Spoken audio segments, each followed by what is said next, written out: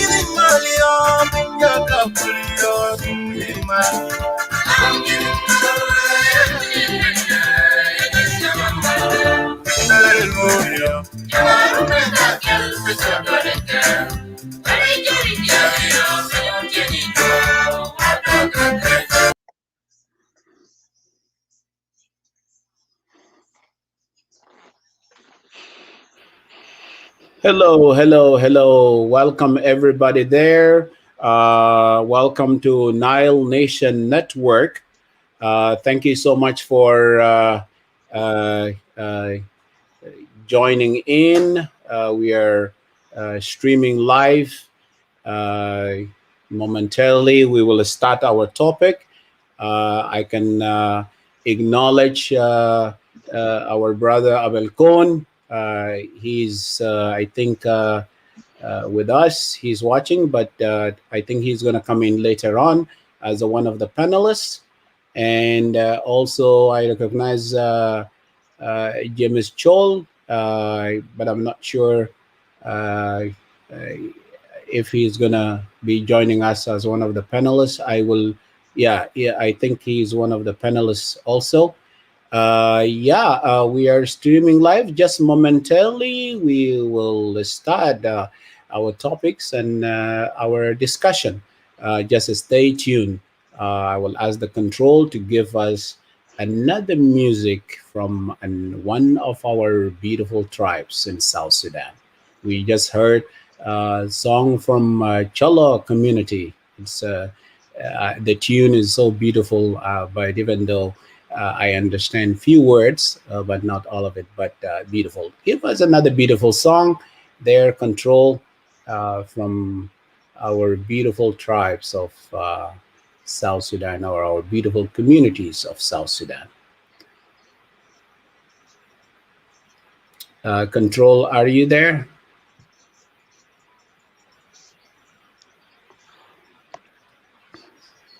So I think Control is out, or the technician, but Mabir, can you let him know, let him come in so he can give us another music from one of our beautiful tribes. Okay, I can see him there.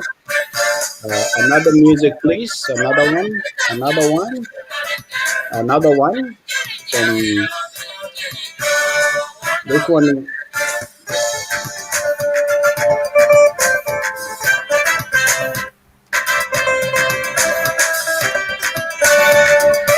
Another one.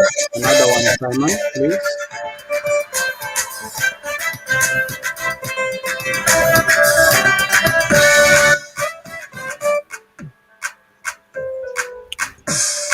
As our brother Simon is looking for another one, maybe just to let you know, as the background music is working, but our topic today will be about peace in Upper Nile. So let's just stay tuned. We will start momentarily as we get all our panelists in.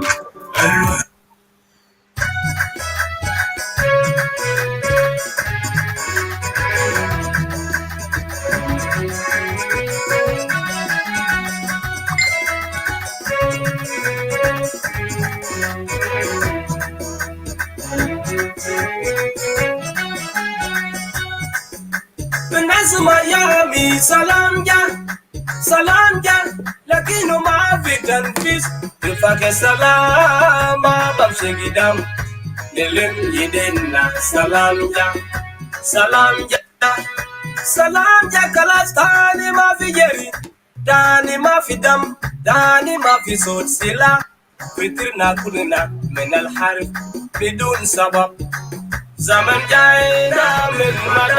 we are waiting for the other panelists and the music is working, maybe Brother Mabir, can you check the status of the panelists? Where are they? So we can start. Ask them to log in.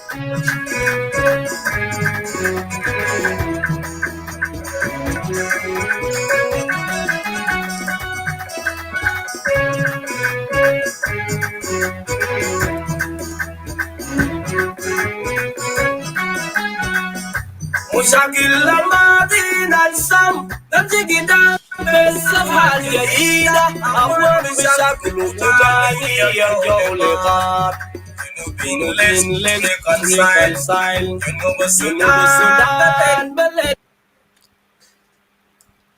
It's coming. Bear with me. We can't manage work like this. That's why I use Monday.com. Mike uses it to manage projects, sales, recruitment, everything. Who are you? I'm you. 1 minute into the future. What happened to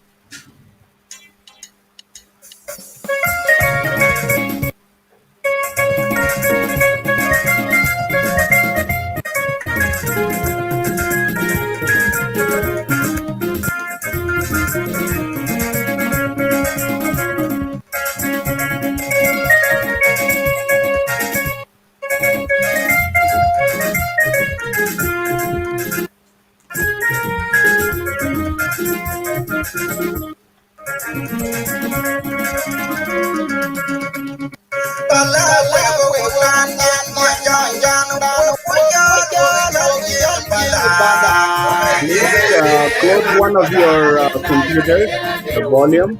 Mute one of the computers, please. If you are opening two devices, your brother there that is listening, close one or mute one of the devices, please. Listen only from one.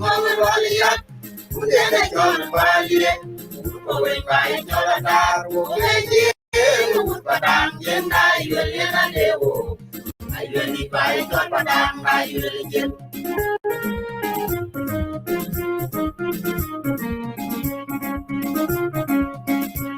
Luandako, Jemban, Jolko, Jaran, Luandako, Jemban, Jolko, Jaran, Jagatoy Merbet, Jimmy, Tom Malwala by Yalina, Kerbunyala, Maluka Yalang, Yanaran, Obejen, Padang, Yena, Yelena, I really buy Padang, I really get.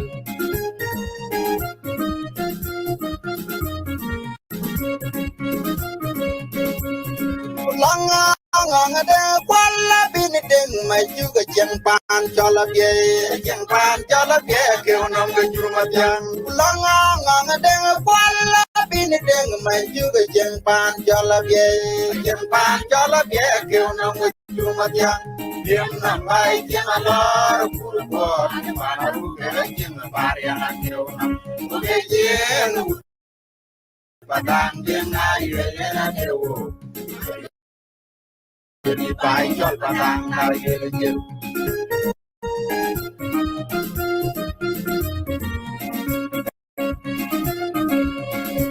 Balawe wunan jeng manjang dan wo pujar wo gejal jeng padang wo jeng padang jeng ayo lena dewo ayo baik padang ayo lena Balawe wunan jeng manjang dan wo pujar wo gejal jeng padang wo jeng padang jeng ayo lena dewo ayo baik padang ayo lena Ngong waliat Undene jol balik Wawin kai jolatar Woke jeng Padang jeng nai Lelena dewo Ayo litai jol padang nai lejel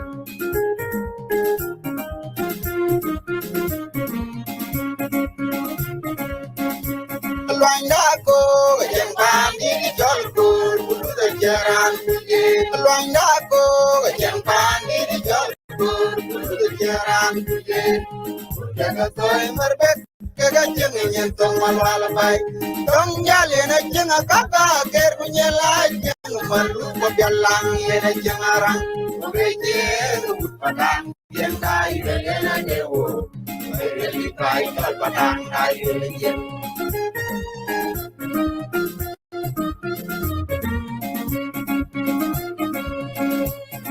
Langa de kwala bin ding mai juga jengpan jalabye ke onong jurma tiang langa de kwala bin ding mai juga jengpan jalabye ke onong jurma tiang diem nambai jeng alor kurbuat panaru bele jeng barian ate onong jeng padang jeng dai lelena dewo Jadi baik jol padang ayo lejel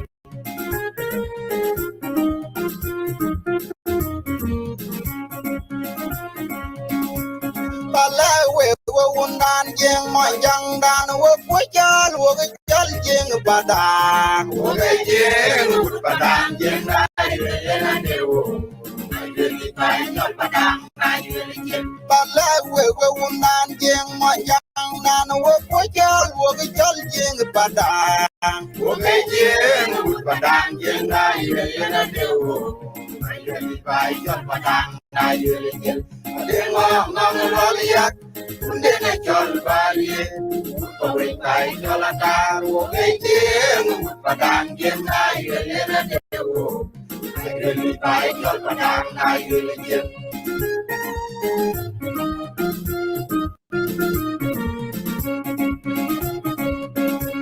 Luang dako jengpan ini jolko jaran Luang dako jengpan ini jolko jaran Kekatoy merbet kegajeng nyentung malwal bay Tong jalina jeng kaka ger punyela jeng malu pabialang yena jeng arang Ule jeng padang jeng ayo lena dewo Ayo baik tar padang ayo lejel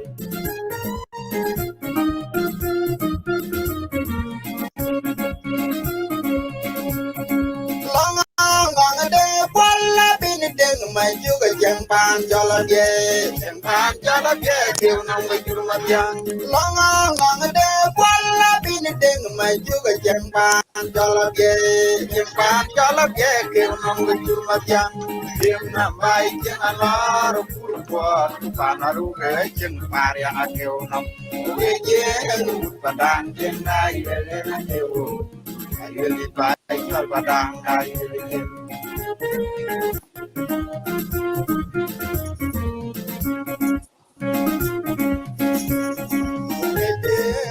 padang jeng nai le na kêu pai jal padang nai padang jeng nai le na kêu. So it's 10:30 on a Wednesday.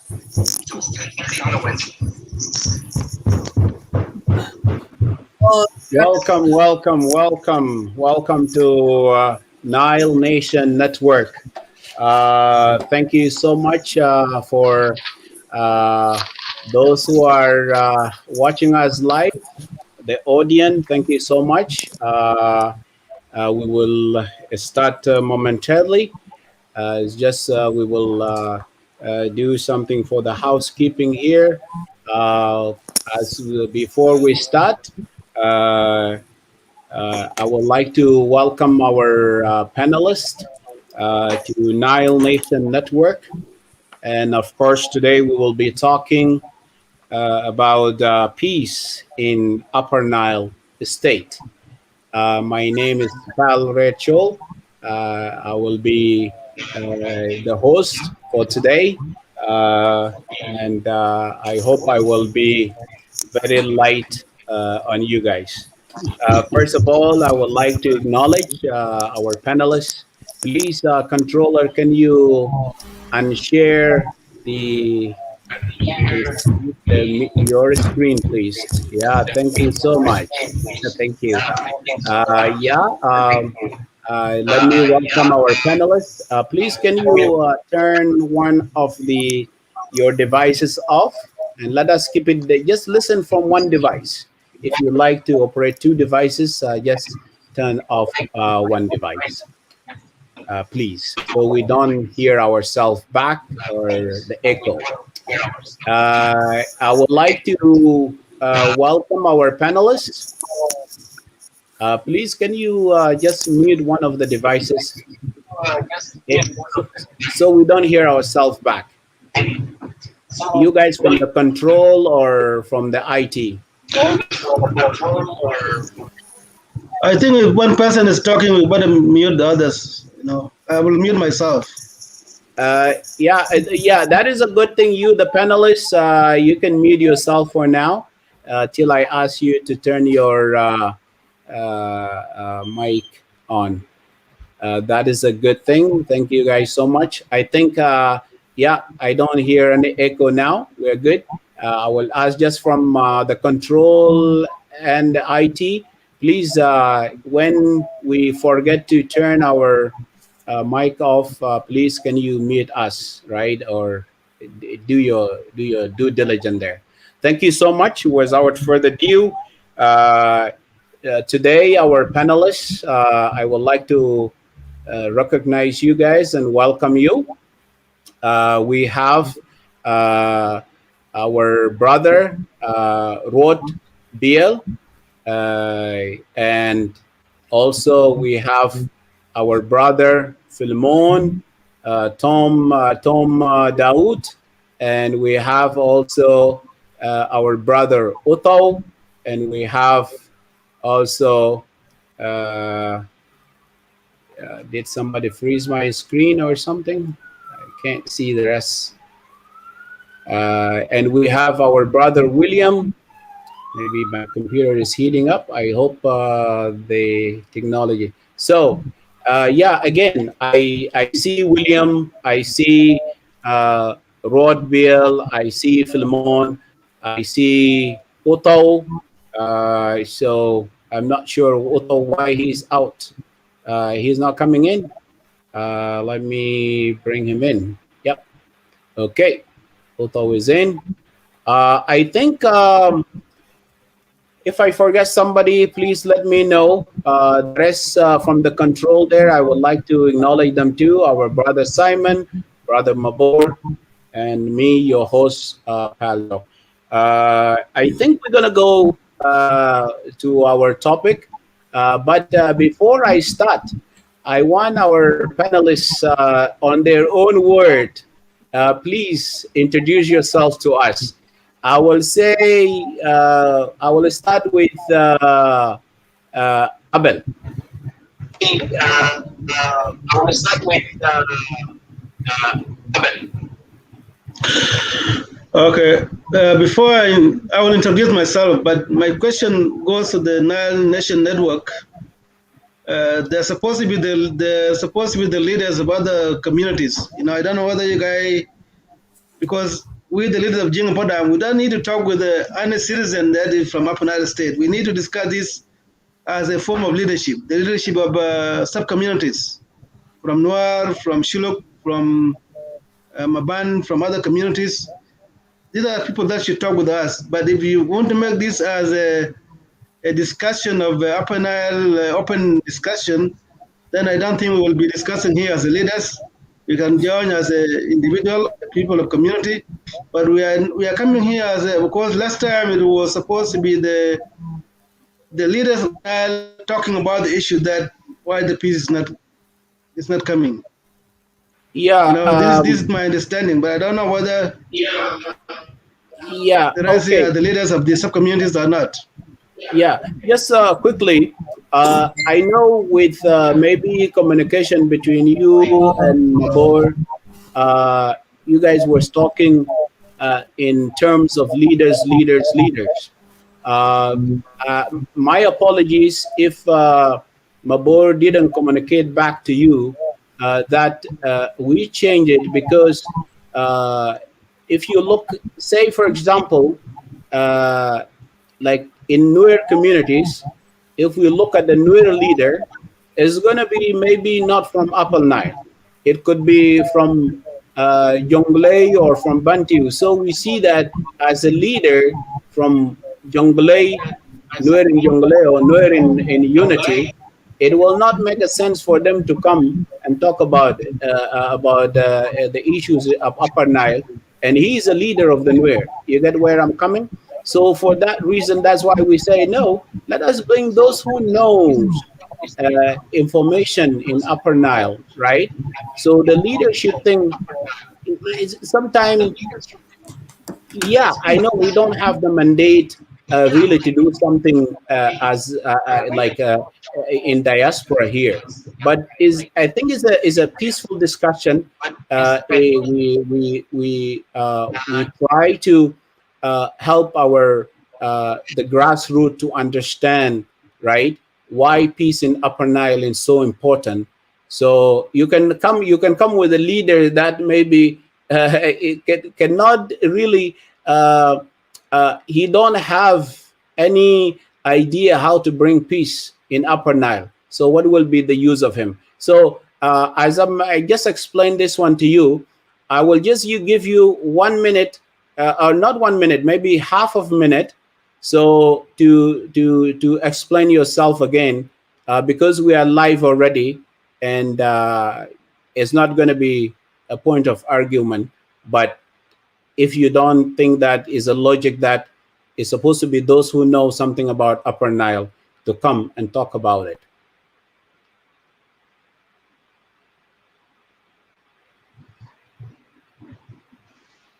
I give you half a minute, Abel, to maybe to just accept what we are doing here.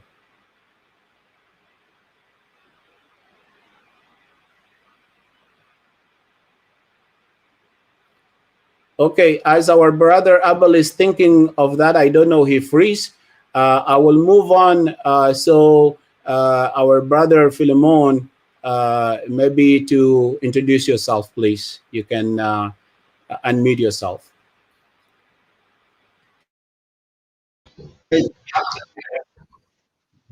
Okay. Yeah. Thank you so much for the opportunity. Uh, I would like to recognize all my brothers from Upper Nile on the screen here. Today is a good day for all of us to come together and think about what the best interest for the people of Upper Nile.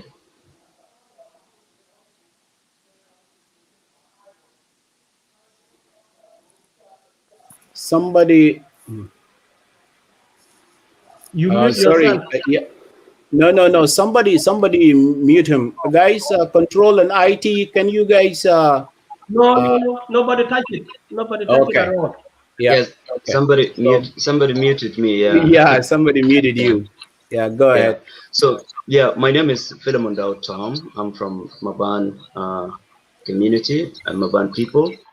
I suppose not to be on the discussion. Somebody who's supposed to be here. Something happened yesterday night, and he couldn't be able to be on the screen. That's why you see me here.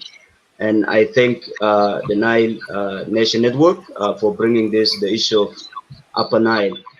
I think peace in Upper Nile comes when we, the sons and daughters of Upper Nile in diaspora, have a dialogue, regardless of the position that you have in the community. It is all of us responsibilities to make sure that we should, have understanding and what we can do for the interest of the people of Upper Nile State. And thank you. Thank you so much, Philemon. Yes, yeah, it's a good introduction. Let us just introduce ourselves. It could be good if we do it within a minute, because we're gonna move into our discussion in details in a short while. I will go to Brother Rot to introduce yourself.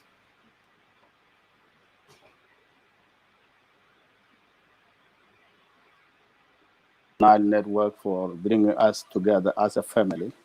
My name is Rod Biel. I'm from Upper Nile and from Nasser area. I'm a resident and Canadian citizen living in Windsor, Ontario for almost 20 years now. So I hope our dialogue today will bring us something, a kind of understanding among ourselves as the sons and daughters of Upper Nile. So I will be very glad also to meet some of my colleagues whom I never seen for a while, and also share, also to listen to them and kind to learn also from them, from their own experience. So that's what I could like to say, and thank you very much. Thank you so much, Brother Rot. For somebody like me, I call you uncle, but yes, we will go with brother today. But I know for the fact you are my uncle. So let's go and Uto, please introduce yourself and meet yourself.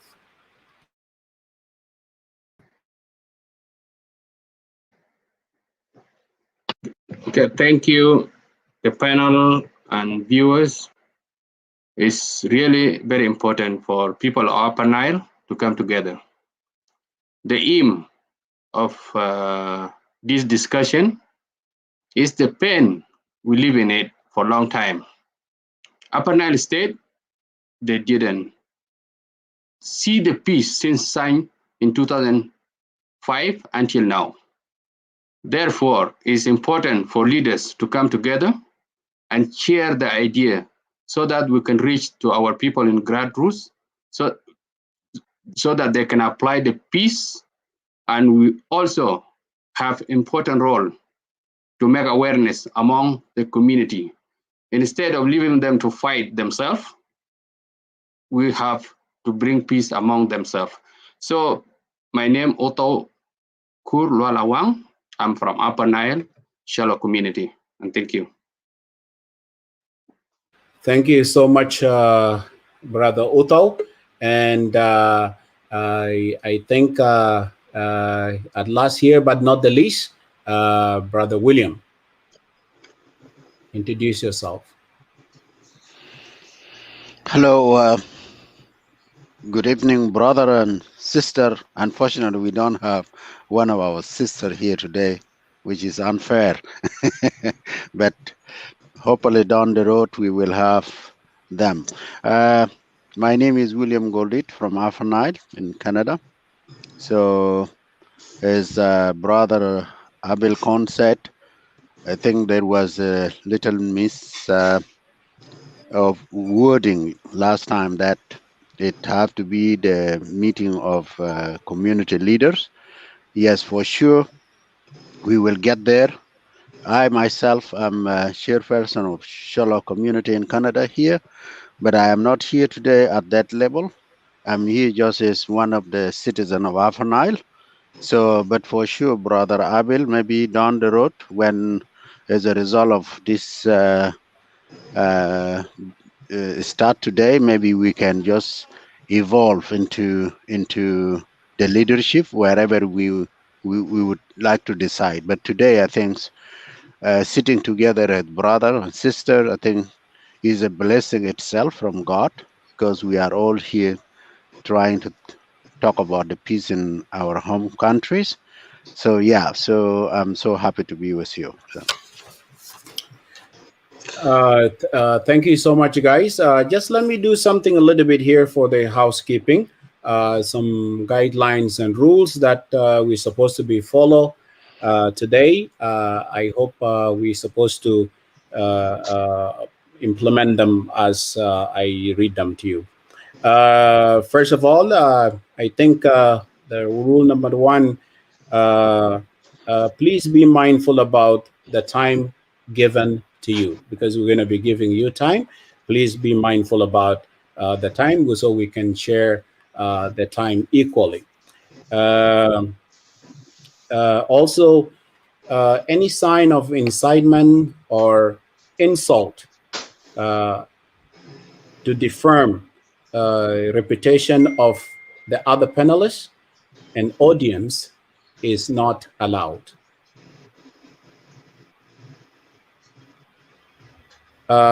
Three, demonstrate empathy toward one another while recognizing the areas of differences and the common ground. Be objective and separate personal issues from the topic given.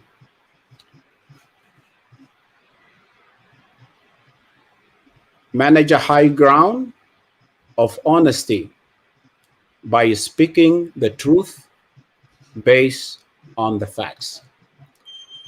With these small rules, as I say, we don't want to be harsh on everybody. It's just the thing that I know we here in this forum, we don't have the mandate to bring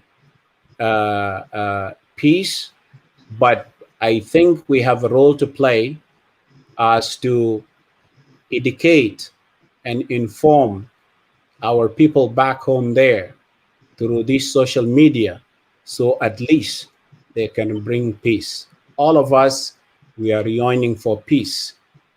The peace we are yearning for is not only in Upper Nile, but in whole South Sudan.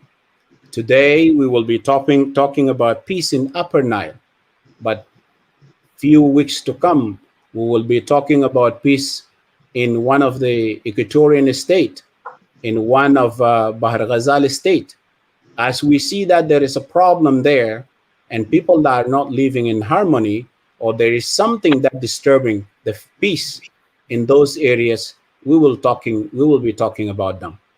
But my apologies again to my brother Abel Kohn, was the misunderstanding that happened. Yes, when it was suggested first, it's supposed to be the leader, but when we look into it, we say sometimes not everybody could be will be a leader that will be really equipped with anything to do most of the time with the peace.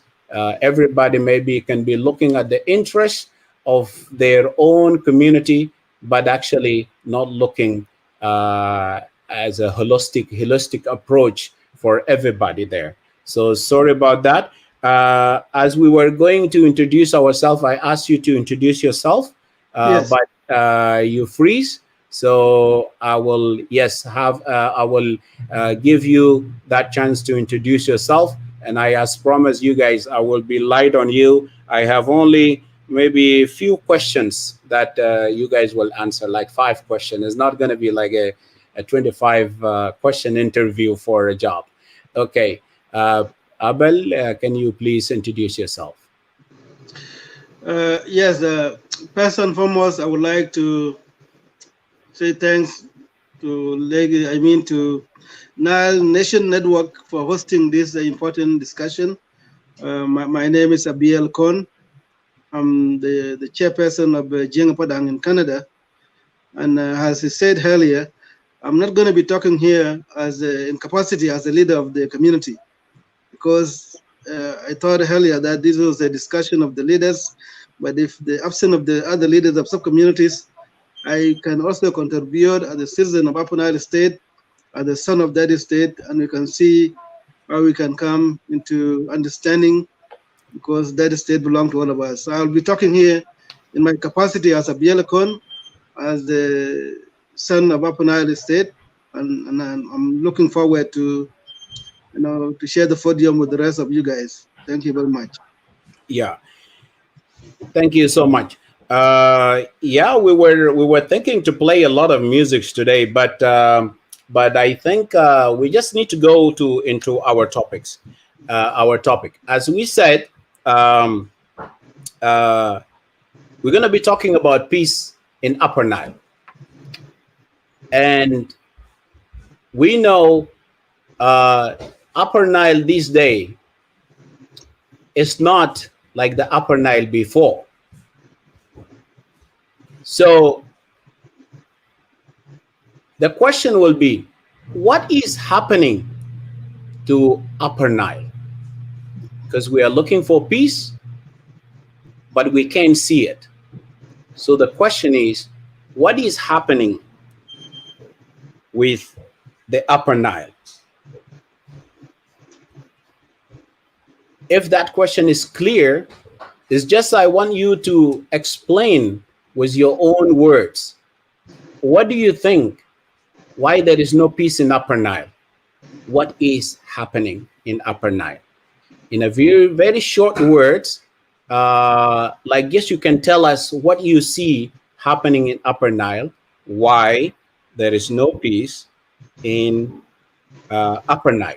Before I go to the next question, is there a peace in Upper Nile currently as we are talking?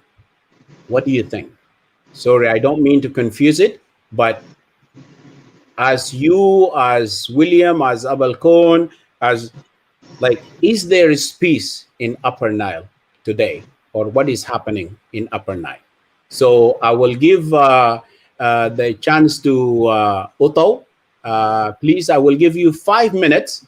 You don't need to finish it, as you think that you can tell us, is there peace in Upper Nile today, or what do you think? Okay, please. Thank you.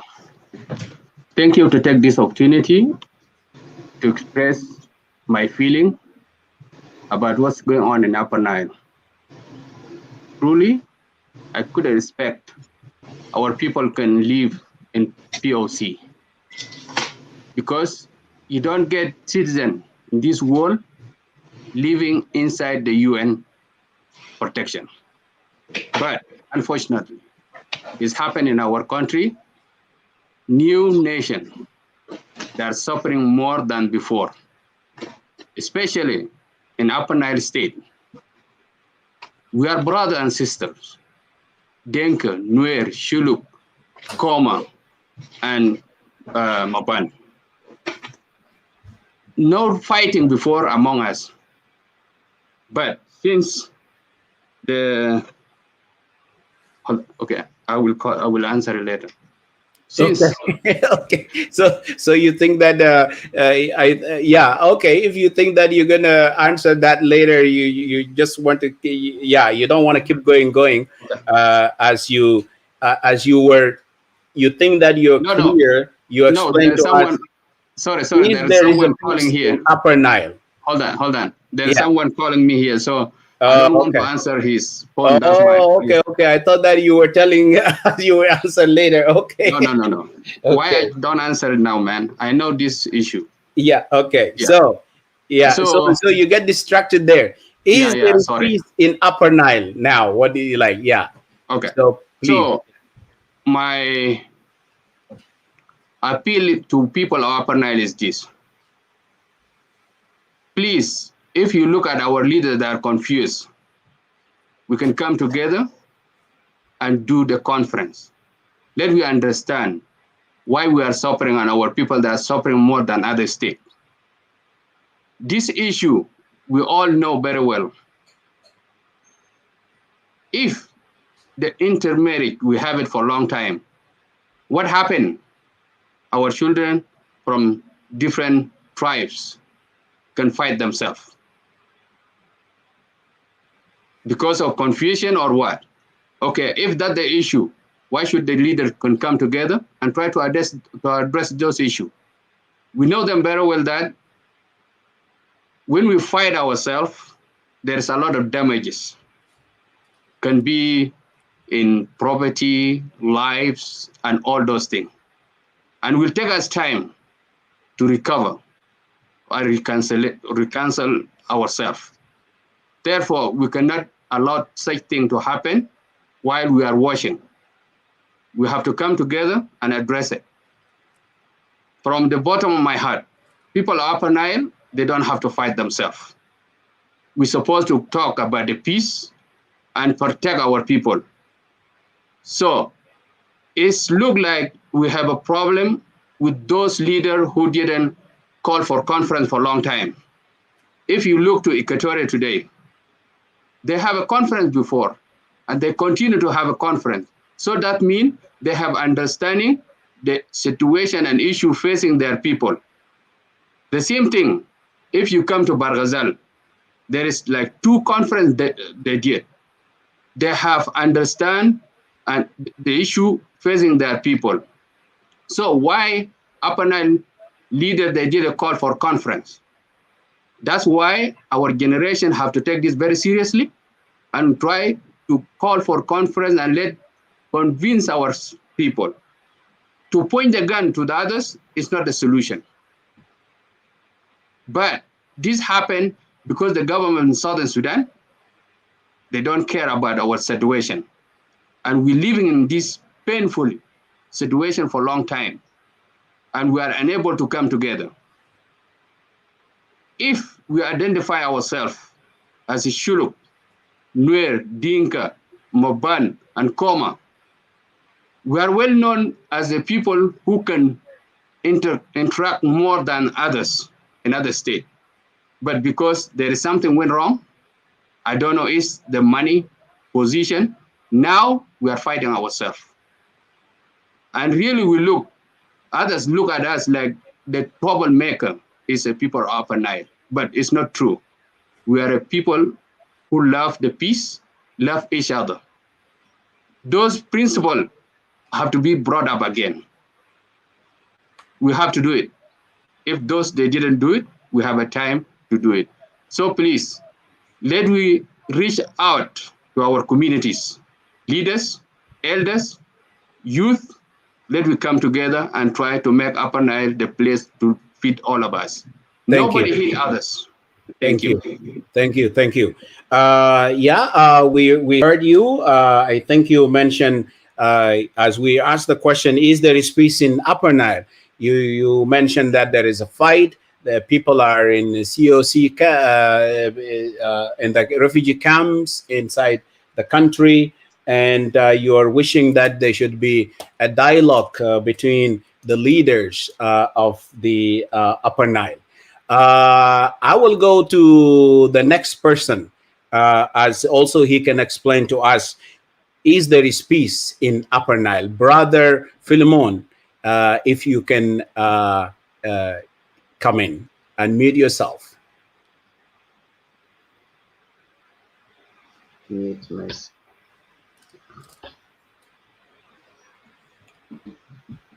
First of You have 5 minutes, sir. Okay, hold on. Start again, please. I think either the device keeps muting you automatically, or maybe the IT. Please let us keep our hand far Yeah, away from. yeah, it's from the IT because I think I unmute him and somebody will Accidentally. mute at the same time. Accidentally.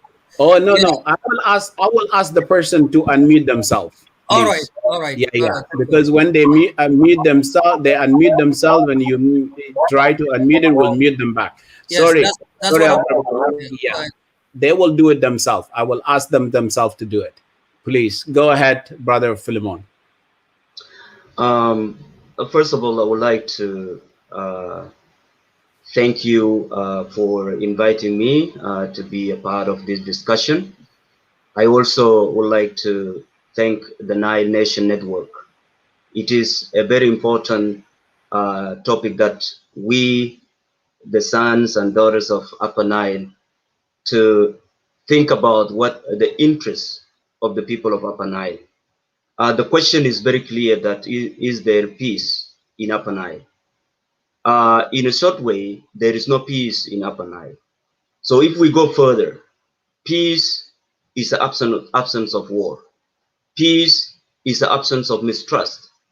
Peace is, can grant people to live in happiness.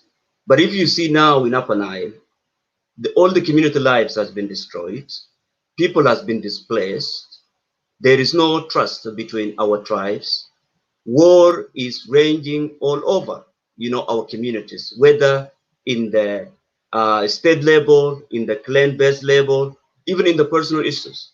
The people of Upper Nile is completely destroyed. And therefore, all of us, the sons and daughters of Upper Nile, should think what is best for us to bring, Upper Nile back again. We have to talk and we have to discuss. There is nothing that can prohibit us to talk about what is important for peace to come to Upper Nile State. We know that we've been living together, peaceful coexistence for a long time until the political incitement happened in South Sudan. So when you look at Upper Nile now, it is no longer like the Upper Nile that we used to live together as brothers and sisters. It's now there is a lot of mistrust within us and all our community, they are not trusting one another. We don't know why, but in my own opinion, because of the political destruction in our country and our leaders, they didn't put their effort to bring our communities together. And that is the honest way I can tell you, and I can say, when you have wrong leaders in place, they will incite community fight themselves. And that is what I see in Upper Nile State. We have a better way that we can be able to think, what is the interest that we need as a people of Upper Nile? If we want peace, then we need a right leaders in place. If we want peace, then we need to talk one another. We cannot run away from the problems. When there is a problems, brothers can sit down and discuss with the way forward. And that is what we are looking as a people of Upper Nile and as the sons and daughters of Upper Nile to make sure that our people can understand that there is a problem. Recognizing that there is a problem is the most important thing. But if we try to pretend and deny that there is no problem in Upper Nile, then we cannot get to the solution. Now there is a lot of problems in Upper Nile, and it is up to us, the people, to sit down and create the environment of discussion among us, bringing our leaders together to understand, because leadership is to serve, not to destroy the community.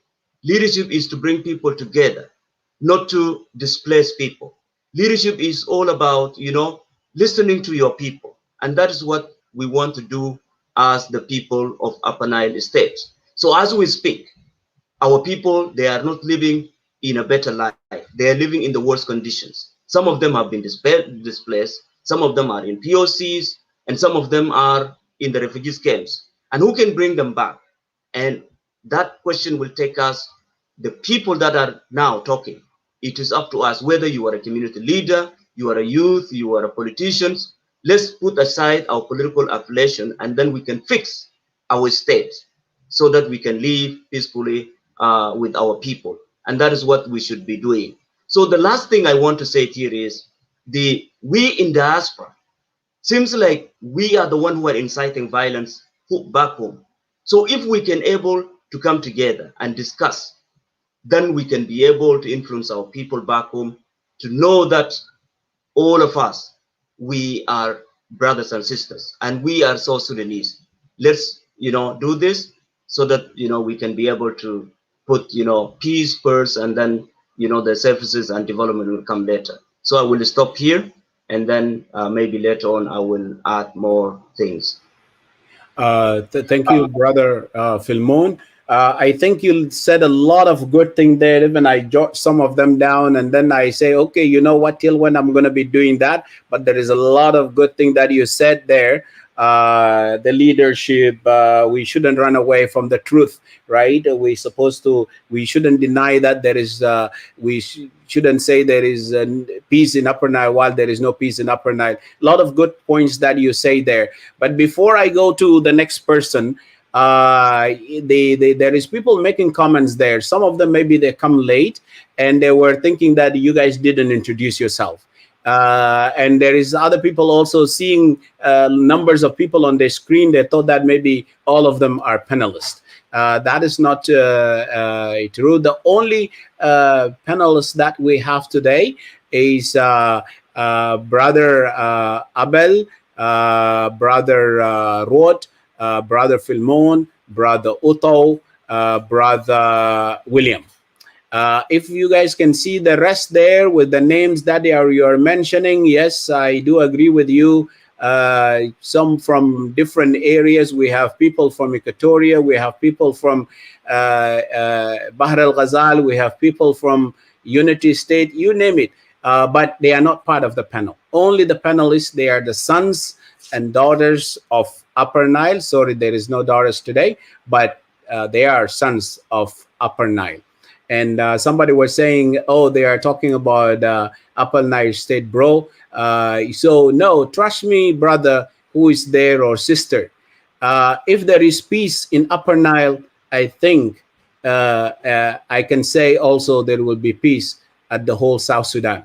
If there is peace in Equatoria, there will be peace in the whole South Sudan. If there is peace in Bahr al-Ghazal, there will be peace in South Sudan. But we know we can't tackle all the issues. One day we will be talking about peace in Sudan after we know that what is the problem in our states. So when we know it, we have the knowledge, and then we can treat the disease that we have. With that, I hope I answered those who are making comments here. And just please pay attention and stay with us.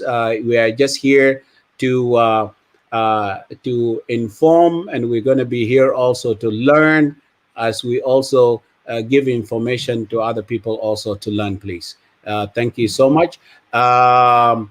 And now I will give the chance to our brother Abel. Is there peace in Upper Nile? Please unmute yourself.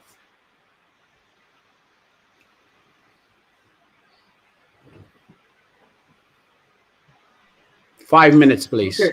All right. Yes. Thank you very much. Those who have spoken before me, Brother Pilmon and Ugo. Of course, to me, there is no peace in Upper Nile. But the question is that, what is the genesis of Upper Nile crisis? As we speak, as far as last week, there was attack on Upper Nile people, attacking themselves. There was attack in Koga, there was attack in Bayajak, and that alone was absence of peace. We know, if we are not going to find out the root cause of Upper Nile problem, what caused the issue, Upper Nile not to have peace? Of course, you know that what engulfed the country is what started in Juba. It spread to Upper Nile State. And Upper Nile State now, I think, is one of the most devastated states in South Sudan. For the fact that we turn gun against ourselves, Some community became victim for something that they don't know, for what happened in Juba. This is the core of the problem here in Upper Nile State. Of course, there's no trust among the tribe in Upper Nile State. Let me help here. You will go and make your comment. I think it seems like you read my mind. You're on the head of the game. That was the second question, right? Because I know there is no peace in Upper Nile, but I want you guys to explain, as the other brothers explain, like really there is no peace in Upper Nile, and they put it in their own words. As you mentioned, there was attack a few weeks ago and things like that. So that will ensure that, yes, there is no peace in Upper Nile. And then the second question will come that all of you will answer. And the few things that you just mentioned now, the genesis of the root cause of the problem, you will go back to it. So if you can rephrase it again and tell us, what do you think is there is peace in Upper Nile? Because that one, I will ask you to hold that thought, because you're going to answer it in question 2. Of course, there's no peace in Upper Nile State. There's no peace in Upper Nile State because there's a fear of attack. There's no peace in Upper Nile State because there's mistrust within the community in Upper Nile State. There's no peace in Upper Nile State because there's no people that are not living in the areas. This is not absent of war. This is absent of that we don't have peace. If there was a peace in Upper Nile State, we could have not talked here about do we have peace in Upper Nile State. But we have to accept the fact that there was a community coexisting before this crisis of 2013. We were living peacefully side by side with our own, issues that, because wherever there's human being, of course, there's issues. But that was not the problem. So to me, I accept that there's no peace in Upper Nile State. Then if you don't want me to talk about, the attack that happened, the root cause, the genesis, why other communities are being singled out, then I will talk later on in my, second discussion. But this is what I want to say, that, of course, there's no peace. I acknowledge that there's a problem that we have in Upper Nile State and become the root different problem than other area in South Sudan. Thank you so much. Thank you so much, Brother Abel. I think it's become a burden for those who really, I'm going to give the chance to them at last, because all the right answer for this first question were taken by those who have the answer at the first time. But anyway, let me go to our second panelist, Rod Cholbiel. Please unmute yourself and tell us, is there is peace in Upper Nile?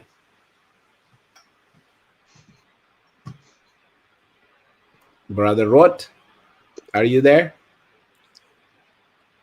Yeah, you can unmute yourself, or I can do it here. And please give us your thoughts. Is there is peace in Upper Nile?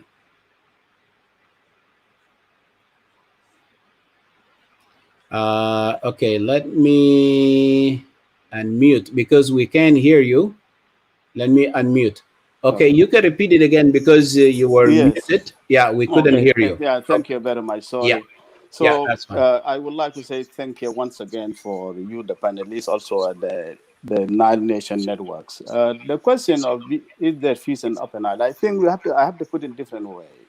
And that will be what the peace means for you as an individual in that state called Upper Nile.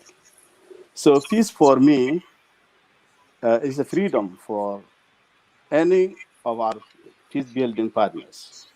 As the panelists, as long as we sit here, if you have a peace and we join hands, then there's a peace because there's a freedom.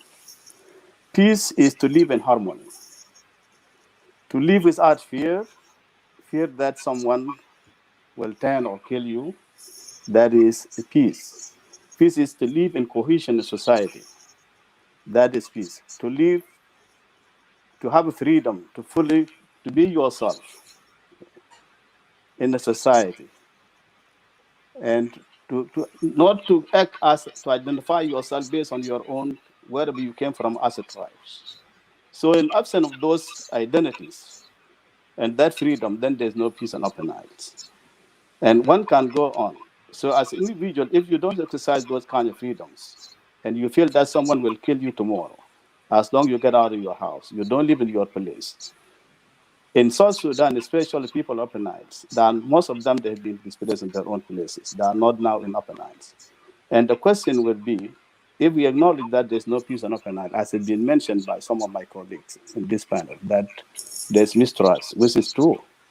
But the question will be, as one of the last speakers asked about the root cause. The root cause alone may be an issue, but also there will be a question: what is changed in Upper Nile, as we've been living for the years as in that state? What changed and what is new?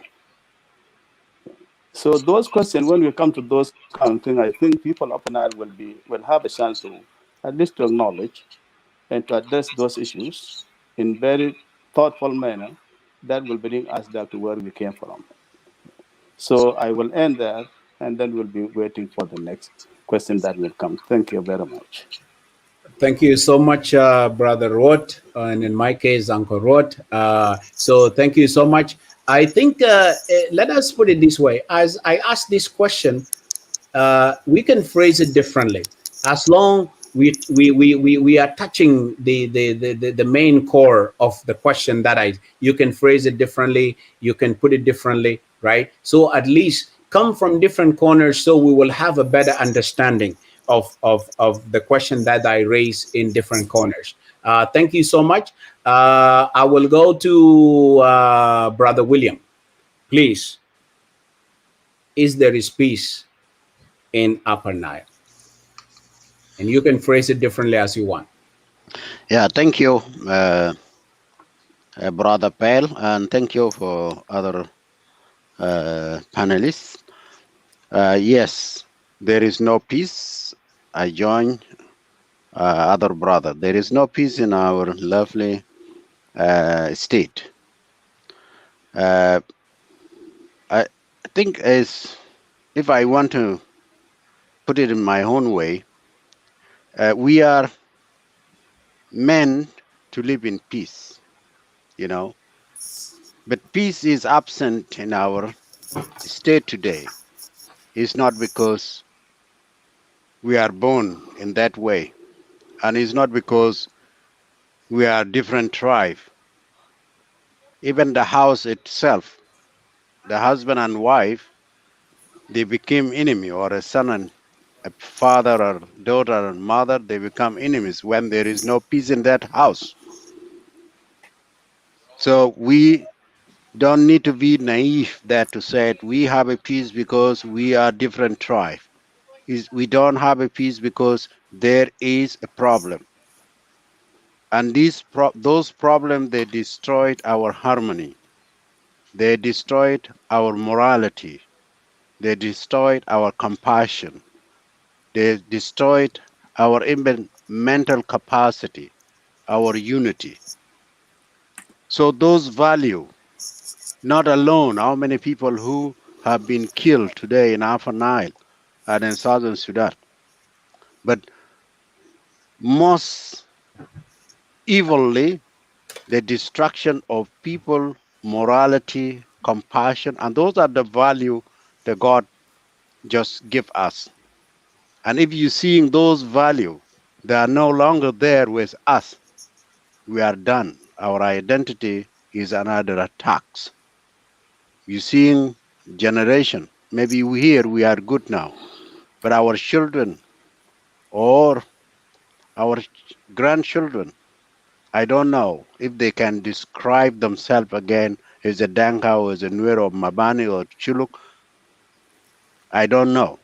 They might not, because the value are under attacks. Yes, we don't have peace in Upper Nile. And thank you, as you said, that there is a question that will lead us to answer why, as Abel Kohn said, there are reasons. So maybe I can put more on that, but we don't have peace in Southern Sudan. It's not because we are in hiding in a refugees camp, but our morality are destroyed. Our way of communication are destroyed. We are quick to attack. We are quick to hit each other. So thank you. Thank you so much. I know there is a lot of comments that will be put down there, but I will try my best if there is anything there. Just to let the people know that those who are in the panels, they are from Apadang, Maban, Nuer, and Cholo. Okay, so you know these are the communities that inhabited the Upper Nile area. Okay, so Upper Nile state. So just people don't get confused. Yes, for there is one more tribe, but we couldn't find somebody to come and represent here or join the panelists. But we will see in the future if we will find somebody. So now that will let us go to the second question. I think I agree with all of you. Upper Nile is not in peace. There is no peace in Upper Nile. All of you put it in different ways, okay? Which is a good thing, because when we acknowledge that there is a problem, okay, it's easy to fix. It's only when we deny that there is no problem, then it will not be easy to fix. So as we go to the second question, I would like to ask you all, and put it on your own words, on your own thoughts. What is the background of the Upper Nile conflict? In other words, what is the genesis of the Upper Nile conflict? Why there is no peace in Upper Nile? What happened in the first place to bring us into this chaos? So if I'm clear, I would like to reshuffle a little bit the order, right? I will start with Brother Abel, because he was one that went ahead of me to the second question. Please, Brother Abel, come, enlighten us. Tell us, what was the genesis of the problems in Upper Nile? Thank you, Brother Paul, for this question. You know, as we all aware that 5 minutes, please. 5 minutes also. Yeah, I'm watching here. Okay, good. In 5 minutes. Okay. So as we are all aware, you know, the conflict that has started, you know, in Upper Nile State. We all knew very well that there was an issue that you know started in Juba and spread all the way to Upper Nile State. I think if the community could have restrained themselves and not attacking their neighbors based on the difference that political leaders differ in Juba, I believe that today Upper Nile State could have been peaceful without any problem.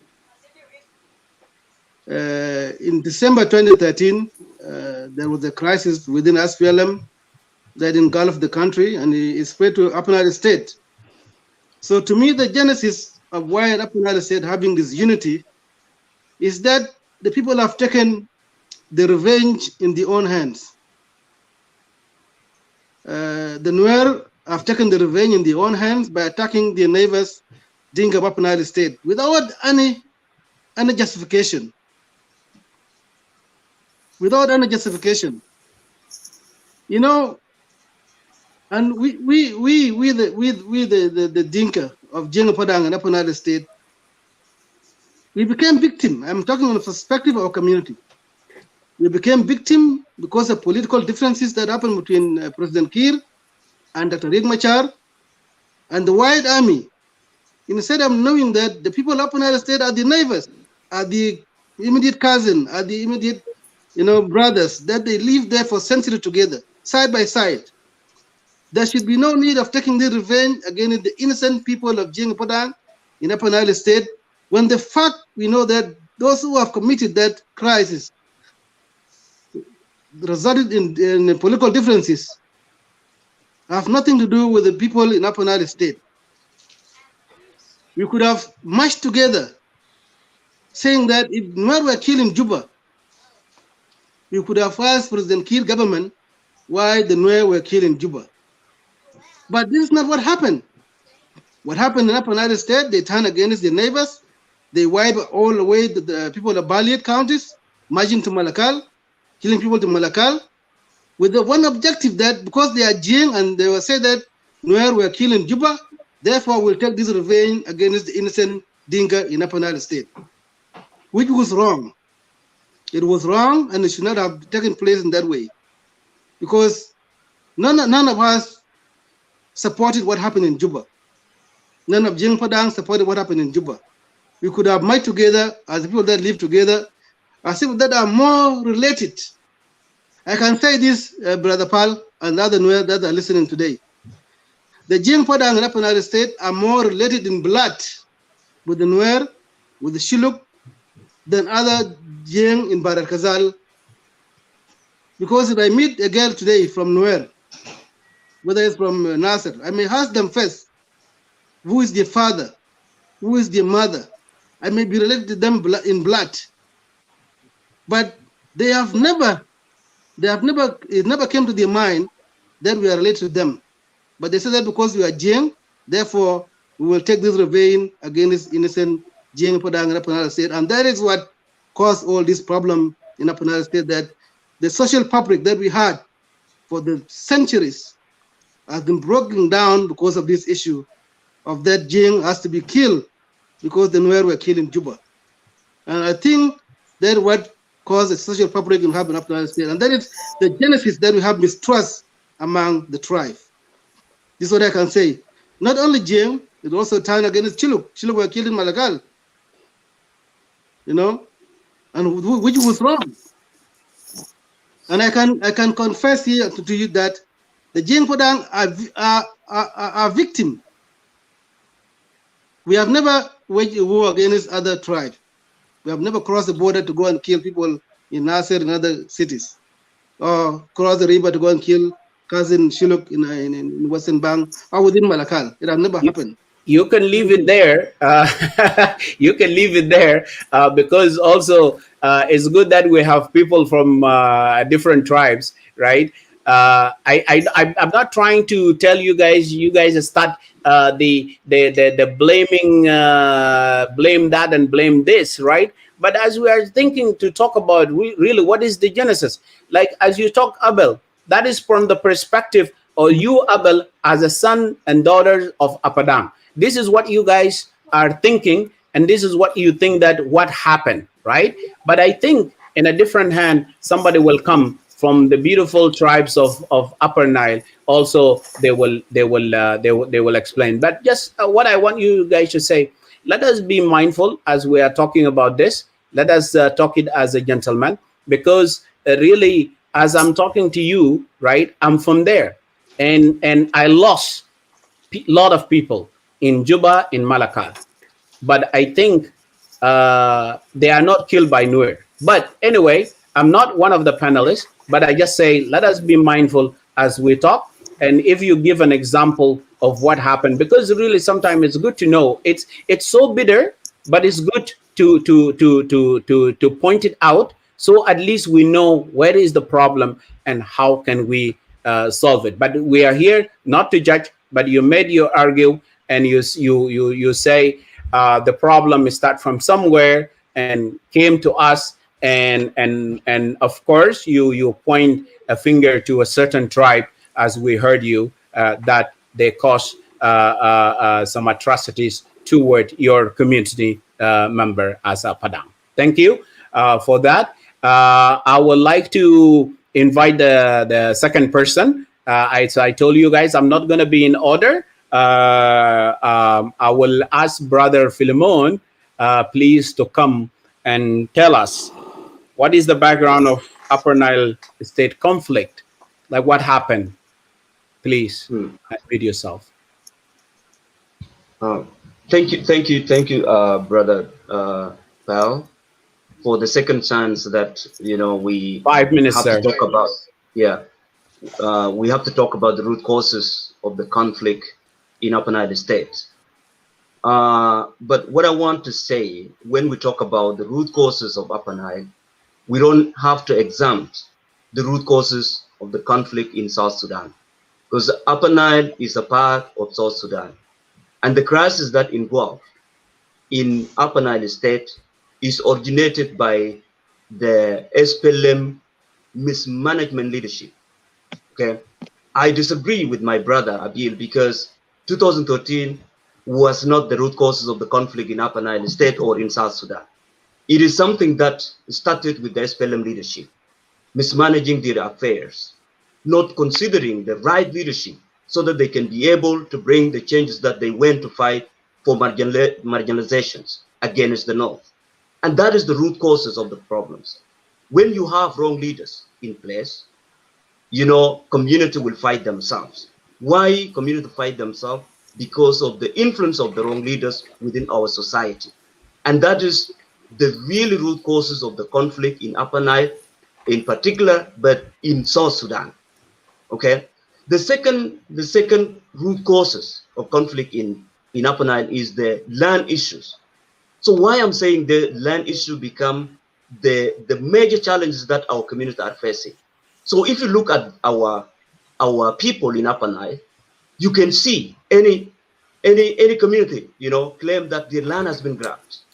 And as a result, people begin to organize themselves against other communities. And that is the bigger problems. If we don't address the land issue, that will burn Upper Nile down into the ashes. And if you look at the background, why I connected with the wrong leadership of the SPLM, you can see during the time of liberation, when one of the son of Padang sent a letter to Dr. John Gereng about the land, about the Melka. That's where the origins of the problems, or where the problem originated, you know, in the time that we were still struggling against our freedom. And that is the problems. But if we try to limit it as, you know, 2013, we cannot have a good result, because we are looking, you know, 2013 is a continuation of the incitement that has been done within the SPLM leadership. And that is the bigger problems. Therefore, we in Upper Nile, we need to think about that. You know, when you have the leaders that incite community for their own interests, the community will not have peace. When you have a wrong leaders that always think their politics will be only connected with the tribes, we will not have peace. And that is the problem that I see, and that is the root causes of the problems. The third genealogy of the problem is the resources inequality, resources management. So if you look at Upper Nile, where the resources comes from, you take the example of oil. Okay, so when you look at now the oil, the mismanagement of the oil, the land within the oil, these are the problems that we are facing. And the leaders, they want to make sure that the community has to divide so that they can think about what the leaders are doing wrong. And that's the problems. Look at what our leaders are doing. They come home, they organize themselves. Somebody is a minister, at the same time he's a community leader. Somebody is a president, at the same time he's representing his community instead of representing all the society in Upper Nile. And these are the problems. These are the root causes. If we don't acknowledge this, we cannot get out from all the confusion. We can blame ourselves. We can fight ourselves. But the real cause of the conflict are the wrong leaders within our society, whether in Maban, in Denka, in Nuer, in Shuluk, all our tribes, there are wrong leaders within us. And that is the problem that we face. But if the community become aware about these wrong leaders, then community will not be manipulated by their own influence. They are not for community. They are not for development. They are not taking the wealth to bring back to the community. And that is what they are doing to make sure that the moment community divide, that's where they can give the chance to steal the resources. You know, these are the problems. So if we understand this, then we can be able to stop. Let's unite as a tribe and look at the leaders. Are they representing us? If they're representing us, what kind of service that they bring to us? So if they're not bringing services to us, are there leaders that are representing us? I don't think so. And these are the root causes that we need to think about as a people of Upper Nile in particular, and we need to address this. Because I, as Philemon, I know very well when I lived in the SPLM control areas during the time of liberation, I know Mr. Pal, you have to divide the time, otherwise. Yeah. Oh, yeah. Now, what- He just over, but just by few seconds, please, Philemon. Just few seconds. You see, I have it here. Thank you. I He's will just stop by here. few seconds. But yeah, sometimes, yeah. Okay, Philemon, Do we have time you're to good. interject? I'll look at the time. I'm going to let you know. Yeah. Okay, if you can wrap it up. Yeah. No, can we interject something? No, wait, guys. Because I wanted to keep it organized, you will have your chances. Please, Simon, can you wrap up? Okay. I'm making a point here before. I'm making point. If you can put more, because this is a really serious topic. If you can put it even 10 minutes and you can give some more minute to Akon again, that would be, because it's big, is a huge topic. This is what I want to say. Yes, yeah. All of you agreed? Okay, you can give me a thumb up if you want me to give a few more minutes. Because I want you to speak for sure. Okay. Let us make it 10 minutes. But if you exhaust your point, you make your argument within 1 second. No, 1 second is too little. But within 5 minutes is okay. But yes, as you guys agreed, right? I see a show of thumb. Then please, see Philemon. No, let me suggest this. You can go. You have another 5 minutes. Huh? Pel? Yes. Can you please study with the next one, because now there's some people already. Yeah. They have more. Okay. Yeah. Okay. Okay. I don't mind. I don't mind. You know, we can repeat the same question again for another 5 minutes. So Philemon, like maybe close your argue and give us the last thoughts about that, or maybe you can hold some for later. Okay, yeah, let me close my argument here. What I'm trying to say here, the root causes are the, are the wrong leaders within the SPLM. So if we don't identify the wrong people that leading us, then the crisis in Upper Nile will never end. They continue to divide us. They continue to put, bring conflict within us in order for them to steal the resources. And that is the realities of the root causes of the conflict. It is not 2013. It is started way back within the SPLM and continue. Unless the time we understand that we have wrong leaders, that will be the time of the end of the conflict in our state. Thank you so much, Philemon. With no further news, I can go to Brother Roth. I don't see him. Okay, yeah, he's there. Please let me unmute you, and you can tell us what is the background of the Upper Nile state conflict. What is the root cause or the genesis of the problem? Please come in. Thank you once again. Well, the root causes of this conflict in our country, I think, is not only, as former speaker talk about it, it's not only 2013. And if we look at our literature about movements and the struggle of South Sudan, there was this kind of issue of conflict within community. I remember when I was a student at university, one of the lecturers came as a visitor from Kenya, a visitor lecturer. He told us that the conflict among South Sudanese is far worse than the conflict that we're fighting with the North. And many of our colleagues, they said no by that time. But for one, I say yes, there was a conflict among ourselves. Even when we see our own settings, the Nuer will talk Dinka, they will do something bad for us. Is there a possibility, Brother Roth, to increase the volume a little bit? Okay, your voice is good. I can hear you good, but I want it to be a little bit high volume. If you can increase it a little bit. So I remember one of my colleagues, led Agris Bonds, agreed, and he said there was a conflict among South Sudan because we don't dialogue, we don't tackle the issues. And Agri today becomes a victim of that conflict, and as all of you know. So if you go back to SPLM history, it has been given free rights to do whatever they want to do in South Sudan. And he said there was a conflict. Yes. Can you please mute yourself?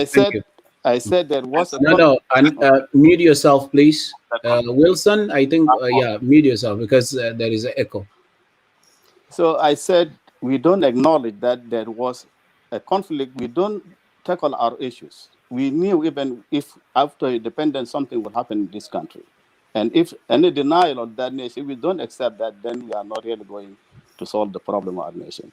If you remember, SPLM during his tenure when they were in the struggles, the Eastern Bank, the Western Bank Upper Nile, taking from Gambela up to Upper Nile was given to Jongole. And it caused a lot of war because whenever anything happens on those areas, everything will be taken to Bor. Your cow is you've been given any kind of fine, they have to take it that area. People, they were upset about these kind of issues. There was a conference done in 2005 by Self Kid himself was there. Kwal Manyang was there. They were talking, it's almost, they said, they said, Soban, they have to cut the tails of those kind of issues. There was the leaders who were talking about this. Okay. So when we come to the 2013, if anyone from South Sudan is declared himself to contest on that leadership of that party, I think should not be a crime that the tribe of the person belong to that region should be killed because of that. And when that happens, no elite from the Dinka community condemn that action. Okay. So if they would not condemn that action, what does it mean? It means that they bless that action. Okay. So those are the issues. And then when we come down to Upper Nile, on 2013, when that happens, as Brother Abed said, that Nuer came and they killed them. They did not came up by night to kill everyone. People, the Nuer, within even some officials from Upper Nile, they left Upper Nile, they want to go back to their places. Especially those from Nasser, they want to go to Nasser. They were killed on the way. By who? They were not killed by Nuer. Were killed by the Dinka. From the Padang, and most of these are from those Adong areas, whom we know. So those people, what do you expect when their parents or their relatives learn about that? Then they came and they got revenge, which is normal. In our societies, we do that. Okay. So that's what happens. And when they came to Upper Nile to attack, they did not target only people on the road, but they knew that their son had been killed on the way by the Dinka. But they passed, they went up to Upper Nile. As you mentioned, Shulu were killed. Nuer also were killed on that incident. Okay, because when White Army called themselves, they don't know who's the Dinka or the Nuer, because most of us, there's no marks, nothing can identify you. They don't know the area. They never came beforehand to make a say that what happened in Juba. Okay, so they came and they did at least to protect, and even they took people from their own tribes, the Nuer, they take them to Nasser by that time because they want to rescue them. There'll be no government that can rescue that people at that time. That's why that happens. But the other elements too, the land issue. And this land issue never started yesterday in Upper Nile. It has been for a while. In so many cases, people even went to court when the Dinka are claiming the shallow land. Okay. And they've been told several times that is wrong. But when the government Dinka-led in Juba came, it gave them the free rights. Those are the issues that we want to see a Dinka leadership to come up and say this is wrong. And then people will join their hands and come together. So if those few of us who are not Western world, if we cannot see those in different way, and we just side with our own tribes, it means that we don't want to solve these problems. Simple facts. So our appeals to our brothers in the Dinka community is this. Please join hands with others, because this land is belong to all of us. Secondly, because the government today being led by a Dinka person doesn't mean that this government is belong to them. And I'm sure there's so many intellectuals within the Dinka community who know all these facts. But whenever you tell, if like you today, brother, but if you say this is wrong to any Dinka leadership, you will be the victim of your own people, tribes, because they don't want that to, any Dinka will say that. But for Nuer, it's obvious. We can differ, we can't even kill ourselves whenever we don't agree. It doesn't happen outside. And people, they look at it as a stupidity. But I'm not here to defend the Nuer. I'm here today to come to put my hand with any peace builder over to build the peace in that part of our country called Upper Nile. If we all want to be the peacemakers, we have a text on this kind of debates that we have to come together to join hands and say this is wrong. And what is happening, it should not happen for us to move forward. I will stop there, and I will keep also listening to those who may come up, and I will be making my contribution. Thank you. Thank you so much, Brother Roth. Yes, for sure. Always in any thing in our life, in any conflicts, there is always two sides of the coin. But I will ask Brother Roth maybe to increase the volume a little bit on your side there, put it to max, because some of the panelists, they have to put their headphones so they can hear you very closely. Is just try to increase it. If that is the max, hey, that is what it is. You can't do more. Thank you so much. I would like to acknowledge also our brother Wilson Lual just came in. Before I give chance, can I to anybody to continue with our second question?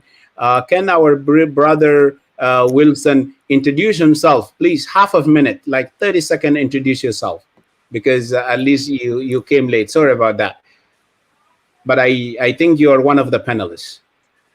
All right. Thank you for welcoming me. The NIle Nation Network. My name is Wilson Wall. I'm Afrinal and Son, County Malut. That's me. Welcome, brother. Welcome, brother. Today is your day. Just put all the points out there. Before I give you a chance, let me go to Otto as you acquaint yourself with the nature of the question that we throw out there. We are in the question number 2, because question number 1, we agreed that there is a problem in Upper Nile. That is a fact. And then the question number 2, we came to the genesis of the problem. What is the problem in Upper Nile? So few people talk already, and you find maybe one of them was talking on that issue. Of course, anything, trust me, there is a two side of the coin. You will say this, the other person will say this, and it goes like that, right? But it's not for us to judge. It's up to the grassroots down there, those who are watching us. They have to learn from you. They're connected with the facts also that they heard from loved one back home there, so they know the truth, right? But we are just trying to put it out there, so at least we need at the end we need to come to an agreement. So with no further explanation, I will go to Brother Uto. Please unmute yourself. Okay, you are unmuted already. Yeah.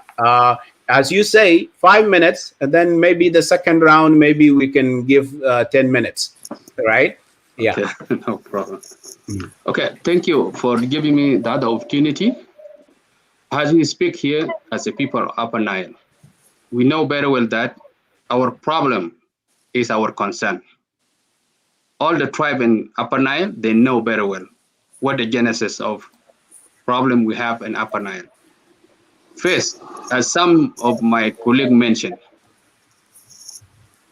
some communities, they are listening to differences between the leader of SPLM. And they are also taking those issues to their hand. Like, for example, what's happened in Upper Nile. One of those things is the land grabbing. That's why we don't have a peace in Upper Nile. Also, leadership. We have a problem with in Upper Nile.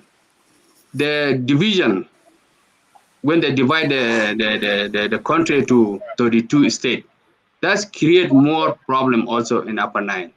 So from that point of view, all those things is sum up and make us, we have a and brought the difference between us.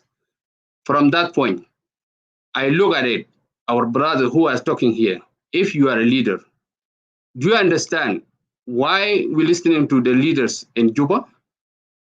And our also leaders, they are not taking this in consideration.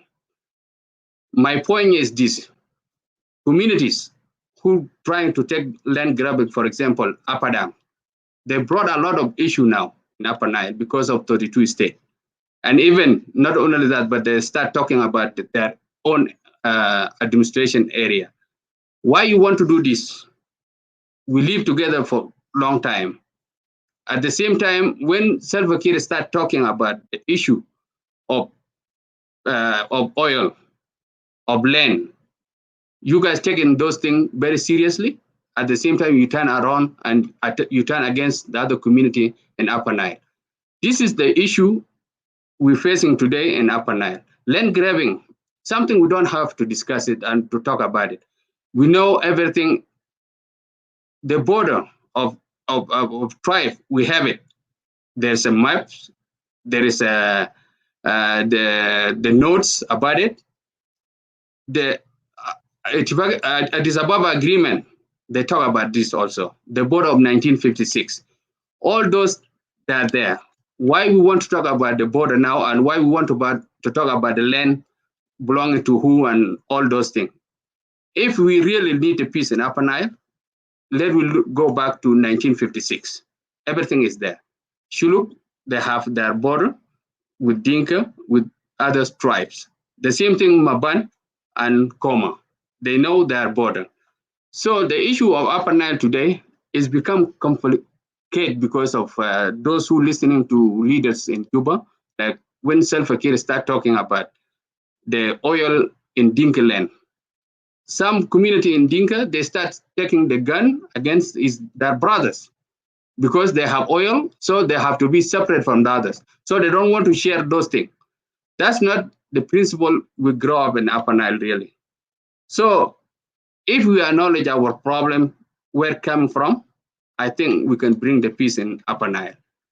What I'm trying to appeal here is this.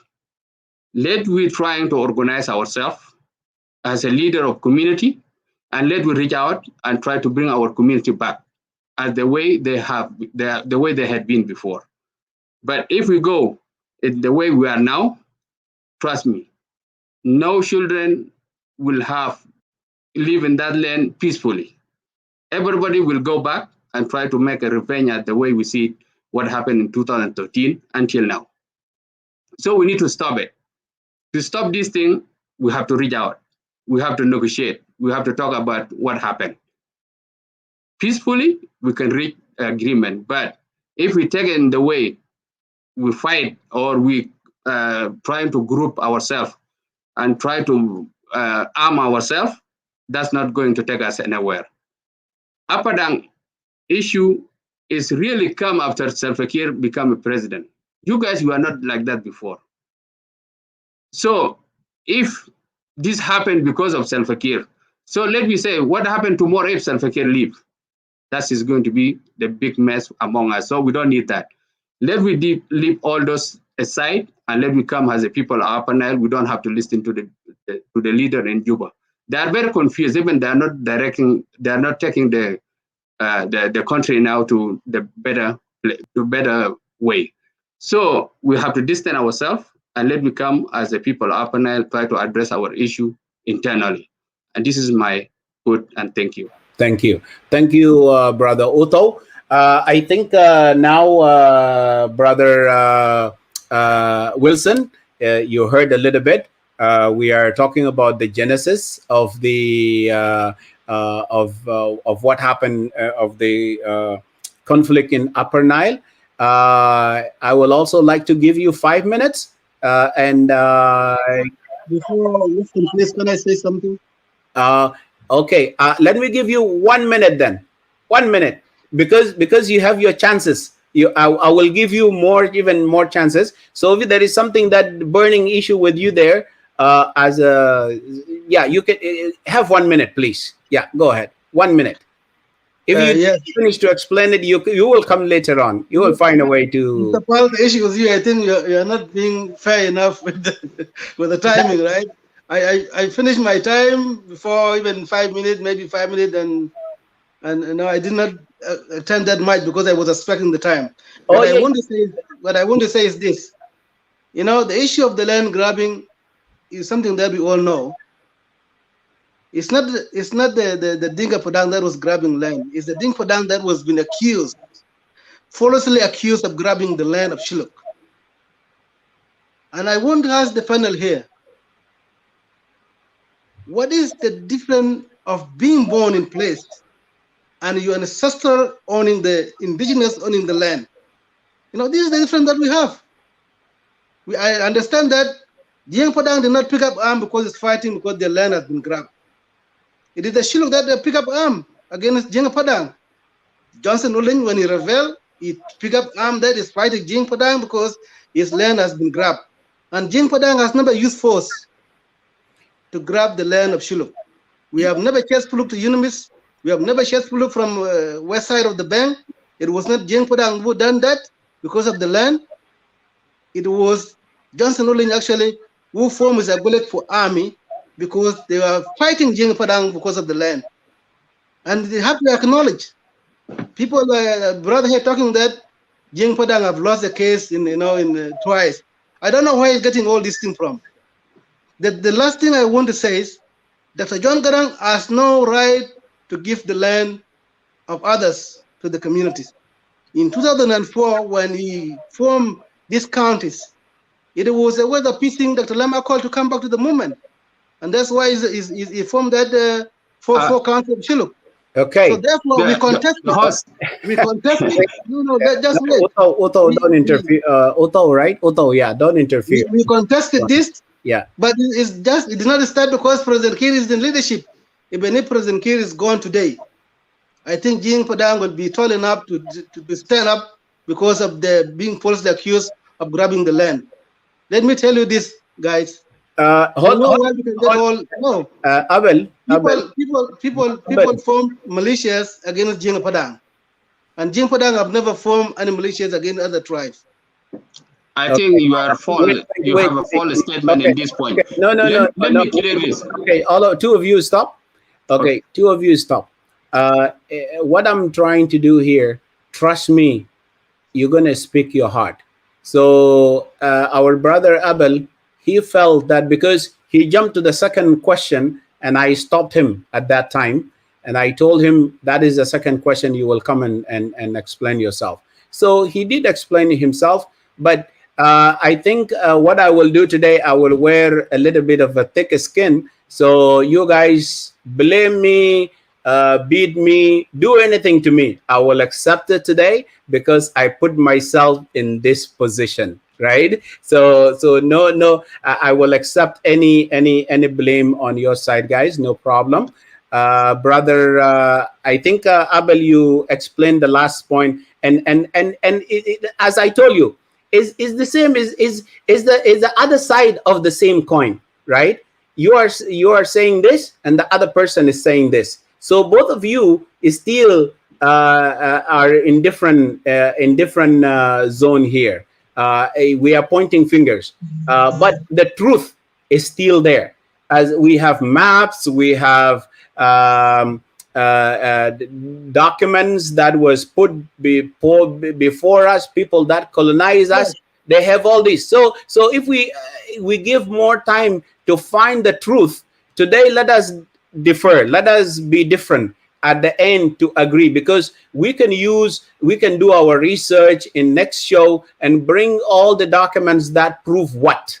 Okay, and that's what I can agree, because people cannot just lie here because of political agreement between the Agulet and Asfele Mayo. No. That's what I'm seeing. Because you guys have the same political ideology that bring you together. You want to say that Jiang Padang was actually grabbing the land of Shilluk, which is wrong. That is fine. Admit to that. Okay. Brother here, I don't know from Simon or who said that Jiang Padang has lost case twice in 1972. We have never lost any case against the land. You started it. You say the Padang was killed by Nuer, so you started it. So why you feeling bad when now people also start pointing their hand to Padang? I'm not feeling bad. I'm not feeling bad at all. Yeah. So as I told you, they say their lies. You say your lies. Like, to me, I will consider you, all of you are lying till I get the truth in my hand. Can we agree on that? So I shouldn't call you liars. That is not my culture. But because you say that word, I'm not going to believe you. I'm not going to believe whoever else is against you. But let us just listen, understand. It's good to understand the other point of view, because you may sleep, right, thinking that you're right, and you don't know what is the other person thinking. So it's good today that you will know. Can you please put this down? Yeah. So you know that how other people are thinking, and instead of you just sleep and you think that you're the victim.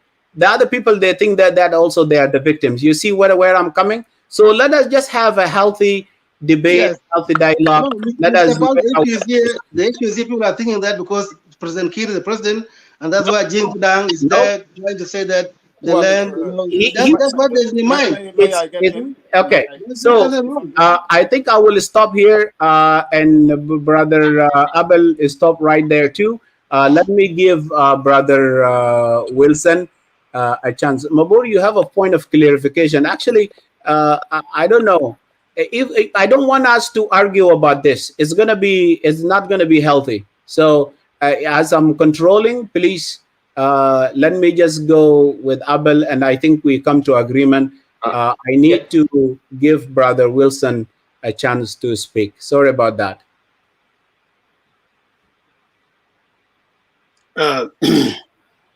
Yeah, thank you again. I think I will beg you guys to give me a 10 minute because you already spoken twice. So if you guys can give me 10 minutes to go over through this, that would be good. Yes, instead of 10 minutes, let me give you 6 minutes, please. Okay.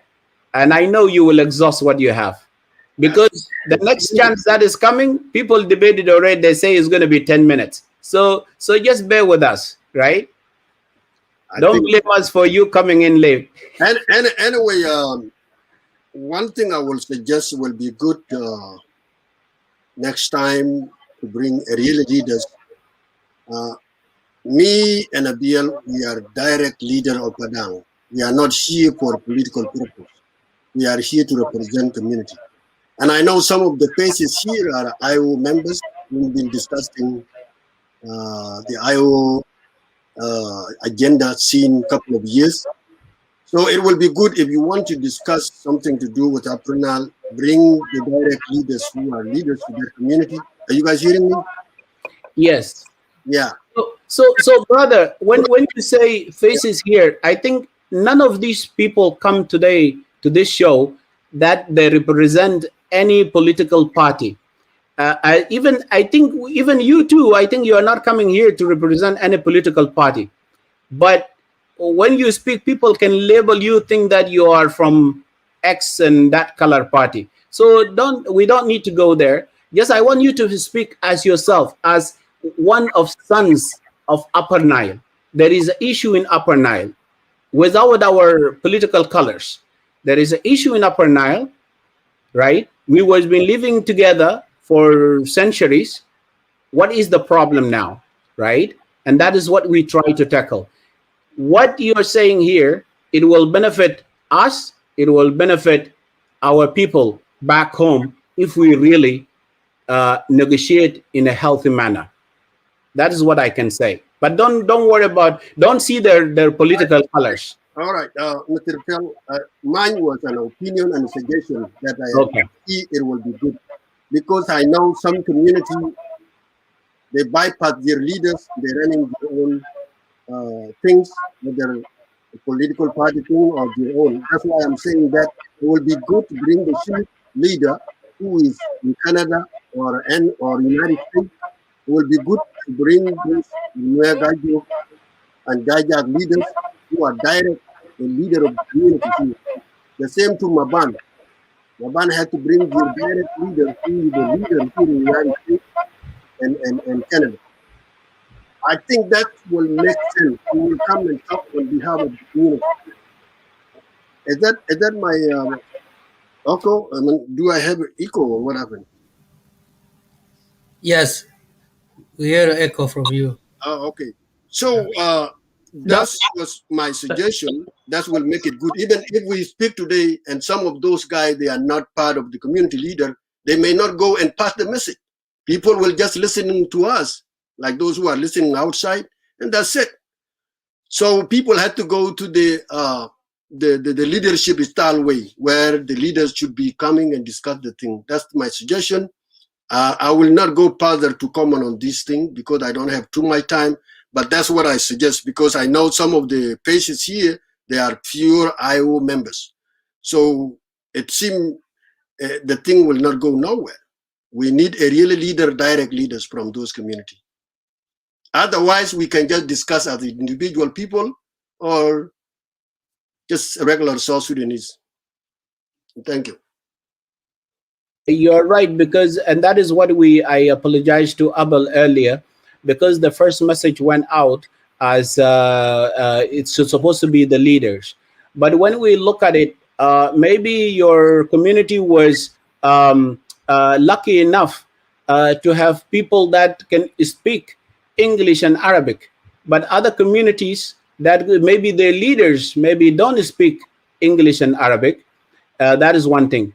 Certain tribes, they are not in different states, like say the Dinka, for example. Most of the Bahr Ghazal state and Upper Nile state, there is Dinkas there. That is one thing. But not all the states that has people. So say Nuer, for example, maybe they can choose the leader, right, from Akobo, for example, will not come and interfere in Upper Nile thing. That's why we thought that if there is few intellectuals know the root cause, have the language ability to speak, express themselves in English and Arabic. So because these videos are going to be there, are going to be kept for a few generations to come. And not necessarily they have to be with us today, right? But this video will be out there and everybody will be streaming on them or looking at them in the future to come. So we thought that it's good that we bring people that we can have a healthy, scientific discussion where we say the thing as the truthful, and at the same time we could have evidence that can back up what we are saying. That is all. So but I don't mind. I will look into that. Maybe I will find out if there is leaders of Upper Nile from the other tribes, if they are organized, like you guys are fortunate with that. So we will look into that. But as we are talking a healthy debate about the peace in Upper Nile, I think it's just whoever capable to do it. I think it's good to be here. But my apologies again that we shifted a little bit from the initial thoughts that we put that should be the leaders. As you are there, just if you have nothing to say about that, I would like to give the other chance. Was the same question to William. I will say something. As long as I am in today here, I can say something. What I know regarding all these things. First of all, yes, there is no peace in Upper Nile, to be honest. No peace. And the root cause, I think, has been mentioned by some of the guys. We, Upper Nile, seem to be the people who are very... Sorry, Wilson. So I give you your 5 minutes, okay? Okay. Yeah, okay, because somebody in the control muted me. So could I go ahead, or you just say... No, yeah, go ahead. Yeah, so just to confirm from you to give you your 5 minutes. Okay, thank you. Anything happen in a national level, we, the Afrinal tribe, will come and take it as a personal to ourselves. That is one of the problems. Like Abiel mentioned before, the whole crisis will happen in the level of federal government or the big government. And then later will come and affect people based on tribal people. There are some community thinking that if any Denkawi, Jongle or Barakazal make something, will be easy to target the Dinka who are with you in Upper Nile. That's one of the problems. come to the land grab, it is all social media bias try to generalize the things. The issue of land between Shilluk and Jiang Padang, to me, it was not just started in 2013. It was started in 70, and there was a fighting in 72, and they are still sitting in their places. They will go to court and they will do. So we need to be honest here when we are talking about the land. There is no land being grabbed. What lead Chiluk go to the Unamis? It is not Dinga Pada. It was the White Army who come chase all people away in 2014 to the Unamis, including the Dinga Pada. So you would not blame that one. Even the Jing Padang land, some of the area like Par, Baliet, people are not in now. The source of Sobat River. Korpulus, places like Atar, the Jing Padang are not in. So we need to be honest here. The issue of land also, it was regarded as not the whole Padang. It was some section within Padang, and that should not be the whole Shilluk. Should be some section who are close to that area claiming, but here is what happened. The beginning of ours now to be struggle, they killed the sheep. That was the beginning. In 2010, the sheep on why that Shilluk killed them. And then later, we stay a little bit. Then 2015, Wuloin took the Baburat Bitakuma, Mashibel, the Rebel Manatak Bitapada, Abda min loss of Malakal, place called Bianchang, Lad Meshi, Fimontaka Bitai Fumulut. That's where Baburu was killed. El Wuloin into Muskela Manat Bitamulut, Walashan Humpada. But this is the problem. Our cousin Chuluk or uncle don't see it. They should have to condemn their son who waged the war against the entire Pada, while the land of Malakal has Pacific section of Pada. So the problem is we generalize the thing and then we pick up something that we don't know and we try to repeat it again and again. There is no land grab. All land that surrounding Malakal, including the Padang people, they are not in their land. Atar people are not in, Korpulus people are not in, part of the Baliet, they are not in, because we were chased away by the rebel of Riek Machar. It is well known. So that's what I can say about land. Land issue, people fight in 82, and people still stay there, and there were government intervene. And then later in 1994, and then 2004, and then 2009, when Bashir and Salva came into Malakal, when people were saying who will come first into the square where people are going to meet, she looked thinking that they are the indigenous people of Malakal, they have to go first. The Dinka of Padang, two sections, Ngok and Dongjol, they think they were the owner of the, and then they went to Medan, and then fighting Iraq. So the land issue don't need to be generalized and don't need to be kept as a scapegoat to hostage Upper Nile. No, that is not the problem. It is not the whole Upper Nile, it is not the whole Shilluk. Like Shilluk who are far, the opposite side of Malut and opposite side of Rang in the West Bank, they don't have problem. But there are some politicians who want to do it at the tribal level. That's the problem. That's what I can say in the something to do with the land. But peace in Upper Nile will never come if we, the tribe, does not see thing in a different angle, not as a tribal thing like what happened in Juba. Should not come and victimize we, the Dinka, in Upper Nile, because it is a level. Yes, the president is a son of the Dinka, but he was not alone. There were leadership that time. Chief of staff was the Nuer. 3 governors of the whole of the region of Upper Nile were Nuer, because the Upper Nile was Kumpoch, and then the Jongle was John Kong, and then Pentiu was Mointuil. So if there were really leadership, they would have come out and concluded, not to take it as. Yeah. Thank you. I'm looking at the time, but you can start concluding. I look at the time is 5:29 seconds, 39 seconds. Right.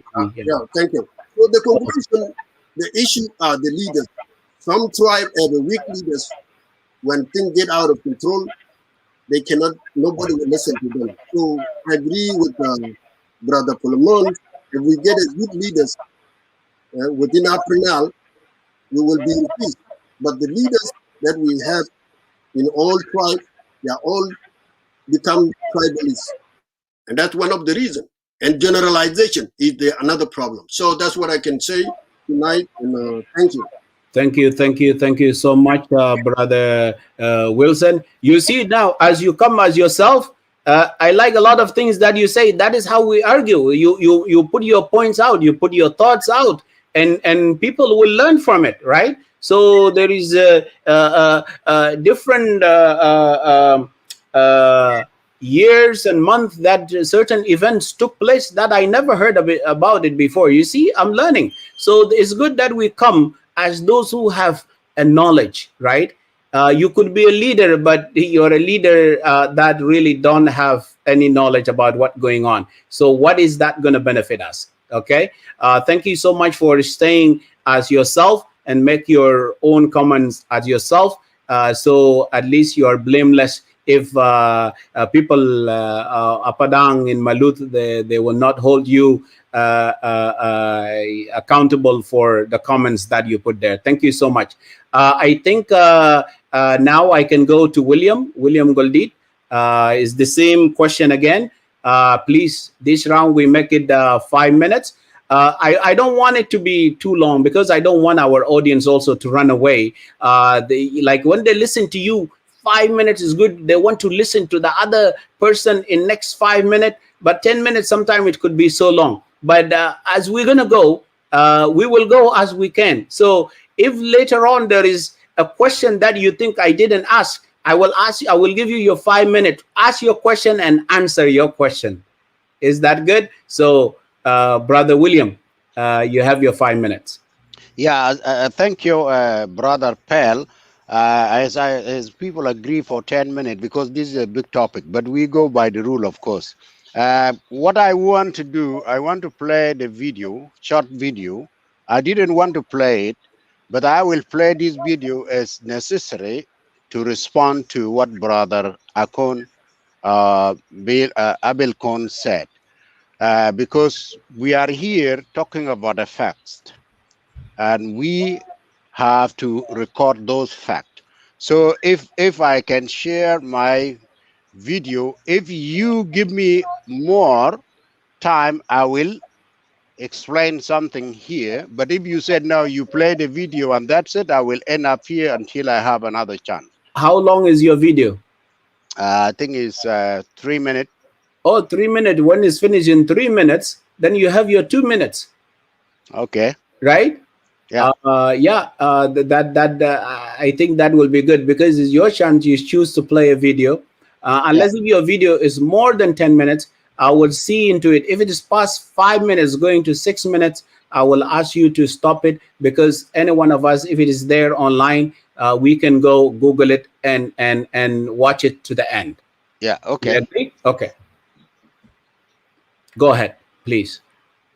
Let me give you the. Do I have ability to give you room to share it? I think so. Okay. Yeah.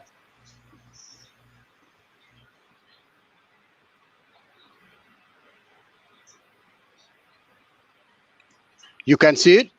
Yes, please. Can you make it the big? We can hear nothing. You cannot hear? We see pictures, but we can't hear nothing. Maybe pause it. Yeah. There. Come down here. Open the speaker. The speaker. Come on your left. On your left. Yeah. This speaker. Increase it. Okay. You can hear it?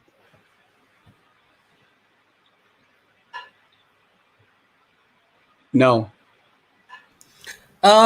Is it the one you post on the private the one chat? I sent you. Okay. Can Let you me try it. Yeah, try it from there, please. You send it to the tag? Okay. Yeah. Let the tag guy put it in. If you guys Sorry about that. Yeah, it's just the video is the video. I think is a part of his answer to the question. What is the background of the uh, Upper Nile state conflict? Is by small boat along a Thank you. tributary of the Nile. It's a sacred city to the Shilluk, for 500 years home to their divine kings. But on this day, Fashoda is all but deserted. This has become a land of rebellion and a scorched earth campaign to crush it, ignored by the outside world. Here the trail of burned, looted huts stretches for miles, village after village, home after home, torched, they say, by the Southern SPLA army and looted by a rival tribe following a conflict over land. Heading to the forest in search of civilians, one finds the Shilluk rebels. Now the Dinka tribe are saying the Shilluk don't belong on the eastern bank of the Nile. They're saying that place now belongs to them, and they occupied our Shilluk land. Robert Guang, a former SPLA colonel, says he started his rebellion to reclaim Shilluk land from the Dinka. But the army doesn't accept Guang's explanation. The southern authorities already have 3 other rebellions on their hands, all they believe, backed by the North to destabilize southern Sudan and foil their independence referendum. The SPLA moved quickly to crush the rebels, sweeping the kingdom's villages for weapons and anyone who might support the rebellion. We heard their boots marching towards our village. They surrounded us. They started kicking people and walking on top of them. Our children, they took our small children and threw them, and some died. Deep in the woods, survivors of the campaign are hiding from the army. Groups like this are scattered throughout the forest, surviving on leaves and rainwater and whatever else they can find. Many say they were gang raped by the army, including this 7-year-old girl and her mother. They didn't spare anyone, even an old woman, even a blind woman lying in her house. They raped them. Even the girls who are so small, you have to carry them. They raped them, and some of them died. Even the hospital that could treat the people who were raped was looted and destroyed.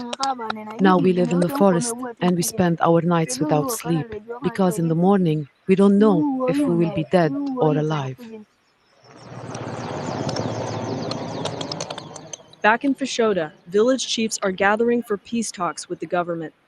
They represent hundreds, if not thousands of people, and nearly every one has the same story.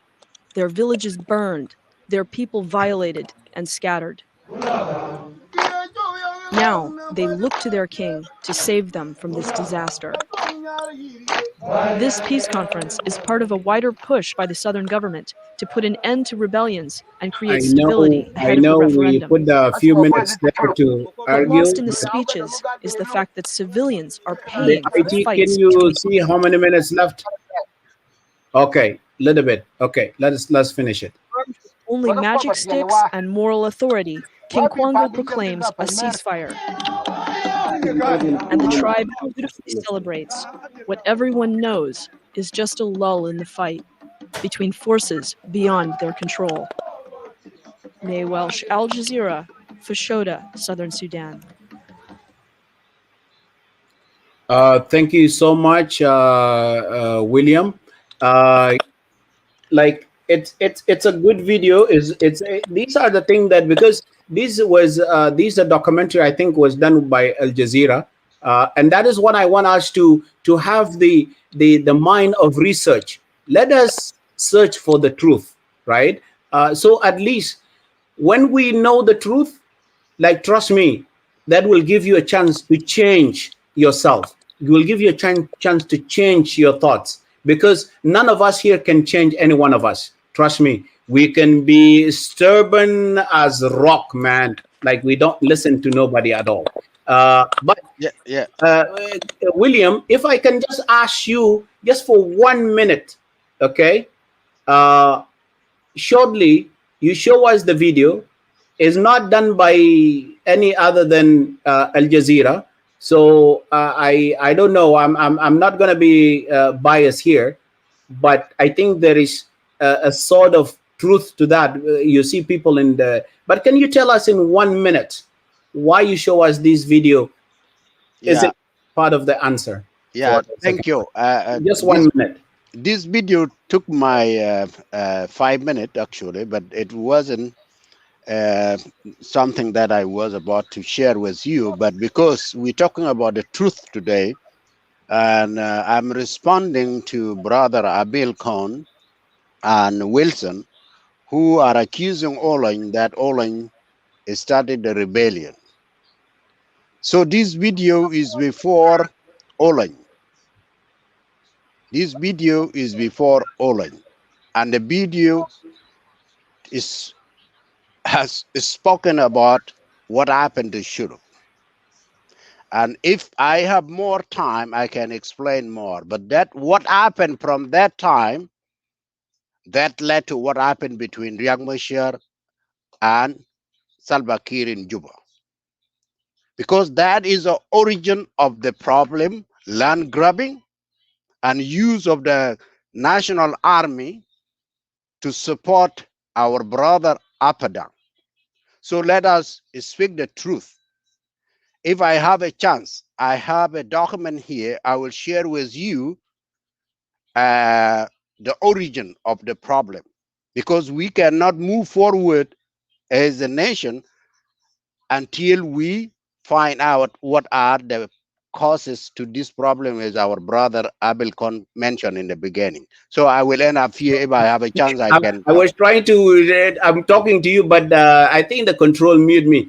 Control, can you give me the chance to mute myself and unmute myself? Because when I try to cut somebody, when you told me the time is up, and then I can't. I try to talk and I don't have the mic. So I think this Also this. too, also too, let me talk to all audience or the people who are in the podium. I cannot just mute you. If you finish talking, please remind yourself, mute yourself, because it gives other people echo. Thank you. Okay, thank you for that. So this question, I think it's all of you has a burning thoughts about it. There is more that you want to say. Can I just give a round of 3 minutes? If you guys will show of thumb, if you guys allow me to give you all of you 3 minutes before we jump to the third question. So at least you guys express yourself, but it's okay. Yeah, when is the hand up? I got confused. But if you give me a thumb, can you put this one down? I can't see people thumb. Can you put this thing down? Yes. Oh no. Yeah. So I need to see your thumb. If you,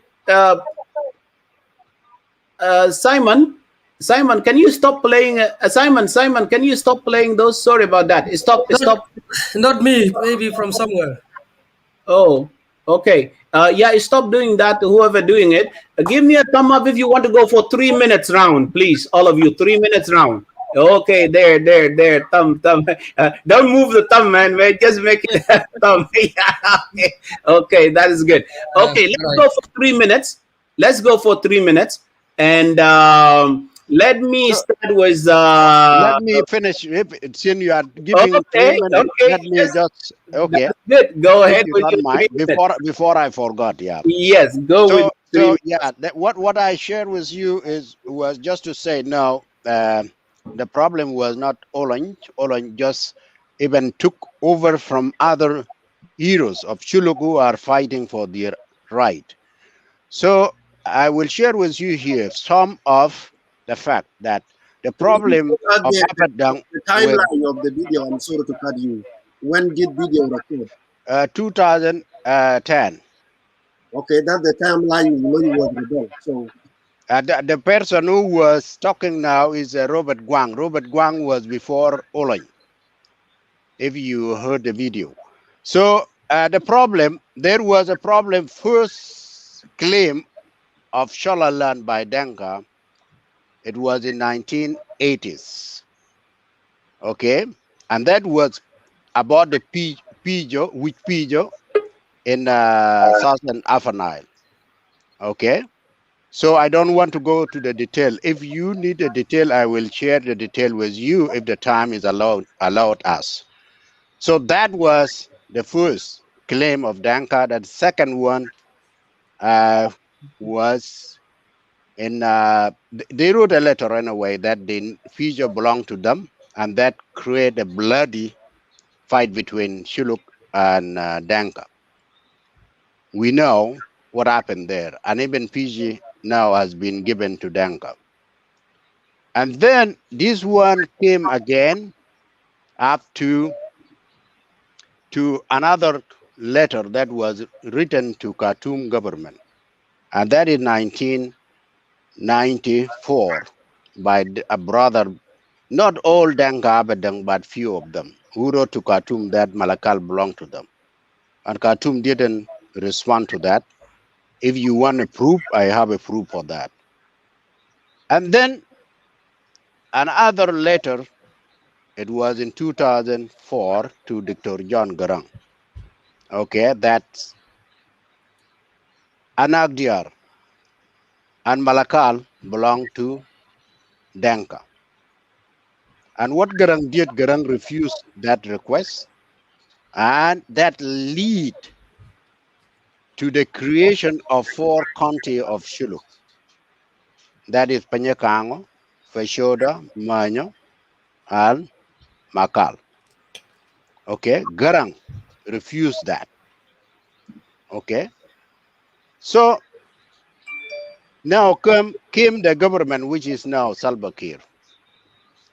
And Salva Kiir accepted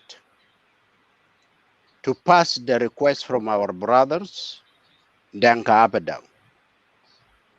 And as you mentioned, Wilson, in Malakal in 9 January 2009, you mentioned it, I don't want to go there. People fought. Just who will lead, as you said, in a parade. People fought. What happened next morning, that was now on 9 of January, people fought in Malakal. Early morning, the coordinated attacks happened. That was against Nagdiar and the other one in Abanim. The time is up. Yeah. Wrap So up. that is where now our late chief, you mentioned him, Whiteon, was killed. It's a revenge. Okay. So time is not in our favor, but those are the facts that lead us. And now when it comes to 2013, Denka, of course, the So Southern yeah. Sudan, okay. Yeah, sorry about that. I just want us to No, share the time. If you guys refuse let the 3 let minutes, him finish his point. It's better that let person finish his point. This is what I can say. go then to 5 minutes. Yeah. Okay. You have 2 minutes to finish. 2 minutes to finish. Go Okay. ahead. Go ahead. Okay. Yeah. So yeah, so that is what happened. Malakal, Anagdiar was attacked on 10 early morning, and Abanim was attacked. Now, what do you want Shuluk to do? To remain silent?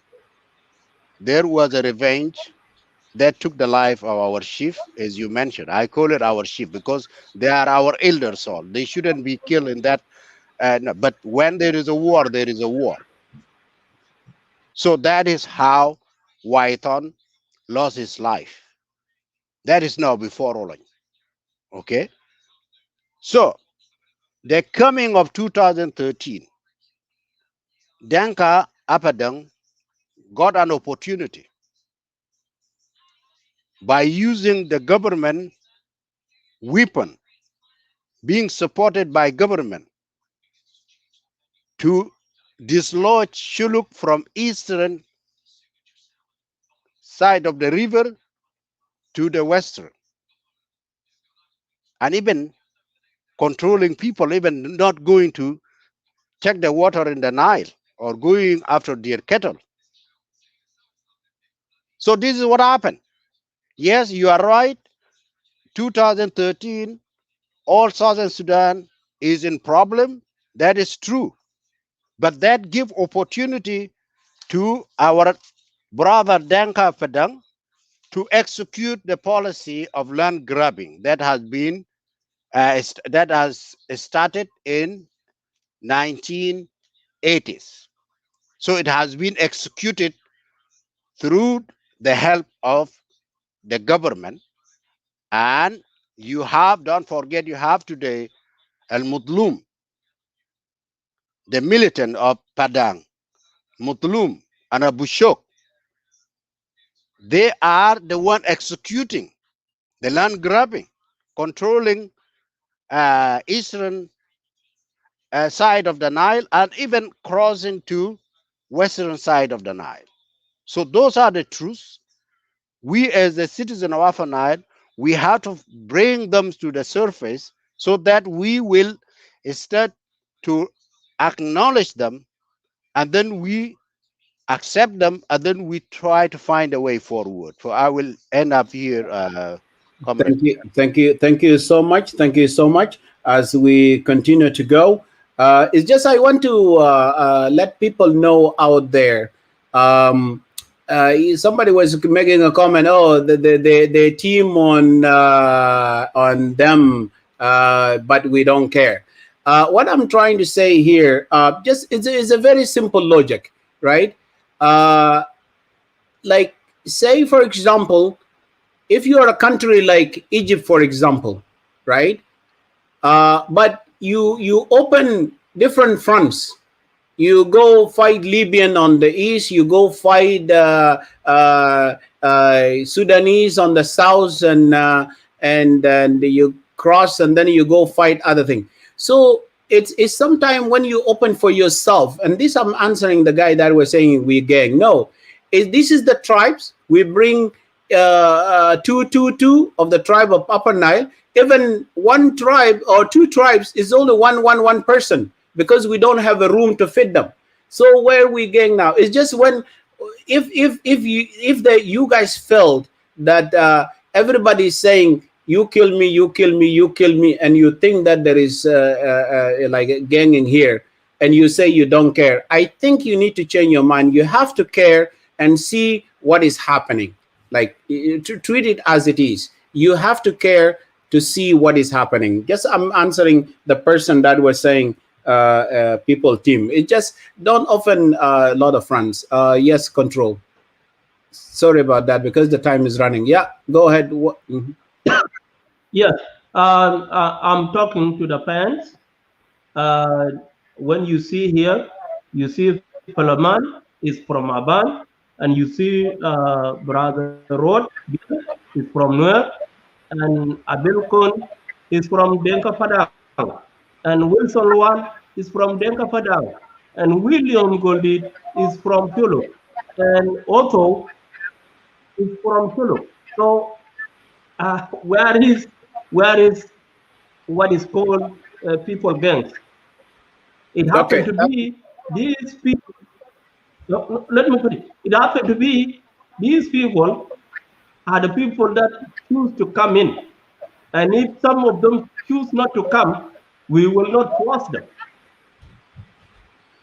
So I don't see anything here, and that's why you see me. I have been quiet.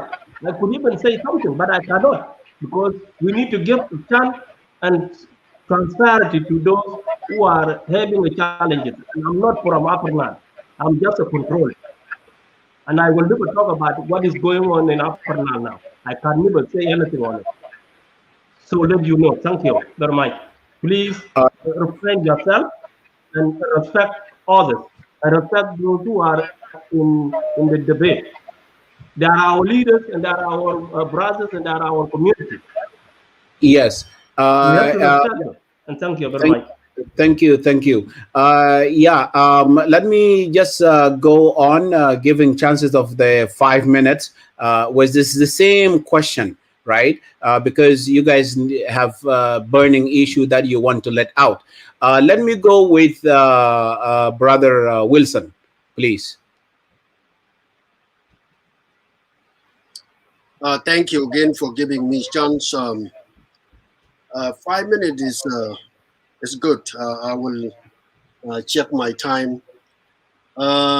First of all, if, like I said before, if this case really need to be discussed, issue to do with land, I need some of our brothers within the state to be neutral and to listen to Shiluk and Jiangpada. We need Nuer to be silent, listening, not to take a side. We need Maban not to take a side. Even if Maban have some other accusation against Padang, let it be, and then you guys will be a neutral body. Back to his video, I don't think the video is talking about the SPLA against the rebel. It's nothing to do with Padang.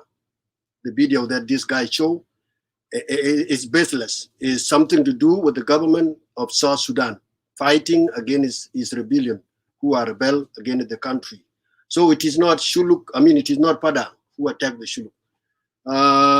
The other thing to do with the land issue, what I can suggest right now, if they really believe, and that's what we have been doing in our show, we are doing what so-called court of public opinion to educate our brothers who are in his state with us.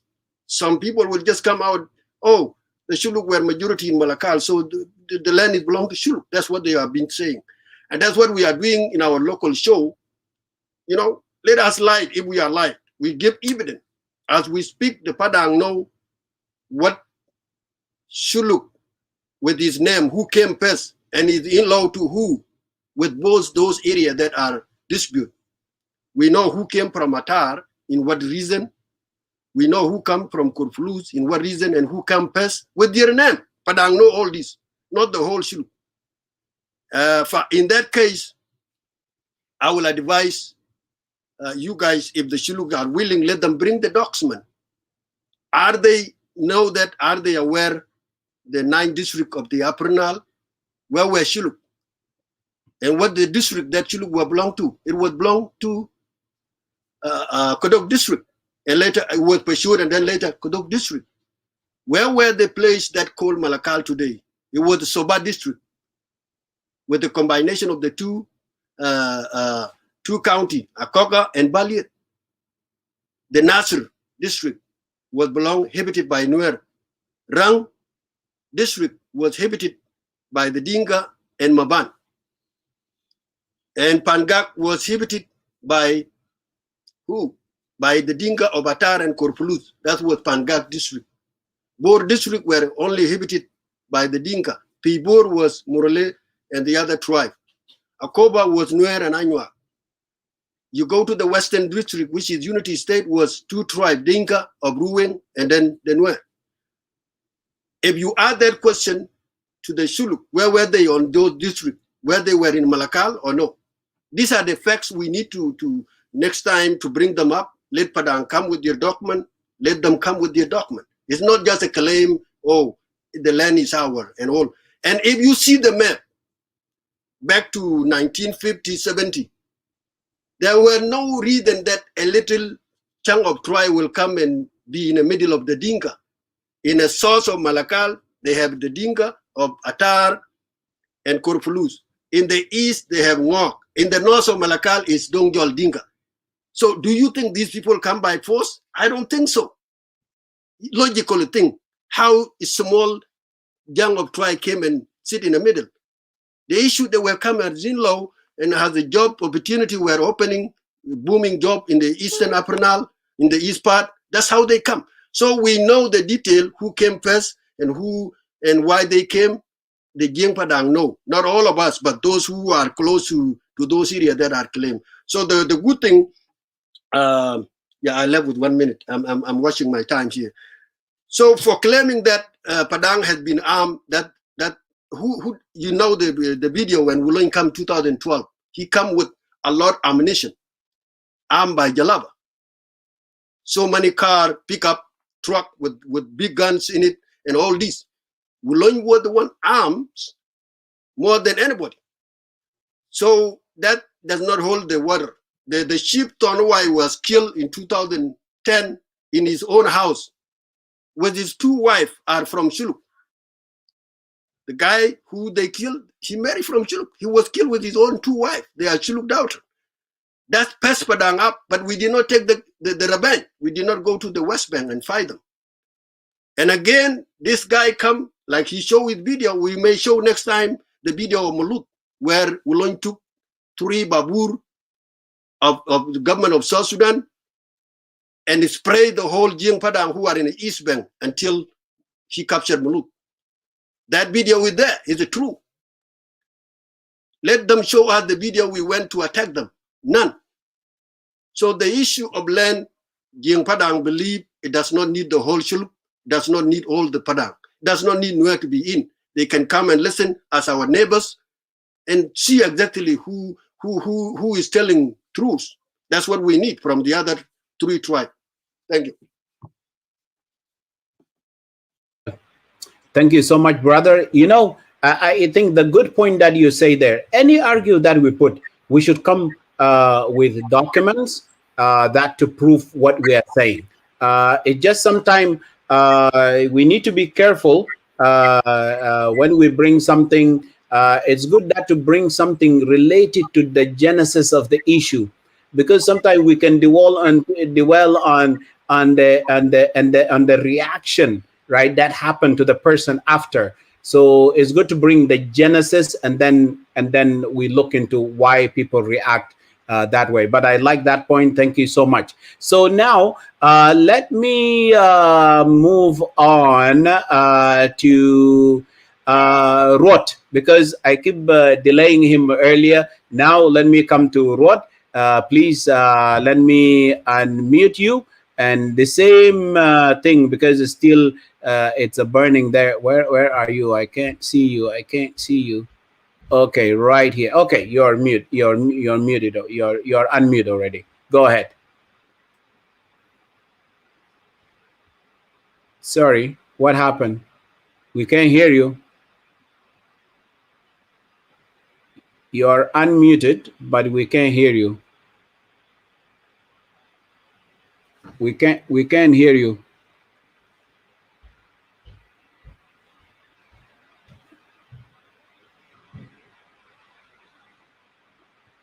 We can't hear you. Please control. Can you don't play mute him and unmute him? You can see if you unmute him. So leave it like that. But he need to plug maybe his headphones.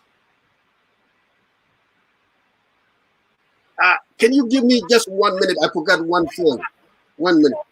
Okay. while road coming up, you hear us now? Can we hear you? We cannot hear you. We cannot hear you. I think he has to unplug his earphone. Oh, he's saying something. Maybe he's gonna come back or something. Yeah. Okay. Wilson, go with your 1 minute. Yeah. Or you say 1 second. 1 second. Sorry. Oh, 1 minute. Just 1 minute. Okay. Yeah. Go ahead. We will bring you back. Yeah, 1 minute. What I want to say, he talking about John Garang letter. We have log out. We will come. Bring you back. Sorry. The control is guiding Rod. Yeah. Go ahead.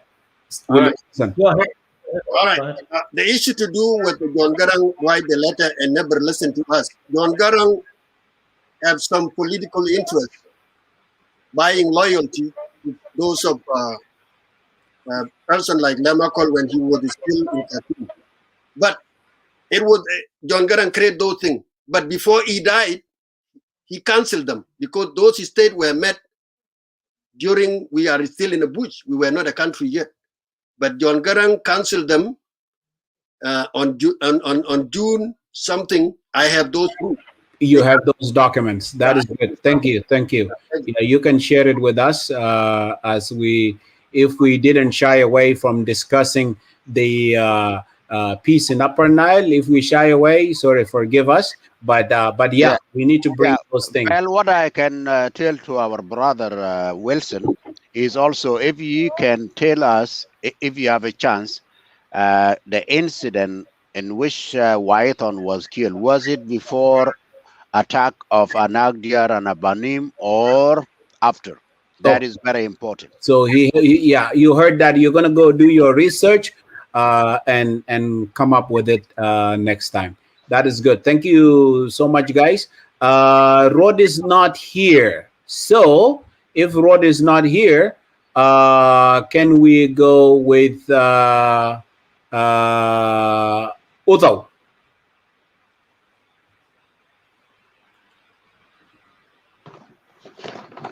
Thank you. I think the topic is very hot, so we have to discuss it really, because sometimes when you identify the problem, you will get the solution. But if you're trying to block the solution, that's where you continue fighting. So let me try to be clear to our brothers who are from Apadang. مشكلة بتاع ملكال جاي في حاجة واحد بس، وأنا اتكلمت من قبل إنه قاعدين نسمع كلام بتاع منو سلفكير.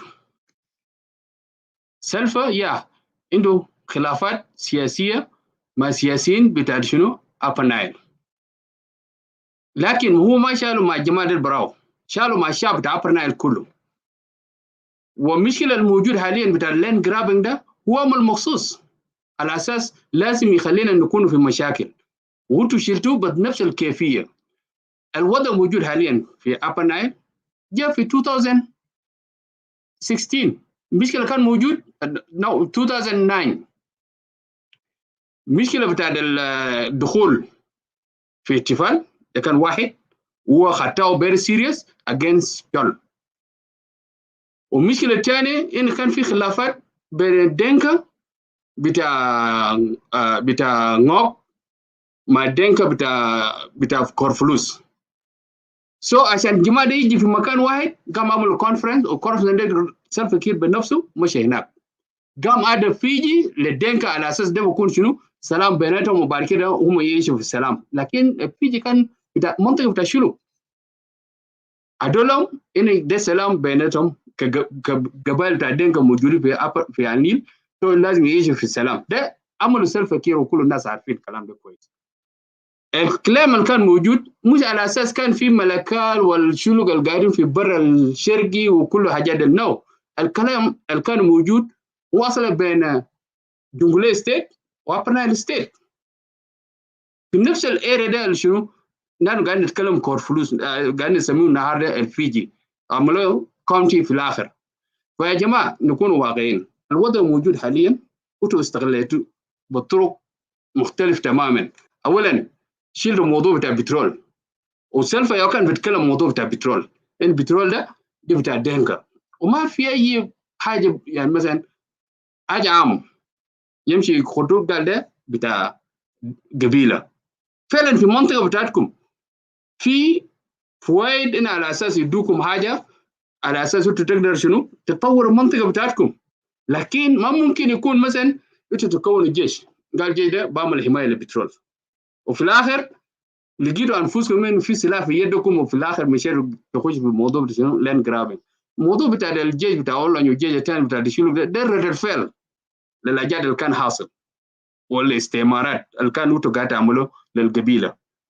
بعض من الشلوك زي ما كلمنا قبل، ما شلوك كله قاموا بنفس الحاجه دي، لكن مجموع معين هم بيجوا زعلانين. وفيجي نحن قاعد نتكلم فيه ده اولانيو من شال سلاحه شال بالزعل، لانه كان فعلا ده منطقه بتاعه ورفضه. اذا كان فيجي بيجي يودوا للجنجولة ويقبلوا بالناس اللي كانوا موجودين في داخل الاسم ده كان ما يجيب اي مشكله. المفروض يقبلوا ان في الجنجولة لازم يكون يسار فيه شلوك، لانه اساسا القضيه بتاع الارض رفعوا ان يرجعوا للجنجولة، المفروض يرجعوا بالناس كله. قبلوا الدنكا الموجودين في ابر نايل يكونوا تبع الجنجولة، لكن ما عدا شلوك رفضهم ان ما يكونوا شنو تبع الجنجولة. ليه تسأل الكلام ده؟ قال عشان هم شلوك ما ممكن يكون في الجنجولة. ده الحاجات اللي كان حاصل في الزمن بتاع سلفا كير، لكن قبل الحكومات ده كلهم حاجات زي ده ما كان حاصل. وحقيقة الموجود كالآتي. الحاجات اللي حصل شلوك ده الناس بيحبوا السلام وبيحبوا نسايبهم زي ما انتوا سميتوا الطانواي المقتول لو عنده اثنين نساوين بنات شلوك، اذا كان في مشاكل من بدري انا متاكد ما كان يقدر يتزوج اثنين نساوين ديل من شلوك at the same time. الحياه بتاعنا كان كويس، لكن لما جاء الفقير بقى يدي سلاح، بقى يقول يا بترول ده في المنطقه بتاعتكم وانتوا كمان المفروض شنو لازم تصلوا انفسكم وعملوا الحاجات اللي انتوا دايرين تعملوا. ده كان الحاجات الفعل انتوا استغلتوا في الزمن ده، عشان كده الوضع بتاعنا هسه اتعقدت. ناو ده المشكله اللي كان موجود، كيف نقدر نجي في مكان واحد؟ وده السؤال اللي نحن فعلا المفروض نتكلم فيه. حسب التاريخ نحن ما قاعدين نشاكل مع بعض، لكن ظهر في قائد وما قادر شنو يودي الناس للبرلمان. بالتالي لازم نتكلم في الموضوع ده على اساس 1956 ده حل الوحيد للمشاكل الموجود في البرنايل بين القبائل بتاعنا. لو قدرنا نمشي بال 1956 انا متاكد ما في اي نوير بابش دينكا ولا دينكا بابش نوير ولا دينكا بابش شلو ولا مبان ولا الكوما. 5 قبائل الموجود في ابر نايل ما كان نشاكل مع بعض قبل كده، والتاريخ واضح في كلام ده. وحاجه انا داير من اخواننا الموجودين هنا، دايرين السلام الحقيقي. السلام الحقيقي لازم المشكله اللي كان حاصل في الزمن بتاع الفقير، وفعلا السلفه حتى وقت نحن قاعدين نتكلم فيه ده هو واضح في البرنامج بتاعه، هو ضد شلو ان جنرال. حكومه بتاعه ما في اي قبيله بتاعت الشلو، حتى الوقت اللي نحن قاعدين نتكلم فيه لو في بدو يعني زي الوزارات اللي كان بوزعوا في شمال زمان، بدو وزاره مثلا وزاره الثروه حيوانيه للجنوبين، لانه اساسا ما داروا يدونا وزاره سياديه. ده الحاجه الحاصل في الوضع الحالي. فانا بجيب من هنا. شكرا. Thank you. Yeah, أنا شايف أخوي قبل جا قريب he is ready to respond I think or make his 5 minutes. Yeah, لكن let me say here there is few comments that keep coming up here. في واحدة أخت بتاعنا ما أعرف اسمها مشى فوق قاعد تقول يا أخي حاجة ده what you guys are talking about is already cancelled. ناس رجعوا في 10 state. But we know that people went back to 10 states, but in one of those 10 states there is a problem. so that's what we are talking about here. And also there is a confusion. People keep saying Billy Look should come out and things like that. I don't know who they are accusing with Billy Look. Do we have Billy Look here, guys? That is one of concern. So anyway, but it's not a problem. I think maybe they thought Billy Looks from Unity State, but they thought that he's joining us by mistake, or maybe maybe they're fighting on the side. So let's go ahead. Our brother Rod is back. Are you ready now to make your comment? Sorry, I when I didn't see you, I was thinking giving the chance to Abel. Yeah. Okay, you're back. Okay. Can you hear me now? Yes, we can hear you. That's fine. Thank you very much. My comment will not be that long. Number one, the question of the community leader that has been mentioned by our brothers, I think that is, as we said, that will be considered. But it's still true, we are all leaders. Accusation that we belong to a certain party, I think it doesn't hold true here, because all of us, we may have a different color politically. But here we want to address the issue of our home as the son and the daughter of that state. This is number one. Secondly, the denial that was put forward that whatever claim that is made by Shuluk on that land is there's no any kind or any support that can support, I think that was not true. And the court of public opinion that was mentioned by Brother Wilson, I don't think, if we have a court in our country today, this issue that you've been taking land of others, it would have gone to court. And the court will base jurisdiction on that case, the court will decide on those issues. But we have no court, because the government of Juba is being led by Dinka, and there's something called the Dinka interest being pursued by all the leaders of the Dinka community. And that is wrong. And that's why we are appealing to you guys. Let's come ask brothers and sisters, we've been living there for a while. The change never come yesterday. And when I talked from there, I said, what is new here? The new is good because the upper down are using the government resources to destabilize their own neighbors. And when you do those kind of destabilization, what will happen? You have put them away, and then you have to remap the states. And we cannot allow. Secondly, there's been no way you can say Dinka and Shuluk can solve this problem by themselves. If there was that room, it could have done.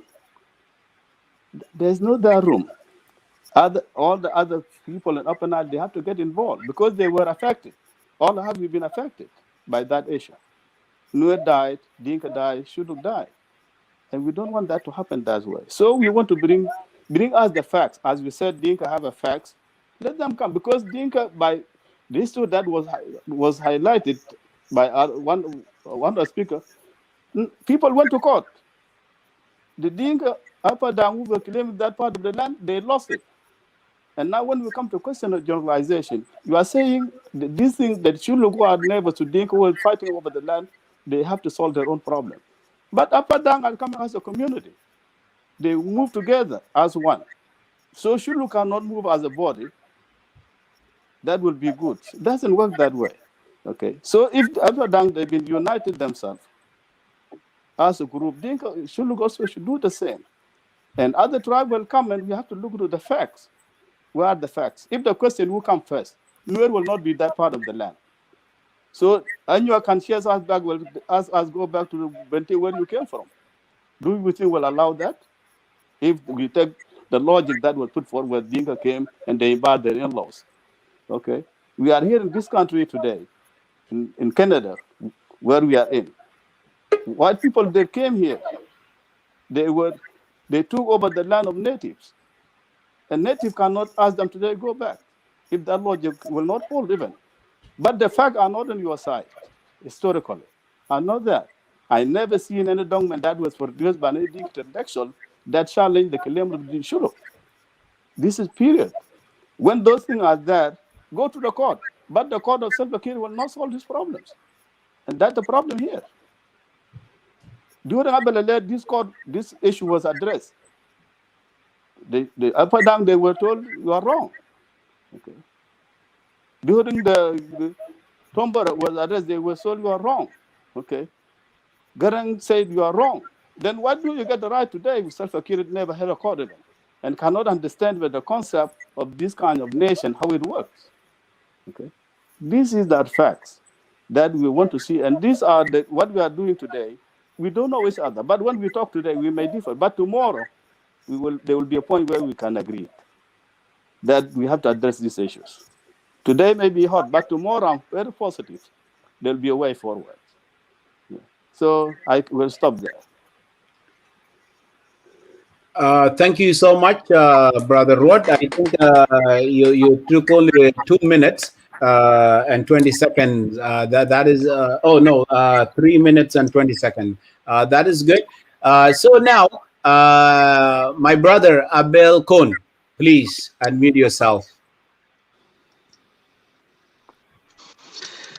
Well, thank you, Brother Pell, and also the panel. You know, let us talk about the issue of people talk about what is called 111956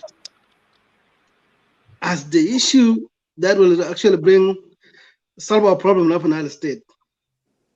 1956 divide Upper Nile State into 9 old districts. That was not me dividing it. That was there when Sudan became independent. And as Brother Wilson talked earlier about these districts, we know which tribe habited which district.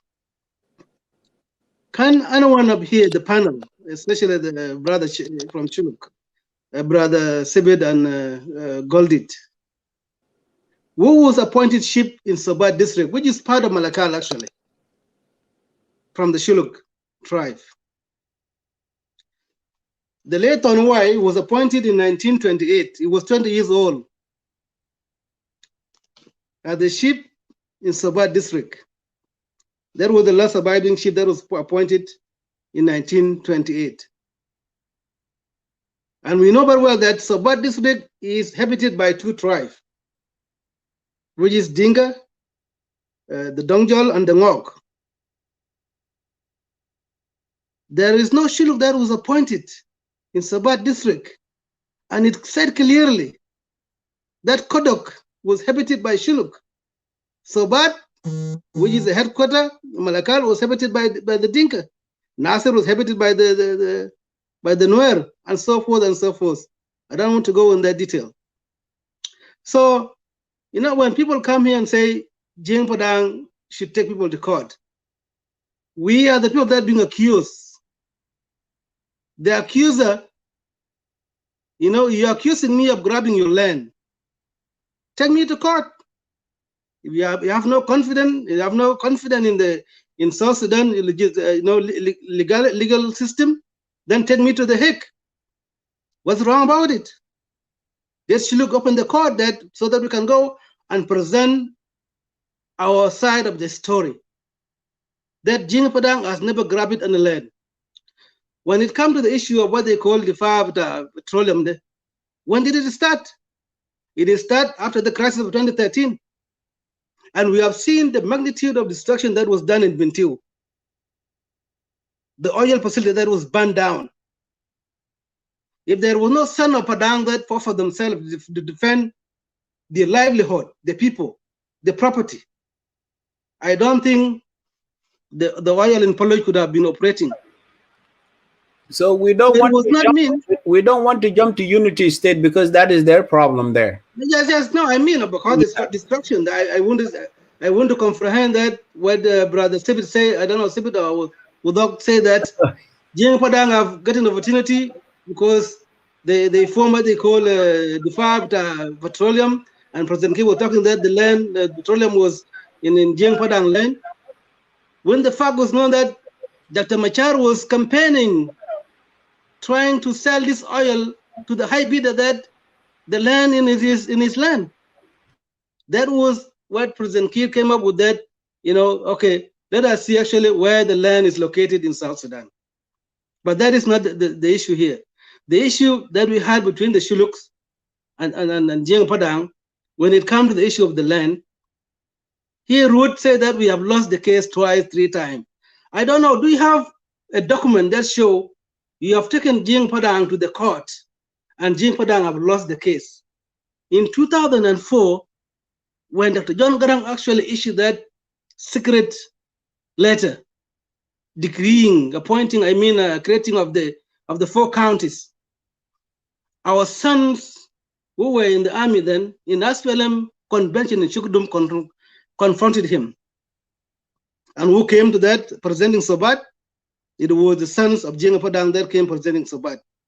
And we confronted him that Dr. John Grang, what you have done was right, was wrong, because you have no legal right to actually to give Malakal to Shuluk, because Malakal is not belong to Shuluk. And that was, you know, that was what was in this politician mind. It was an appeasement. They want to buy those of the Lemakol back. And many people, even now I speak today, who were in Malakal, can know that Malakal belonged to Shuluk because Shuluk were majority. But does not give you the legality that the indigenous, the land in which the town was built on it. When it became a town in 1928, there was no Shuluk that was actually appointed in Sobat district. So if we divided South Sudan today into the 28 old district, in 23 old district, to make it a state, Shuluk will fight themselves in Kodok or Pashoda.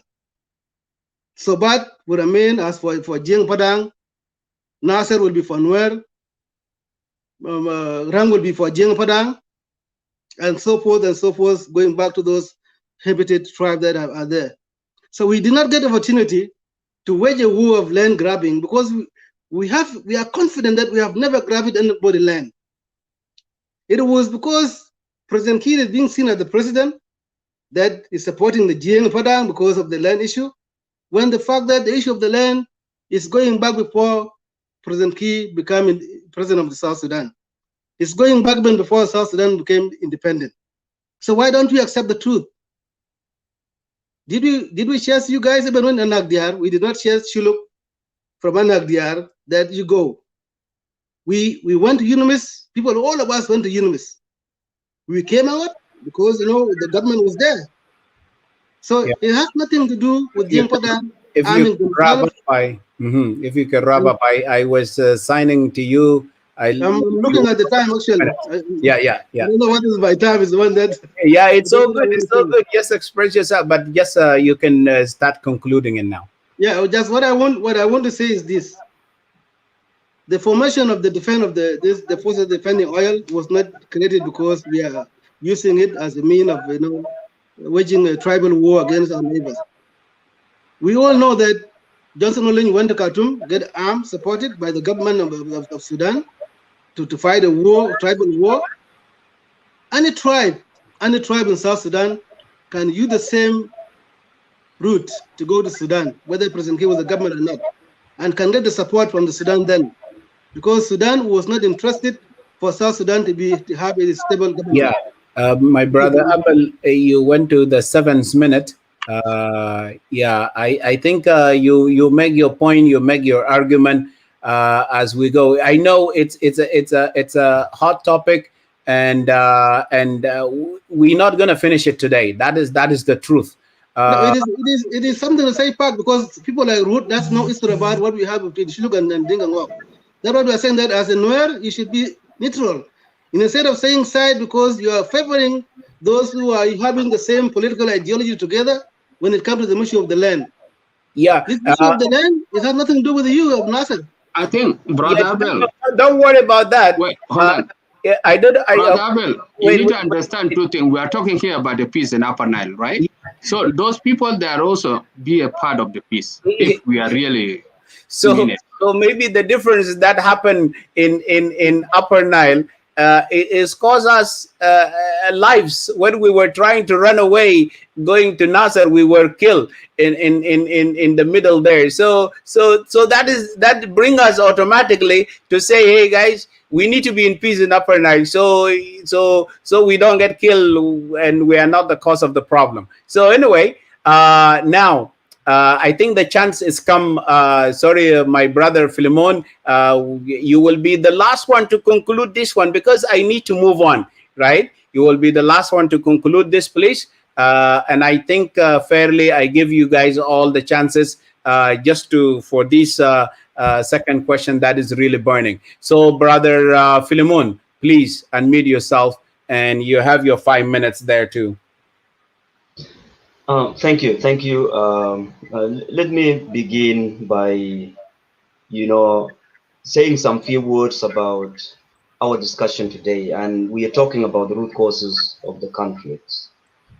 There is a saying, when the white men frontiers came to Africa, the Africa was borderless. They don't have any borders. But the white men begin to divide people so that when people fight, this is my place, this is my what, that's where they begin to control our resources while we are busy fighting for ourselves. We are here not to make a litigation about what is happening in our country, but we want to give the background, the root causes, and then we can be able to apply the solutions. And that's what we are here, intellectually. But if the problem in South Sudan, or the problem of South Sudanese, I can say, not only Upper Nile, we're mostly busy of, complaining, busy of blaming, but we don't come out with, here is the problems, how are we going to address it? That's the problem we have as South Sudanese. In Upper Nile, the root causes of the problem, as we already identified, is the land issues. And we cannot solve the issue of land here in the place we are.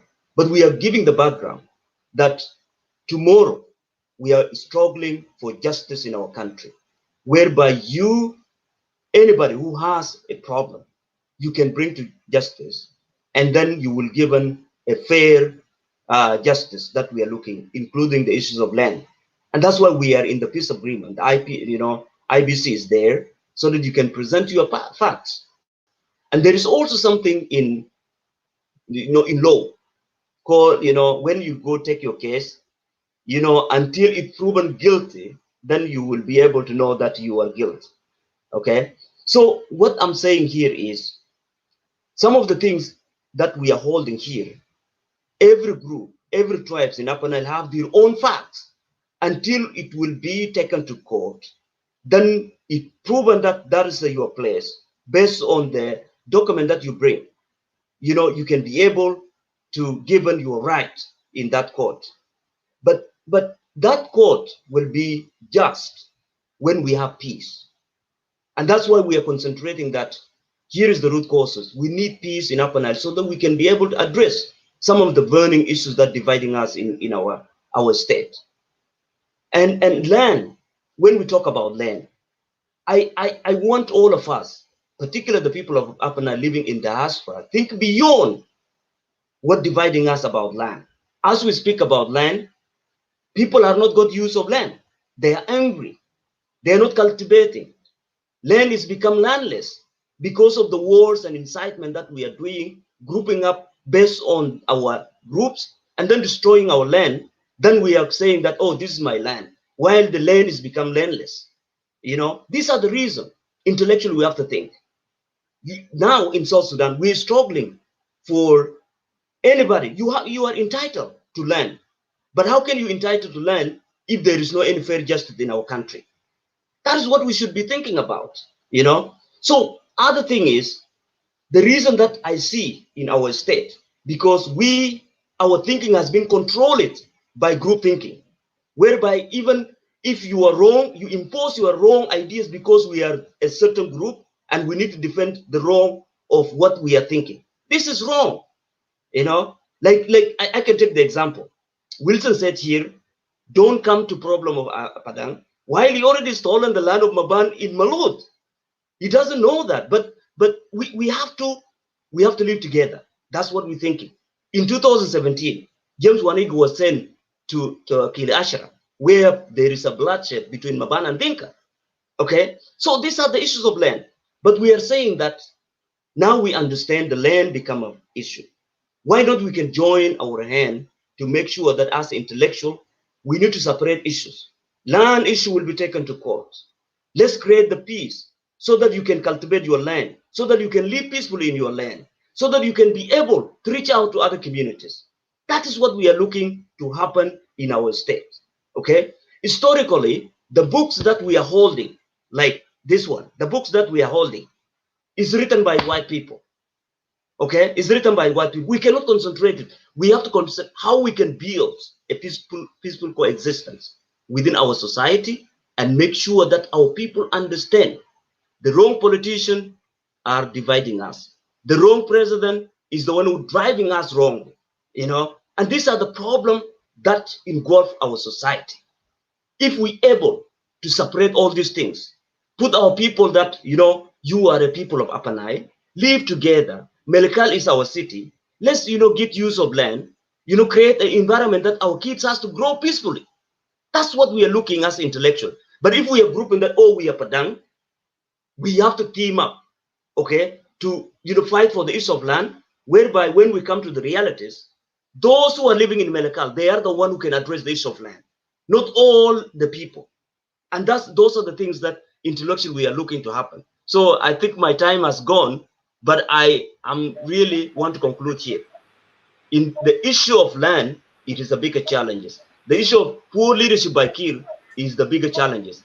And until all of us, we have to think outside the box and then try to embrace and forget about the past, we'll be able to, you know, to use our land, and that land will take all of us as the people of Upper Nile. And I will rest my case here.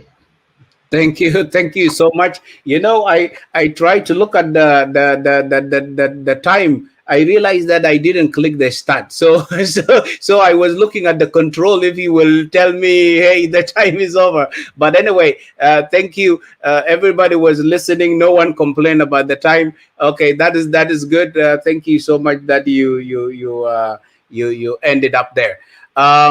You know, I want us to finish. I don't want us to give maybe a few minutes and go and let us play music and things like that. I think let us continue, right? Let us continue so at least we can wrap up a little bit early today.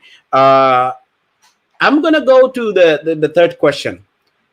It's just a thought. You know, every question I raise, please, you can phrase it differently, as long it's fall within the category that maybe I thought that was the question. Like, don't go that far.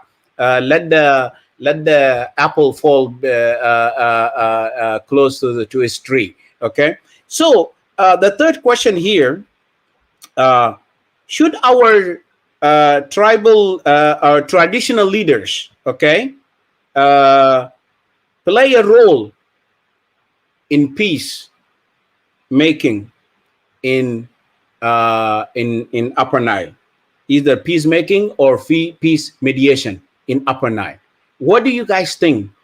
The chiefs, the leader, the traditional leaders, can they take a role in that? I know we don't have the mandate, we can't form them, but is it something come to our thoughts? Because sometimes we, the educated people, we complicate things. As Philemon say earlier, I phrase it differently.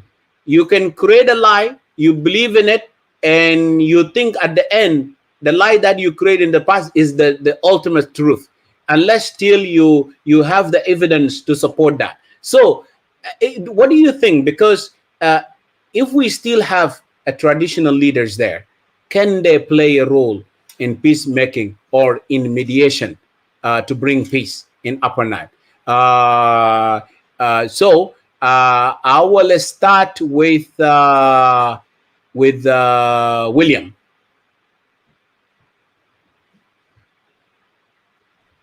Give us your thoughts. Yeah, okay, thank you. And yeah, so the truth is hurt, but we cannot run away from the truth. I think it's a good discussion. Yes, marginalization or exclusion of our traditional leaders, I think it's wrong. And the reason I'm saying is wrong is because if we look today, the system of democracy in the Western world, it has been taken from African, actually. So where people have a real representative in the parliament. So they have their constituency, and then they got elected, and then they represent them at the parliament. But if you go to Africa, it's the same thing. All the tribe in Southern Sudan, you can see our traditional leaders, they are surrounded by their people daily. But now they have been marginalized, and they're being beaten up, like what happened recently in Upper Nile, I think last year. They have been devalued, you know. So if you devalue the person who is connected with the grassroots, and then the people who are now leading us, they are in the hotel somewhere and they're doing something that does not belong to that does not meet the desire of the people. So that is wrong, right? That is what Julian narrator said, taking the village to the town. That the village can civilize the town, because the culture in the town is actually alien culture from outside. It does not serve the people. And those people, maybe they are called puppet of the colonizers. So yes, so our people, if we involve them in peacemaking, that is actually what they do. They maintain the peace in the community when there is a problem, you know, and they are known in their wisdom that when they navigate the problem, they really talk with their hearts and their mind, you know. It's not like what my brother was saying today, that this guy, all they are from IO. No, if one of the traditional leader is here, he will not see the thing that way. He will see it from the heart and from the wisdom. So if we use them and even incorporate them into our system, or even if our leader thought of creating a tribal council where our traditional leader are present in that entity, then government is connecting itself with the people. And when the problem arises like this, they settle it. Because these are the people who don't know the land issues that we're talking about today. If you ask them, they don't get it. It's not them, you know? And this is what we need, that we have to empower the traditional leader. Yes, their role in peacemaking is very, very important. But who will listen to them? You know, unless if we as people said no, we need to value them and empower them. They are our voices, and then maybe the government can listen. But if we start teaming up along the line of a political party, and then of course they are gone. No, thank you. Thank you so much, William. I think you made your point right there. I know this one maybe it's a kind of a question that you guys maybe not have interest into it that much. You guys want to go hot, right? So, but anyway, but it's just a thought, right? I think we need them, right? We don't want to, as you said, we need to really devalue them because the majority of our people lays down there with them in the villages. So I look at my brother Abel. He was listening to me very closely. Can you unmute yourself, brother Abel, and give us your thoughts, brother Abel? Okay, thank you. Yes. Can you guys hear me good?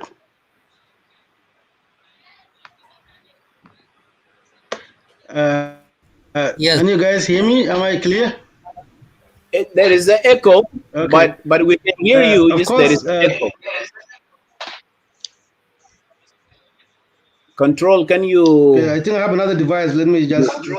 Yeah. Let me see the issue. The echo is from you. He say he has another device. So yeah, he's The echo is from you. Yeah. All of us mute each other.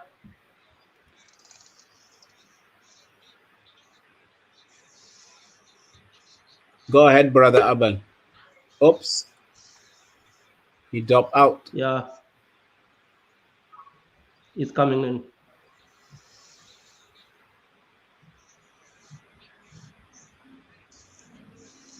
Oops.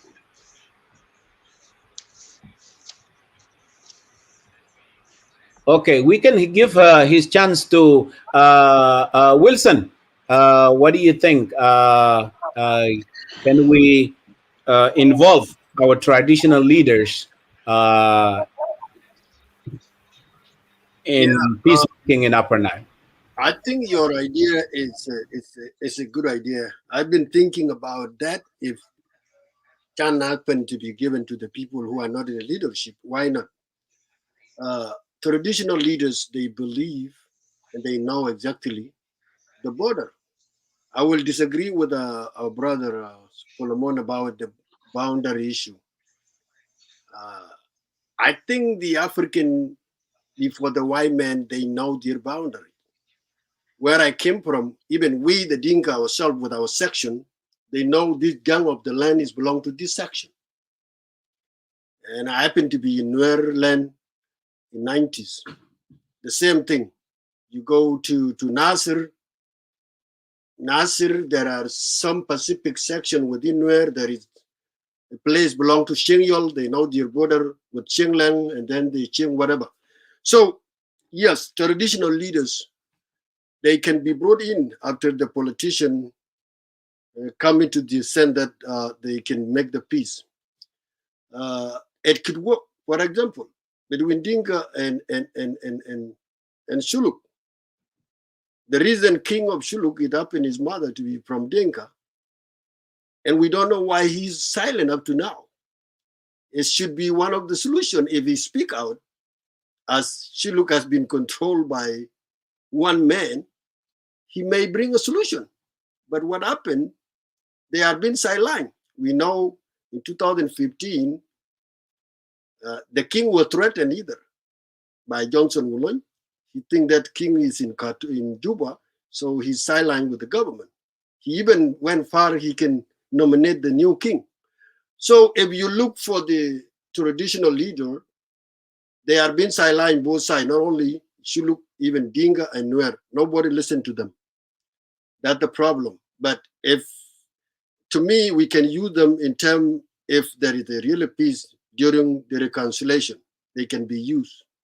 Because traditional leaders, we can use them during reconciliation, they will come up with the traditional, not the white man conflict resolution. They will come with African conflict resolution where people will be reconciled. They will bring in some of the cow to be slaughtered on that day. In terms of people are sworning that this clan or this tribe will never across. If you do that,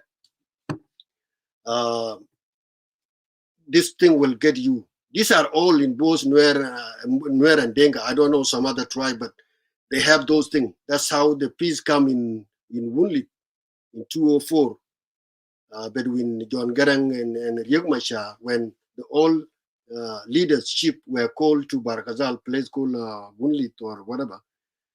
They went there. So they spoke clearly, and after all, they kill all these cow as a sworn in. I mean, as a, how do you call it? As a some sort of to be a curse. If you do something again, then the curse will be with you who broke that kind of agreement or that peace. So yes, traditional leaders, to me personally, they can be brought in during the reconciliation. They can do their part and work on that issue. So I believe traditional leaders, they still have a role, even they are being sidelined by politicians, they can still have a role to play. Thank you. Thank you so much, Brother Wilson. I know Abel went out earlier, but just let me balance the thing here. Our brother Abel, wait a little bit. Let me give Otto a chance to come in. Okay, thank you, the host and panel viewers. Truly speaking, you know, sometimes we're trying to mix the information wrongly. Like our brother saying there is problem between Orlanya and King and all those things. That's not true. You know, we as a Shuluk, we are people of the system. Each other know where you can compete and fit. It's not like something can be, you think or you dream at the night and you come to jam in. No, that's not how we are. Anyway, traditional leader is truly the best. And we can start it with the state. For example, we're talking now about the 5 tribes. They want to come together in peacefully way. Yes, we can do it if we agree and we believe what we are doing is the best for our people. We can start in Upper Nile. We can create the council, wherever we want to call it, tribalism council or the leaders council, and we come together and we discuss our issue.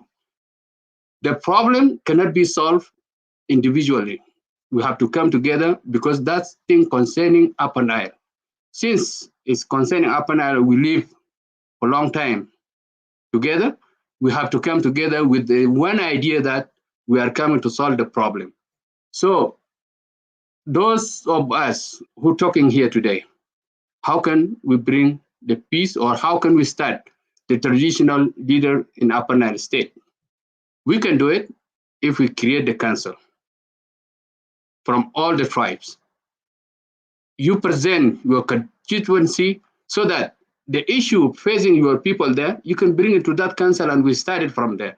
You know, sometimes people, they look, you have to speak English or Arabic. No, we can speak our own language. For those who are in the village, they are very, very, very intellectual more than us in the reasoning and putting the thing together. But the problem now between us and them is become like a gap because they speak our languages and we are speaking the foreign languages, is English and Arabic. That's where distance us from them because we are a politician and we are aiming to control all the country. But the issue we are facing today in Upper Nile is something really can start with the traditional leaders to come together and create the platform that we can discuss our issue.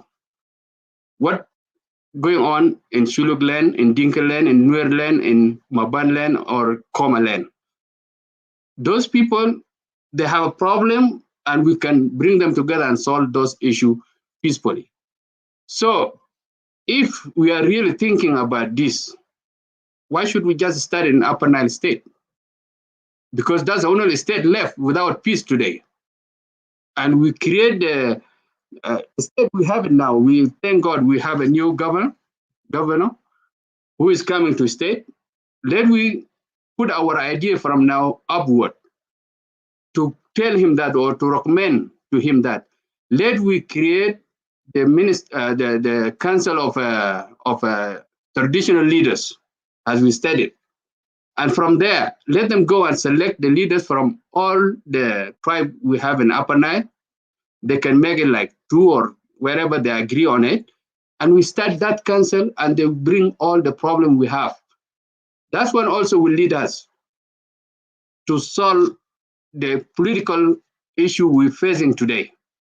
Because through those people, if you don't listen to them, I think they have a right later to not to vote for you. So traditional leader, their role is very important in our issue, especially when we are suffering from the crisis we have in Upper Nile today. I will yell back to you. And thank you. Thank you so much. Thank you so much. My brother Abel, you came back, and I think the floor is yours. Please, we need your input into the traditional leaders, if they can play a role. Yes, I can also agree with the other panel that was spoken earlier. The role of traditional leaders is very important, because in the grassroots, we have people that actually their voice has to be heard. And we can see now someone is on. Yes, we can see now in Juba there is everything is being done in Juba politically. Whether it's an appointment, whether it's given to the state, or to go to federal system, which is the national government. Everything is being done in Juba without consulting the traditional leaders.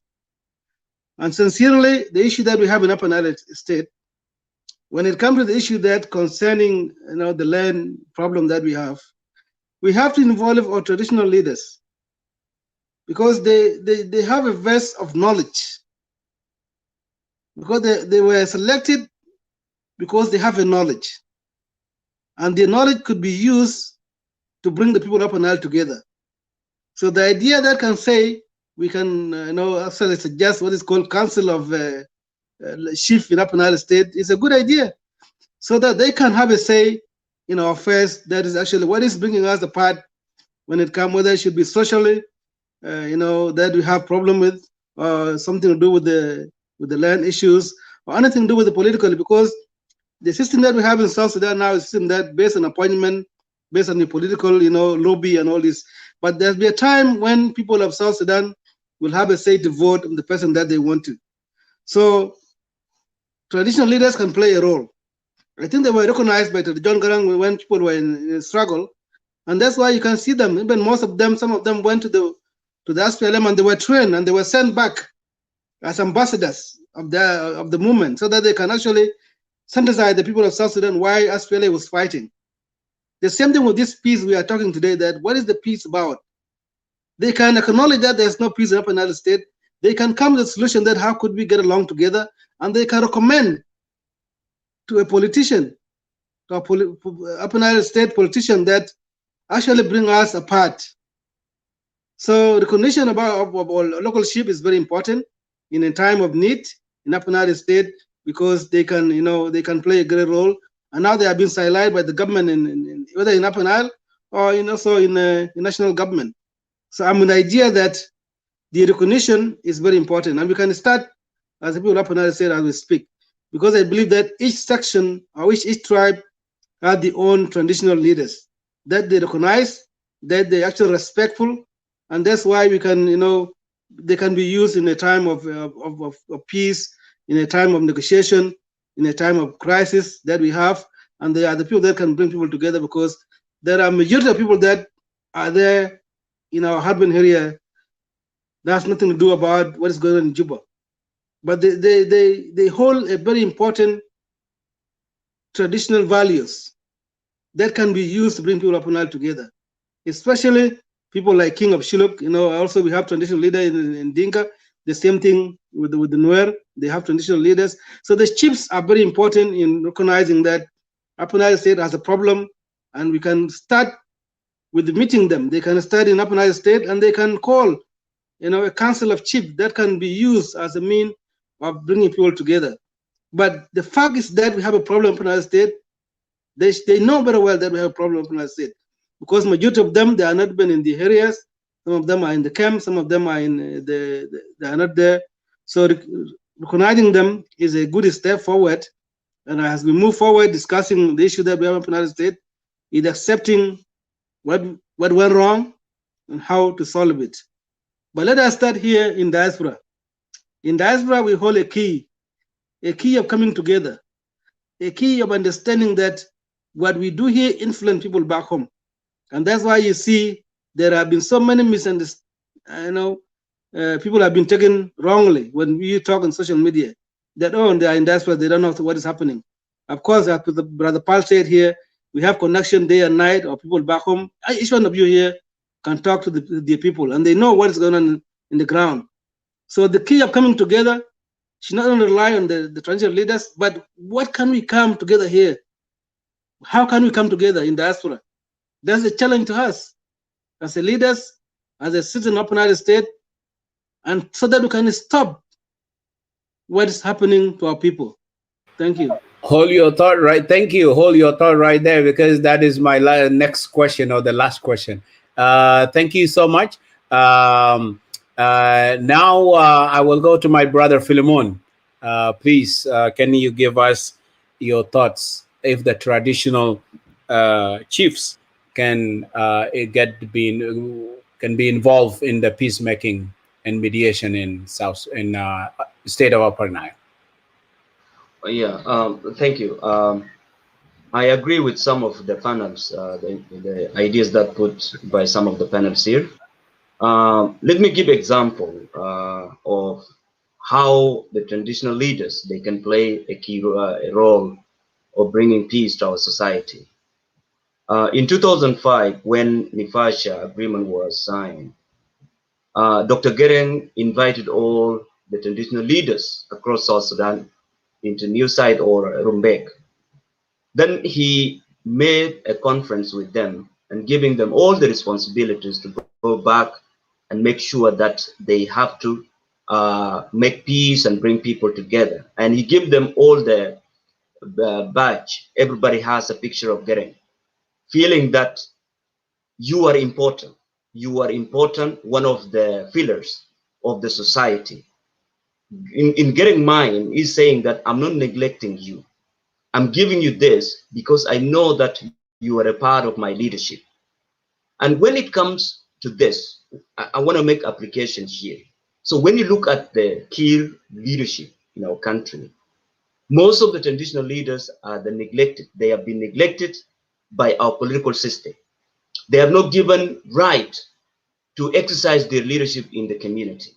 And that's the bigger problem that we are seeing in our political system. When the problem arises, the community traditional leaders, they distance themselves because they have been neglected by our political system or political leaders. All the decisions made in the political system, not in the lower level. And that's the problems. The other thing is, if you look at the amended Constitution of South Sudan 2011, the role of traditional leaders are there, but nobody is implementing it, nobody exercising it.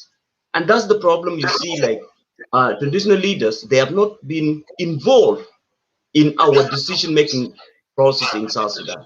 And that's the problems. So you said it very correctly that yes, we have to involve. Somebody has two devices on. Yes. Please, can you close one? Yeah. Sorry, Philemon. Yes. Yeah. Yes, Okay. our Let's traditional go. leaders, need to be involved. You said it's something very important, that there are two different terms in peace: peacemaking, peacekeeping. Okay, and if you look at our traditional leaders, they are making peace, but the politicians, they are keeping peace, whereby they don't care. When the problem arises, they can take it as an advantage. But in the traditional leaders, which is our chiefs, when the problem happen, they immediately do what is called peacemaking, and peacemaking through reconciling the people. And that's what we can take as advantage. So if our political system, leadership, consider, our traditional leaders as a part of political process, and that's what made Ghana strong. If we take the examples, because Ghana is using this traditional leadership, that's why you see the Ghana is very, very strong enough in decision making process, because they can be able, the problem that we are talking, like land grab, will be settled by the traditional leaders. But now one of the bigger problem is politicians become a traditional leaders. They become a community leaders. You see somebody, like I give the example, Makoi Malwat is a community leader.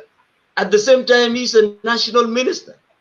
Okay, and not only them, all over South Sudan, all the politicians become a community leaders. And that's one of the bigger challenges that we are facing. If we differentiate, if you become a politician, let you be a politician and leave the traditional leaders to do their own business. But now it has become very difficult. So yes, I agree. As a people of Upper Nile, our governor is already talking about, they will come to the state and they will start doing what is called the government business, not a party business. Okay, so which means all of them, when they come to the state, they have to abandon party affiliation. Then they have to come as a government of Upper Nile to make sure that all our people should be reconciled. And we, the sons and daughters of Upper Nile, we have to involve in this and encourage the government to consider the role of traditional leaders, because it's very important in peacemaking. So thank you. Thank you so much, Brother Suleiman. I think we need to exhaust this point here, and I will give the chance to Brother Watt, please. Okay, I think you hear me. You can hear me, yeah? Yes. Okay. Well, the question of having, I think there is a grassroots kind of movement where we can start our move as a people of an eye.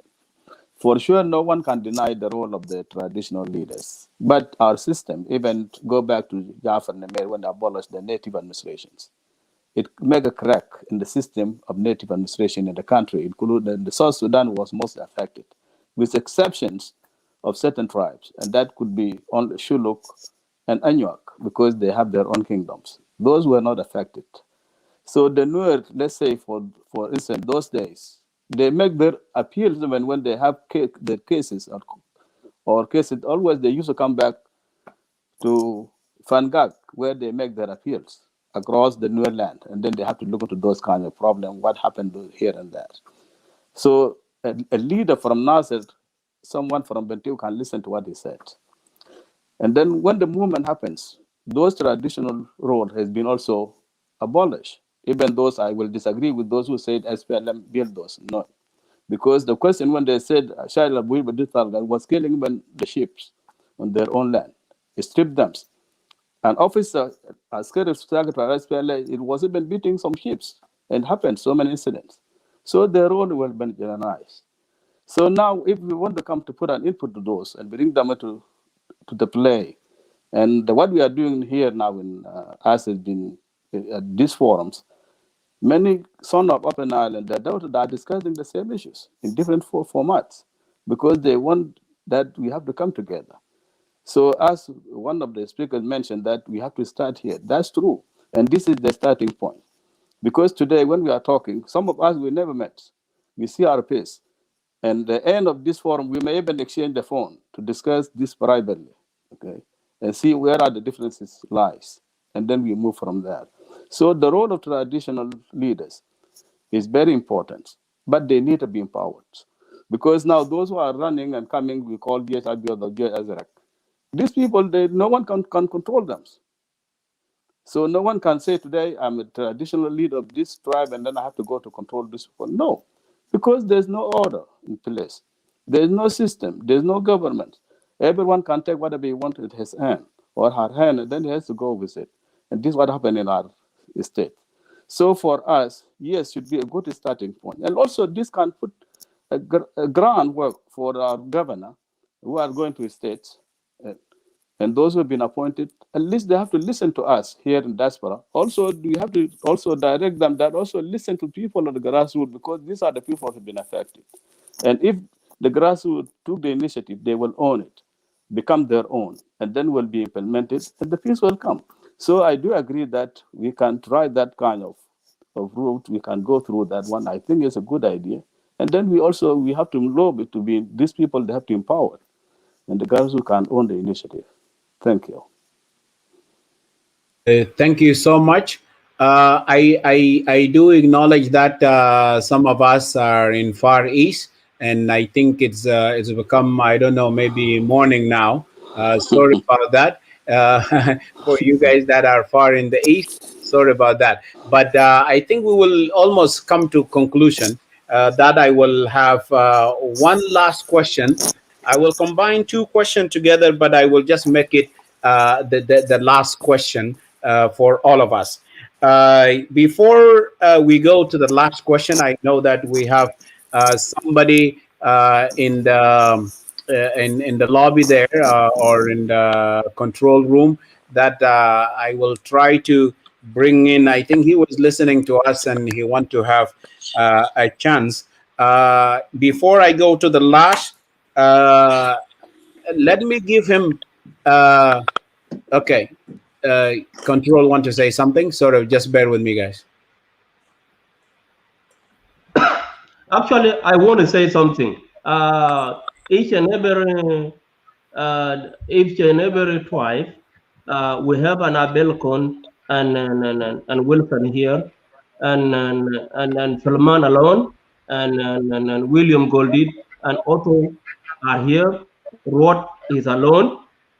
So our brother James Akot, I couldn't acknowledge you that you're supposed to come in, but you are from Jonglei. So you are from Fiji, from Jonglei. So this is an African issue. So you can come. We respect you that you are there, but you can go out. So later we will give you a comment. So you will come in. We respect you. That a lot. Okay. Thank you for letting me know. Can I say one thing? Okay, go ahead, Wilson. There were people talking about PG, person like William, person like Goldie. They are part of PG. So if that's the case, let the Comrade Court come in. Because why they talking about PG? Are they belong to Jongle? Oh, so now we have another issue of Fiji. Is it belong to Upper Nile or the Jongle? You know, you know, I'm learning a lot today, right? Well, yes, go. Yeah. Okay.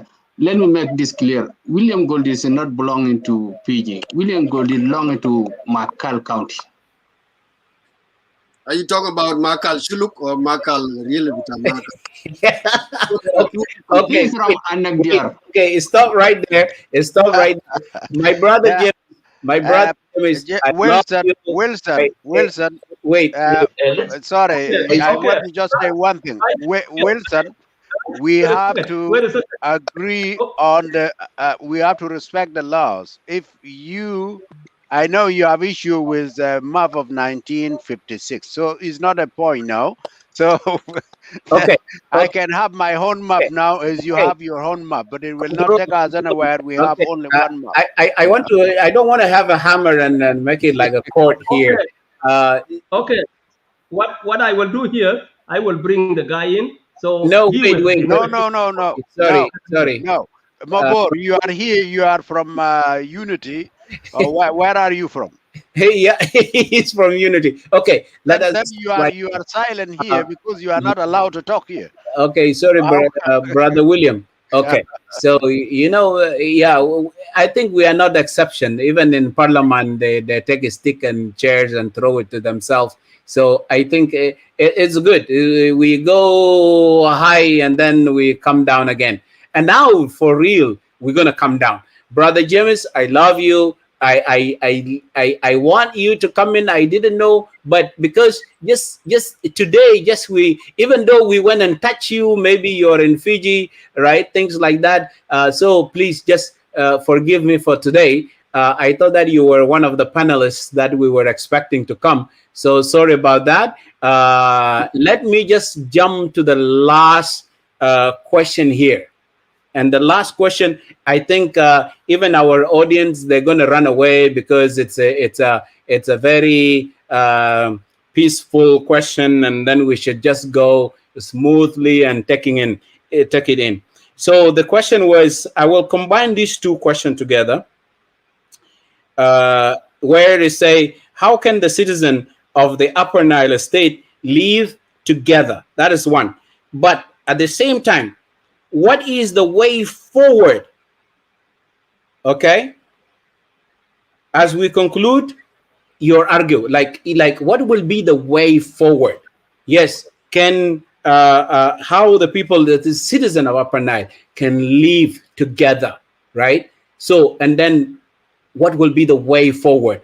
In your own word, what do you think? Because people are out there, this video will be watched, they will know what did you contribute to bring peace in Upper Nile, right? So please think it carefully, right? And I will give you your chances.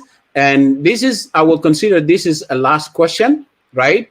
But don't worry, I will come later on. If there is any question that you think I should ask, I will give you 1 minute and we will put it down in case it's going to benefit us in the few forums that to come. So let me start this time with can I ask a question? Okay, go ahead. Yeah, I think according for what I look at the time here, we left with like 13 minutes. So I think the thing will kick out. Or do you guys think we can go more or what? Let's put it 2 minutes. Let's put it 2 minutes. Okay. So now let me start with you, Brother Otto. 2 minutes. And conclusion. What? 2 minutes and conclusion. Yes. Okay. The way forward. I think we are the people of Upper Nile. History told us that we can live together for a long time. We need to stop listening to the leader in Juba because they create the problem and they're unable to solve it. So therefore, people of Upper Nile, they have a right to come together and talk and solve the problem where we are facing today. No one happy with what happened and how we see our people now that are suffering. This issue is created by leaders, but we can stop it. Overall, we are here today talking. Let it be the way forward to come together. Let me bring our ideas. How you think, how I think, let me come and bring them together and put it on the table so we can be able to get the way to exit the problem we have today. Land grabbing, let me approve 1956. It's very simple. You know where you belong. Yeah, I know where I belong. But if you're trying to get out of 1956, you are the one who created the problem in Upper Nile again, and it's going to kill our people. Please stop that. Read the books, get the map with 1956, and make your argument from there. And this is what I can say, and thank you.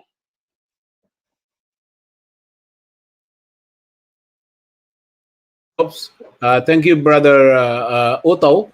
2 minutes, I think, is a lot. Just I want the rest to calm down and to articulate their point clearly. So don't rush it through. Brother Otto, he rushed it through. I know time sometimes is a problem. Okay, our brother Wilson, please come in. Abel left, eh? Okay, no problem. What was the question again? How do people live together? Okay, the question again, how can the citizen of Upper Nile state live together? And then I combine it together, all together. What will be the way forward so we can have a common ground? All right, let me jump in. You know, we the Padang who had been accused by the neighbors or our cousin within the same state, we are the only peacemaker in that state. As we speak, you can find Nuer in Rang, in Malut. You can have Shuluk in Malut and in Rang. But if you go to the another side of the river, you will never find any Dinkawi, Kibaratan Tashuluk. You go far to Nasser, you will never find Dinkawi out of my wood. So we as Padang, we are very good people to accept people to live in our land as we speak. There are Chiluk there, seen, and there are Nuer there. The only place that you can find Dinka maybe Mabans. We fight and then we get along together. And that Maban too should be a place of peace too, that can host some of the tribes within Upper Nile. I don't know whether there are some Maban in the Nuer, but the door is still open in Apadang towns. Like now we speak, we have people in Baliet, people of Xinglang. Now we speak, we have people in Rang. Now we speak, we still have people in Palut, Nuer and Shuluk. Those who say they are our enemy, they are there. So to coming together is to solve this issue of Malakal, where we have been accused there is the land grabbing of Upper Nile. That could bring the peace. But on top of that, our doors are open. We have Nuer still in Rang right now, Nuer in Falloj right now, and Shuluk in Falloj and in Rang. And in Baliet, there is Nuer. So in that case, we're still connected. But we, the Dinka Padang, have no room to go to across to go to Nuer land and stay or go to Shuluk land because it is not safe for us. But for other citizens, they are safe to live in our town. So for the nation that, let me add this one before my time finish, that I know it will take people back, but that's the reality where somebody claimed, I don't know whether route, where were killed on the road. Ajama, that is one of the problems. We need to be honest. When those were killed, it is attack happened on day 13 January in Malut County, place called Bayajak. On a result of that, the angry people who had their own people killed, these were the people who come and kill people in Polish, kill Nuer. That's how the Nuer were killed. But there were no Nuer being killed in the road, but the kill came after the last which year you are talking about? I'm talking recently, this year, 2000. Oh, okay. Yeah, the recently, I think we are not talking about that. I think what was commenting on, that was in 2013, right? Where the war erupted in Malakal, and then there was few Nuers that was going to Nasser, and then I think there was somebody maybe telling them, hey, Nuer are going this way. And then I think there is some armed forces or people from Baliet. I think they went there and attacked those Nuer on their way to Nasser. I think that is what he was talking about, not the recent one.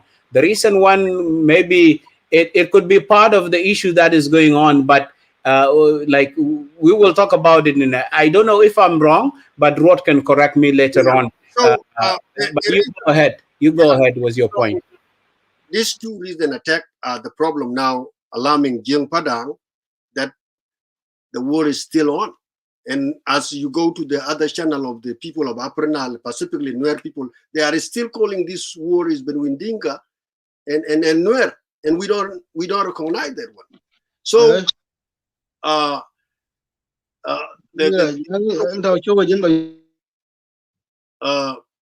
in our door are open. We still have people on our town as we speak, like I say.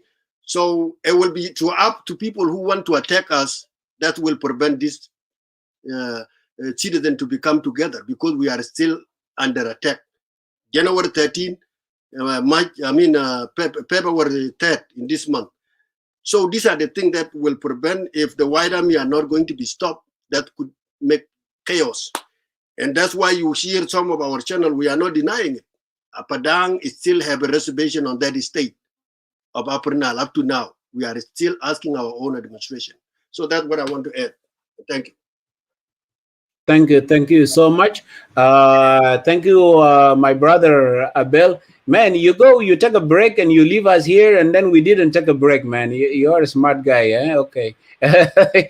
We will do it next time. We will just go AWOL and then come back.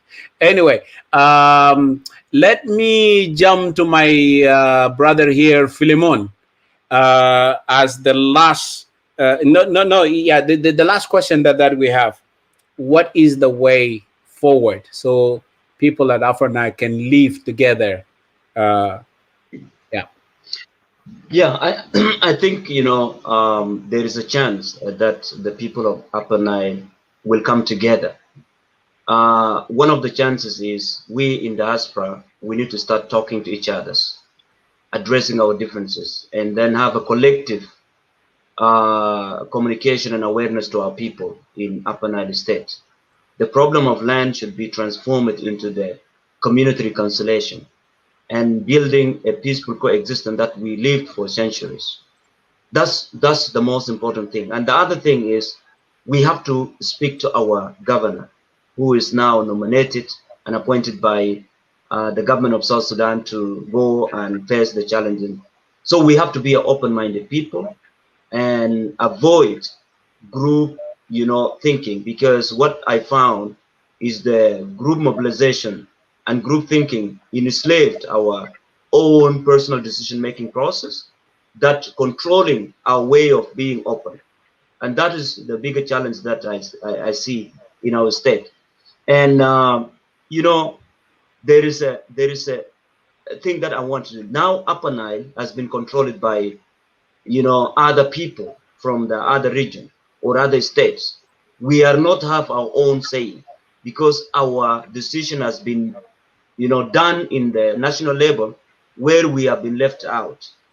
Upper Nile, we are qualified to make peace to ourselves. In peace, we can put food on the table to our kids. In peace, we can provide services. In peace, you can have your own land instead of fighting for the land of Upper Nile, and then you can make good use of your land like the way we're living in the West here. So I think that's the way we can move forward. I know Maban, we lived with our neighbors peacefully until the issues of land grab become the bigger problem, and some of the politicians begin to do some incitement, and that's where you see the land problems in Western Maban become a bigger problem. But still, until now, we see them as our brothers and sisters. Some of us, is standing very strong that let's look the court that can be able to address the issue of land instead of taking the law in our hands. And that is one thing. And my brother's commerce, or we the Brun tribes, Koma has been dominated until now. Nobody's talking about them in Mayut, in Pagak. They almost to be assimilated, and that is the bigger problems. Soon we will be talking about this, because it is not good. So everybody has a right, and I will end it here. I thank you, all of you, and Nile Nation Network, for bringing us together. Hey, we have a differences, but let not our differences control our interaction. So that is the word I can leave with everybody here. So.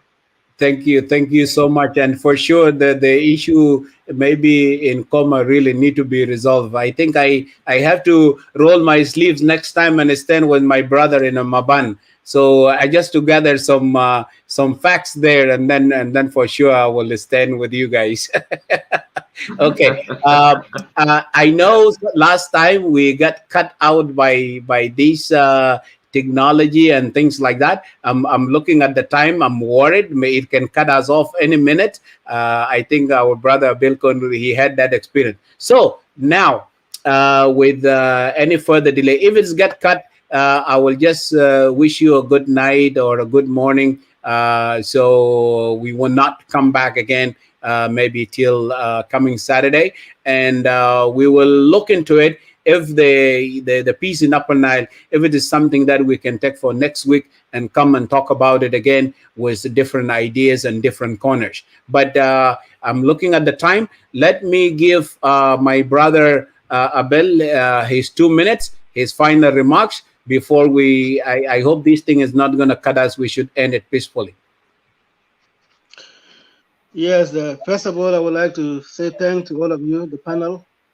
The way forward, as we speak in Upper Nile State, rely on the fact that we have the politicians should have influence over their people, especially the community that is aggressive against another community. The Jing Padang, as we speak, is still demanding to have a democratic area because the fact that people are campaigning that Jing Padang has to be wiped out from Upper Nile State, that Jing Padang has to go back to Bari Kazal, that Jing Padang does not deserve to live in Upper Nile State, and for that purpose only, for the security, we can still live, as a neighbors, and give Jing Padang the administrative area. This is what we are asking for. We are asking for the fact that we cannot be full victim again, for the fact that, if things turn wrong in Juba, leaders try to fight themselves, Jing Padang will be a victim. Because now there's a campaign going on around social media and anywhere that people are campaigning that let Jing Padang be wiped out. It's a combination between these two Upper Nile State tribes against one ethnic community. Because we speak out about what is the concern of our people. For us to live together is admitting that let Jing Padang be given a democratic free until we actually, build that trust among ourselves. There's no trust. The social fabric has been broken. Jing Padang have been accused of grabbing the land when the fact is known that we have not grabbed anybody's land. And for that, we have heard from our leaders in Juba and anywhere that the reservation that we are saying is for Jing Padang to leave alone for purpose of the security. That's the way forward, how I see it. But it can open the dialogue that we can continue to dialogue as a people of another state. What brings us together, let me say this. We all live in our counties. Each county is up in 13 counties up in another state. They are based on the ethnic and tribal line. And those who are saying that 1956 will be the solution, yes, I agree with it. Let us go back to 1956. And it gives Jing Padang the right to have Sobat as a district. It gives Nuer the right to have, Nasser as a district. It gives, Shuluk, Kodok as a district. That are based in 1956. So for us to build that trust, we have to accept that why don't we live as a community side by side? This is what I can end my thing. Thank you for opening this discussion.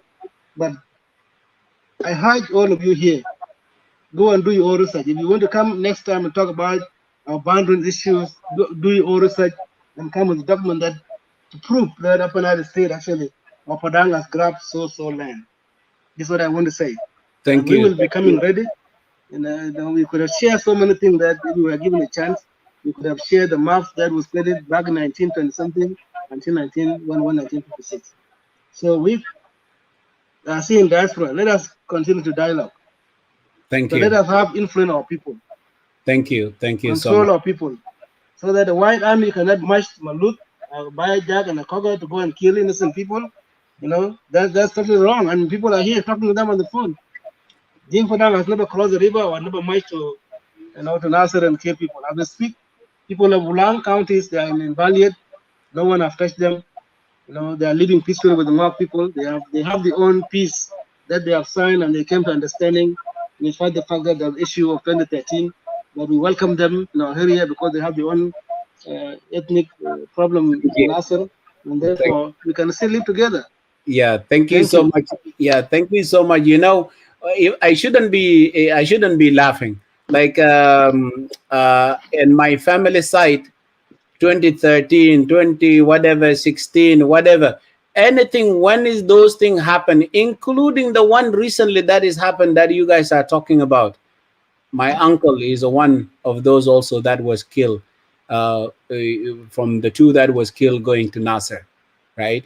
My mom cousin. So I shouldn't be laughing. Every time something happened, it's touched me, right? So I really need peace, right? In South Sudan or in Upper Nile. So before I go, before we go, we still two more to go. Please just stay and see what they're gonna say. I will give Brother Roth the chance to for his final remarks and what is the way forward for us to live together. Go ahead, your 2 minutes. Well, yes, thank you very much once again. I guess there's nothing that can prevent us to live as a nation or as the neighbors and that regions. The aggression that comes from our brothers, whom I said are claiming that they're being peaceful and not aggressive, that was not true. Because all these attacks that they attack people on the road, I think that something should be condemned by them. And that's what happened. And that's what I meant when I talk about when 2013, when people running away from Malakal because of danger, going back to their homeland or their areas, they were attacked, they were killed. The same reason happens that way. Those are the issues. The peaceful people cannot saying that there's no Dinka in other place areas, even the areas controlled by women today, there's a Dinka there. Okay. Nasser and the Dinka of Mabdenko of Baliet, they are crossing that, going to the other side, even they're doing those things. Then there's a way people can live together. So there's nothing that can. But the question, you want to govern the nation as South Sudan, as a Dinka-led government, you govern. Then you at the same time, when people want to govern you, you want to run away from them. You say, no, I have to be my own area because I don't want you to govern me. It doesn't work that way. People can have a double standard.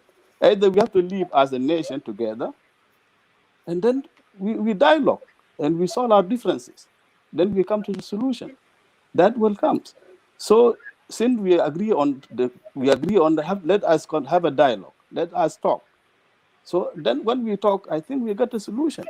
And then we can come together as a nation. But we will not let you to go because you don't want other people to govern you while you are giving them this right. No, it doesn't work that way. Let dialogue, let come together. Open eyes for all of us, as it was before. Thank you. Thank you so much. Thank you so much, Brother Rod. I think at last but not the least, I will give my brother William the chance. Your 2 minutes. Yeah, we're talking about the way forward. I think, let me quote, not me who write this, but a person from Europe call it. I think he prepared the report from human security baseline assessment. So his name is Joshua. So we are denying here, but we're talking at the same time about moving forward. So let's just read one thing. Attack by government forces on Shilluk population since 2013 continue, an organized and conscious attempt to force the Shilluk off the east bank of the White Nile and to display the population as whole. That is a fact right there. And what he is saying here is telling us understanding the root causes of this conflict and its dynamics is central to any possibility of sustainable peace for the inhabitant of Upper Nile state. Understanding the root causes of the problem which we are here today trying to deny it. So how can we move forward if we are trying to deny the fact? We cannot. So we have to move forward by acknowledgement that there was a violation. There was abuse of power. Our brother Danka Apadang, through the government, their support, they violated the power. And when they have a power, they use it in a wrong way by taking out the people land that causes us the situation we are in today. So it's two things. If you go to church, if you are a Christian, there is two things: repent and forgiveness. What have you done? I have sinned. What are you asking for? Forgiveness. Two things. And then the God will forgive you.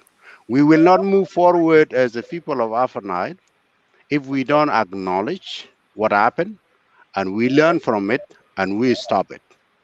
So we will be kidding ourselves. And the troops are speaking loudly before us and before the international community, and we still denying it, and we try to say we have to live in peace. It will not work that way. We have to acknowledge. I agree with some of you. Yes, the dialogue is very, very important. That's why we are here today.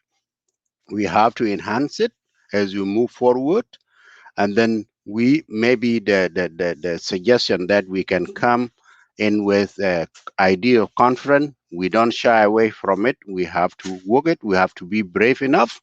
You know, Mandela said, I'm a man because I conquered the problem. If none of you are not here to conquer the problem we have, we are not a man yet, and we are faking ourselves. So we have to move forward with dialogue. I agree with that. And also, we can start setting up the conference. We can form the committee, maybe 5 from Maban, 5 from Shuluk, 5 from Nue, 5 from Denka, and other tribes which are not here today. And we start dialoguing. When we're sitting down like this, the God is amidst us. And He alone will lead us to the better way. We don't understand we are here without God. Yeah. But denial is itself a sin.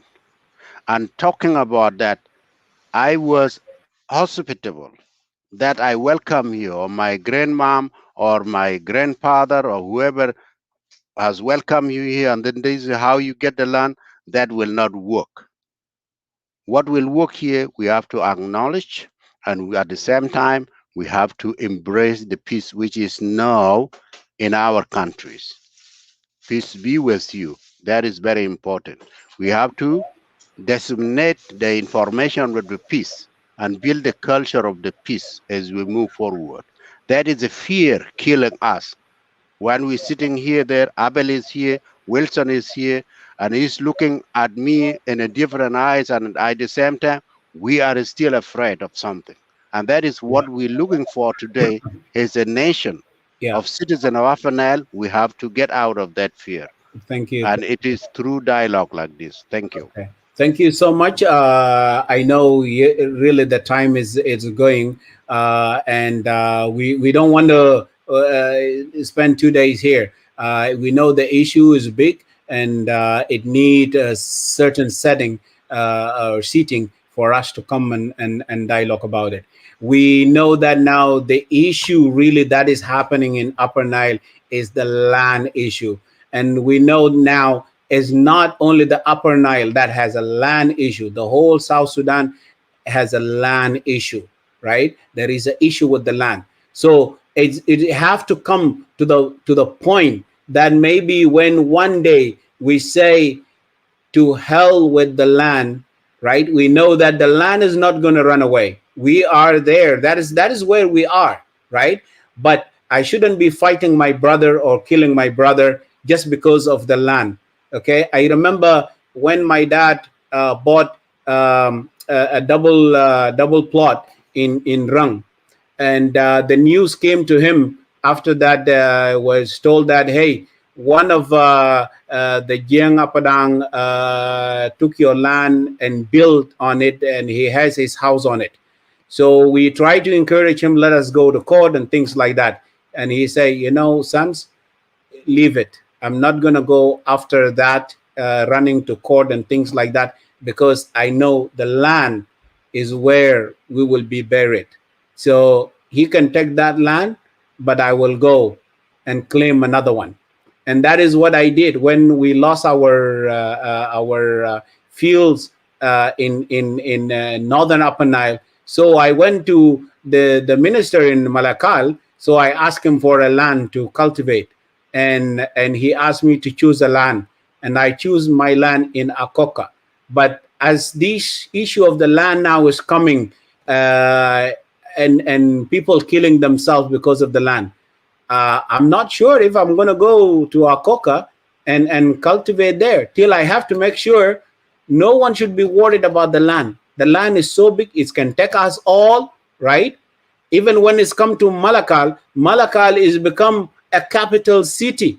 We should even announce it as a land of no man, or no man land, because Maban will come, will build his mall there. I will come from Nasser, build my hospital there. You will come from Pachod, you build your thing there. So it's become a city that can take us all. So why we fight for it is belong to this and belong to that. But till we come to that sense, but we need to do it in a right way. But when we bring it that, hey, is mine, is mine, is mine, the selfishness will get in there. And not just only that we lose your land, but we can lose the whole South Sudan. As my father was saying before, that if the South Sudanese become not become careful, they will divide, they will get their South Sudan independence, but they will divide it in many pieces, because they will go and disagree and they will fight. This is my land, this is my land. And then they will divide South Sudan to small pieces, to small countries. We need to be careful. I will keep reminding you every time with this, what my dad say, because I still look, he's not with us. He went to be with the Lord. But I think what he said, if we are not careful, it will come to pass. It seemed to be like a prophecy like that. So please, let us be careful. The issue of the land, it shouldn't be the thing that's killing us. It's the thing that we're supposed to deal with it with care, so we can, at least all of us, prosper together, succeed together, right? And the land is big and it's so rich with so many things, and it can take us all. I would like to acknowledge you, the panelists, before I close. I will say thank you so much, Brother Otto, for being here. Thank you so much, for Brother Abilkon, for being here. Thank you so much, Brother Rod, for being here. Thank you so much, Brother Wilson, for being here. Thank you so much, Brother Philemon, for being here. Did I say Brother William? I don't want to forget you. Thank you so much, Brother William, also for being here. Before we close, I think I will ask the control to prepare themselves to give us music before we unmute ourselves, all of us, and we say goodbye to all of us. Before that, he will be preparing. And thank you so much, Maborwal, at the control. And thank you so much, Simon. I will ask the control to unmute all of us, greet ourselves before the music play for maybe 30 seconds. If you want to exchange your phone, it's up to you. I don't know how that thing is going to work, but anyway, I will see you again, guys. Thank you so much. You did a very great job, and you know, I am really happy, you know, for the way you presented the case today. Netmanna, you know, it will be like this among South Sudanese. Galano, and this is the way we can move forward. Yani. Shukran wa nitlaga fi yom tani. And it is almost Thank you. 2 o'clock here. Thank you, Brother Paul. And also, I would like to say thanks for everybody that came to this panel. It has been fruitful discussion, even though we have never come to anything. But that's the beginning of Upper Nile state. We have to let go of the land. The issue of the land is the issue of the land. I want to advise Brother Paul and Brother Ruot be, you know, and also Philemon, you gotta be neutral when it comes to the issue of the land. Let us show. I say greedy. Just greedy. Don't attack. Thank you very much. Let us. Yeah. I'm not from Upper Nile, but I've been sitting with you guys. You will close it later. You just wait. Let them greet themselves. You will close later on. You are from outsider. Go ahead, Rod. You were about to say something. Yes, I just want to say thank you very much for what you've done. That meeting was very nice. Secondly, and one day I was listening to Joseph Lago. He said, you know, when they're talking hot issues like this, for any one of them, though they realize when they get out of meetings, send his wife after him, because if he went back, he will shoot will destroy all the whole thing. So we have to stay on this forum until if whoever want to run away, we send his wife after him to bring him back, because these are the victims.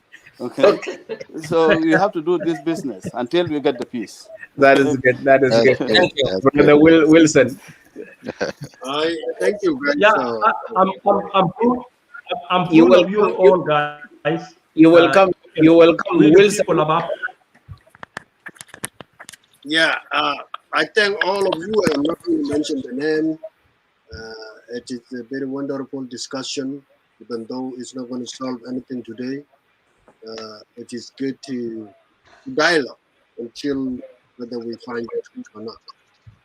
But what I can say is my previous suggestion that next time, if there is a debate, we really need leader from Nasser, who is a Nasser community, or Gaja community. Suggestion taken. Right? That's a second. Otherwise, we will not show up next time because there is a little bit of gang up here, especially Brother Ruth. It's taking time. We never gang up here. Okay, let me tell you this, Brother Wilson. Okay. We are open here. You Malud there, don't go attack Cholo in the other side of the Western Don't River. deal with Don't us go here. attack Maban, huh? So then you will be fine. No, we never attack anybody. We are the people who can attack. So okay, that's good. Up to today, we don't want to go back there. But I heard you. What I want to say is next time. That's my suggestion. I'm really and I'm really very. We are almost done. Next time, if not prepared good, may not show up all of us. Yeah. And we like to come with team leaders, including the Billy Luke. Who is Billy Luke? Billy Luke is the secretary or IT of Jiang Fadang office. I'm going to deport. I'm going to deport Billy Luke. Okay. Because I heard Billy Luke, he is from Ruang. So he's not from Upper Nile. The leadership of Jiang Fadang. So he's the secretary of information. We'll talk about it. We will talk about it. We will talk about it. Wilson, that is your problem. Wilson, that is your problem because you don't have. I need a leader. You don't have a home. So okay, Brother Otto. I need a leader. Look in Canada or US, so we can talk as leaders, not a random political opportunity. What you are wishing for? Okay. Brother Otto, come. Brother Otto. Thank you. You know, you guys, when we come here, I don't think no one among us here is not a politician. All of us, we are a politician, and we are aiming for peace and to have fair election in future. But those who are afraid to discuss the political issue, don't go. That's the problem there. Because Salva Kiir is pushing for that. Yeah. Anyway, what I'm trying to, I wanted to say thank you for all of you. Our brother from Apadang, please evaluate yourself. Before, we don't have any problem. Okay. But now, it's become like we have a problem. So, history tell everything. We are very peaceful before. Yeah. Otto, so we don't want to open the debate again. I'm not opening. I'm just concluding. I'm concluding. This is not greeting. Yeah. So we need you, all of us. Let me come together next time. We discuss. If I have political mindset, I think it will be changed because the truth will change everything. So you people don't scare. Let me come together, and you don't have to look for administration, special administration for yourself. Thank you. All of us. Thank you. Thank you. Brother Pal, yeah. Pal, what I was expecting is that, let us present our story, especially the Cholo and the Jenga Padang, and then you, Philemon, and Rod will be neutral. Can be neutral and actually look into those issues. No problem. Based on the facts. Go and do your research. I'm asking you today. No problem. Because you're coming back next time. Do your own research. Don't rely on what they will come and present it, and don't rely on us. I don't rely on your own research based on what you found. Okay, wait, guys. Because there is someone access there. that you guys do not know nothing about. Wait. We have son of Malakal. We have a good knowledge about Upper Nile in terms of education. No, because your knowledge is based on the people that you found living in Upper Nile State. That's your knowledge. No. Did I create a chaos? Yeah. Did I create a chaos? Sorry about that. I thought that we went good. Did I create a chaos? William, please, can you say just a word of goodbye? Don't open the topic.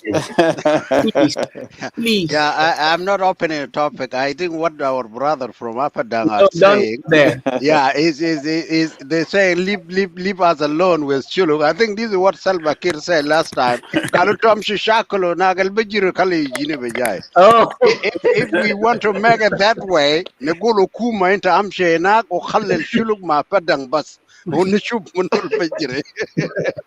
No running. Yeah, no running. we will not get there anyway. So it has been as you said, it's not a perfect starting, but it's good that people can start to talk, and again we hope that we purify our heart and open our eyes to understand, and too much hesitation or so we are one nation, we are citizens of one state. We need to talk, and we are very afraid that as today we never know what can happen to them tomorrow to our people. We have to start talking, and I'm very happy that to see you here all and to see myself among you. And we need to think carefully about our peace. We have many militants still there. You have Bushok or whatever, or Runtabukul, all on you.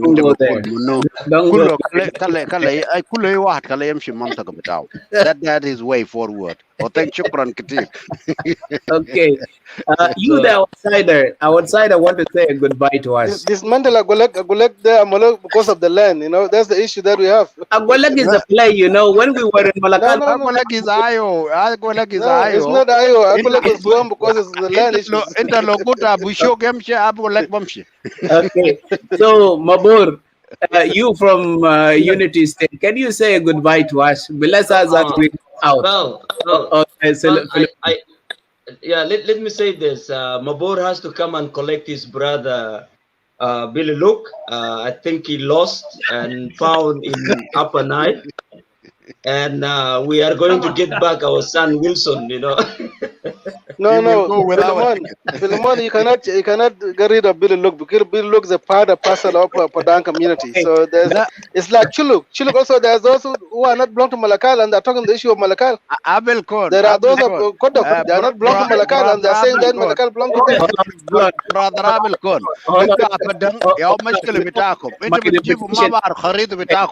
okay, let me mute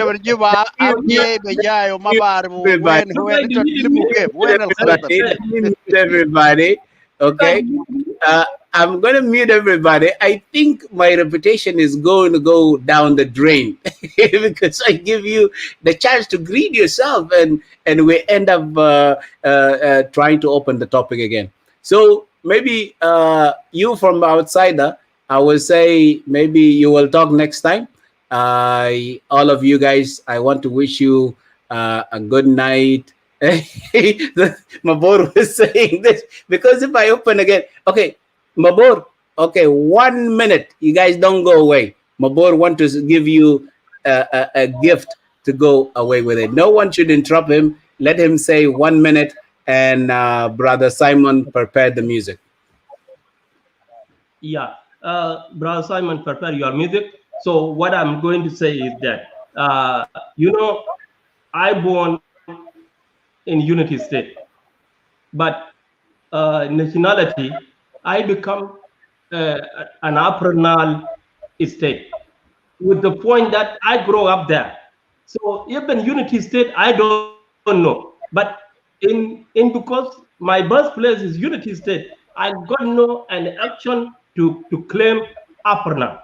And also too, I cannot, and I will never involve into an issue of Upper Nile. And I have been talking in show of Upper Nile. I told them always, the issue of Upper Nile, it belongs to Upper Nile. But if you guys come with the issue of SPLM, I will come in as an SPLM representative to represent my party in that places. So I always make that clear. For someone who telling me I will collect my brothers, Bilaluk, well, we are from Greater Upper Nile. One time, one day, we will be meet as a Greater and Upper Nile. You guys will not delete Bilaluk, neither me. So we will be after you guys. So if you hate us today, you, the people of Upper Nile, just as a chance, we will listen this out, but tomorrow we are coming. So that is good. As a Greater Upper Nile, yeah. Okay. Yeah, so I'm so happy for all of us. And you guys get a common goal today. And you guys will build that one. The only thing, what you need always, it is start. When you start, you build it up. That's what it needs. Not what they call it in other way. So I'm really so happy and great to be with you today as a co-host. So thank you very much. May God bless all of us as the people of Great Afternoon and people of South. Thank you. Have a good night, Thank you. guys. Thank you so much. Right. Good night. Thank you very much. I would like to say thanks to those who came today. Today is the beginning of opening our talks about the Upper Niles. We here are the team of Nile Nation Networks. We are very glad that we conclude this topic today peacefully.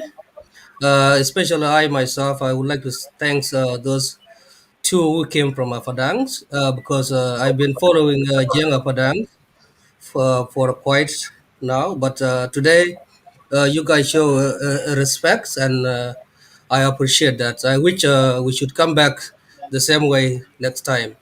And I will second it, what Mr. Philemon said about Billy.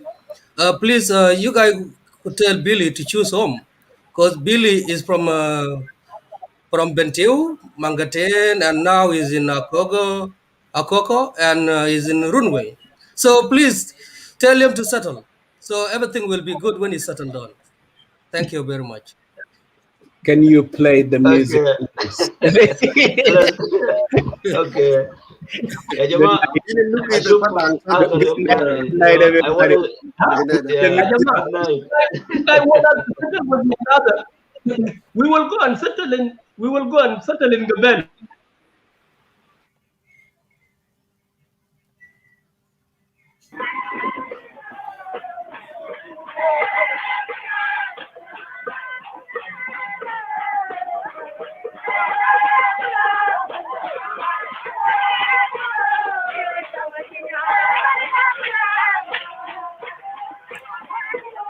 Good night, everybody.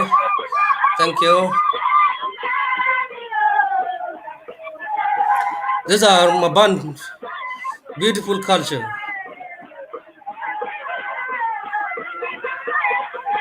I guess this is the time that there was a peace. Everybody was happy. We need back this kind of happiness. People will be free, dancing and enjoying without fearing.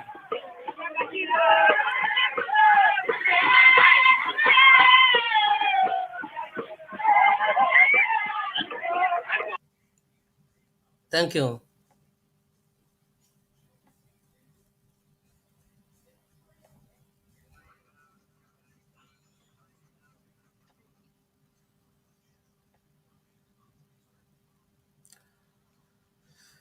Last music to play, please, as we closing down, and then you can remain in the studio with that music.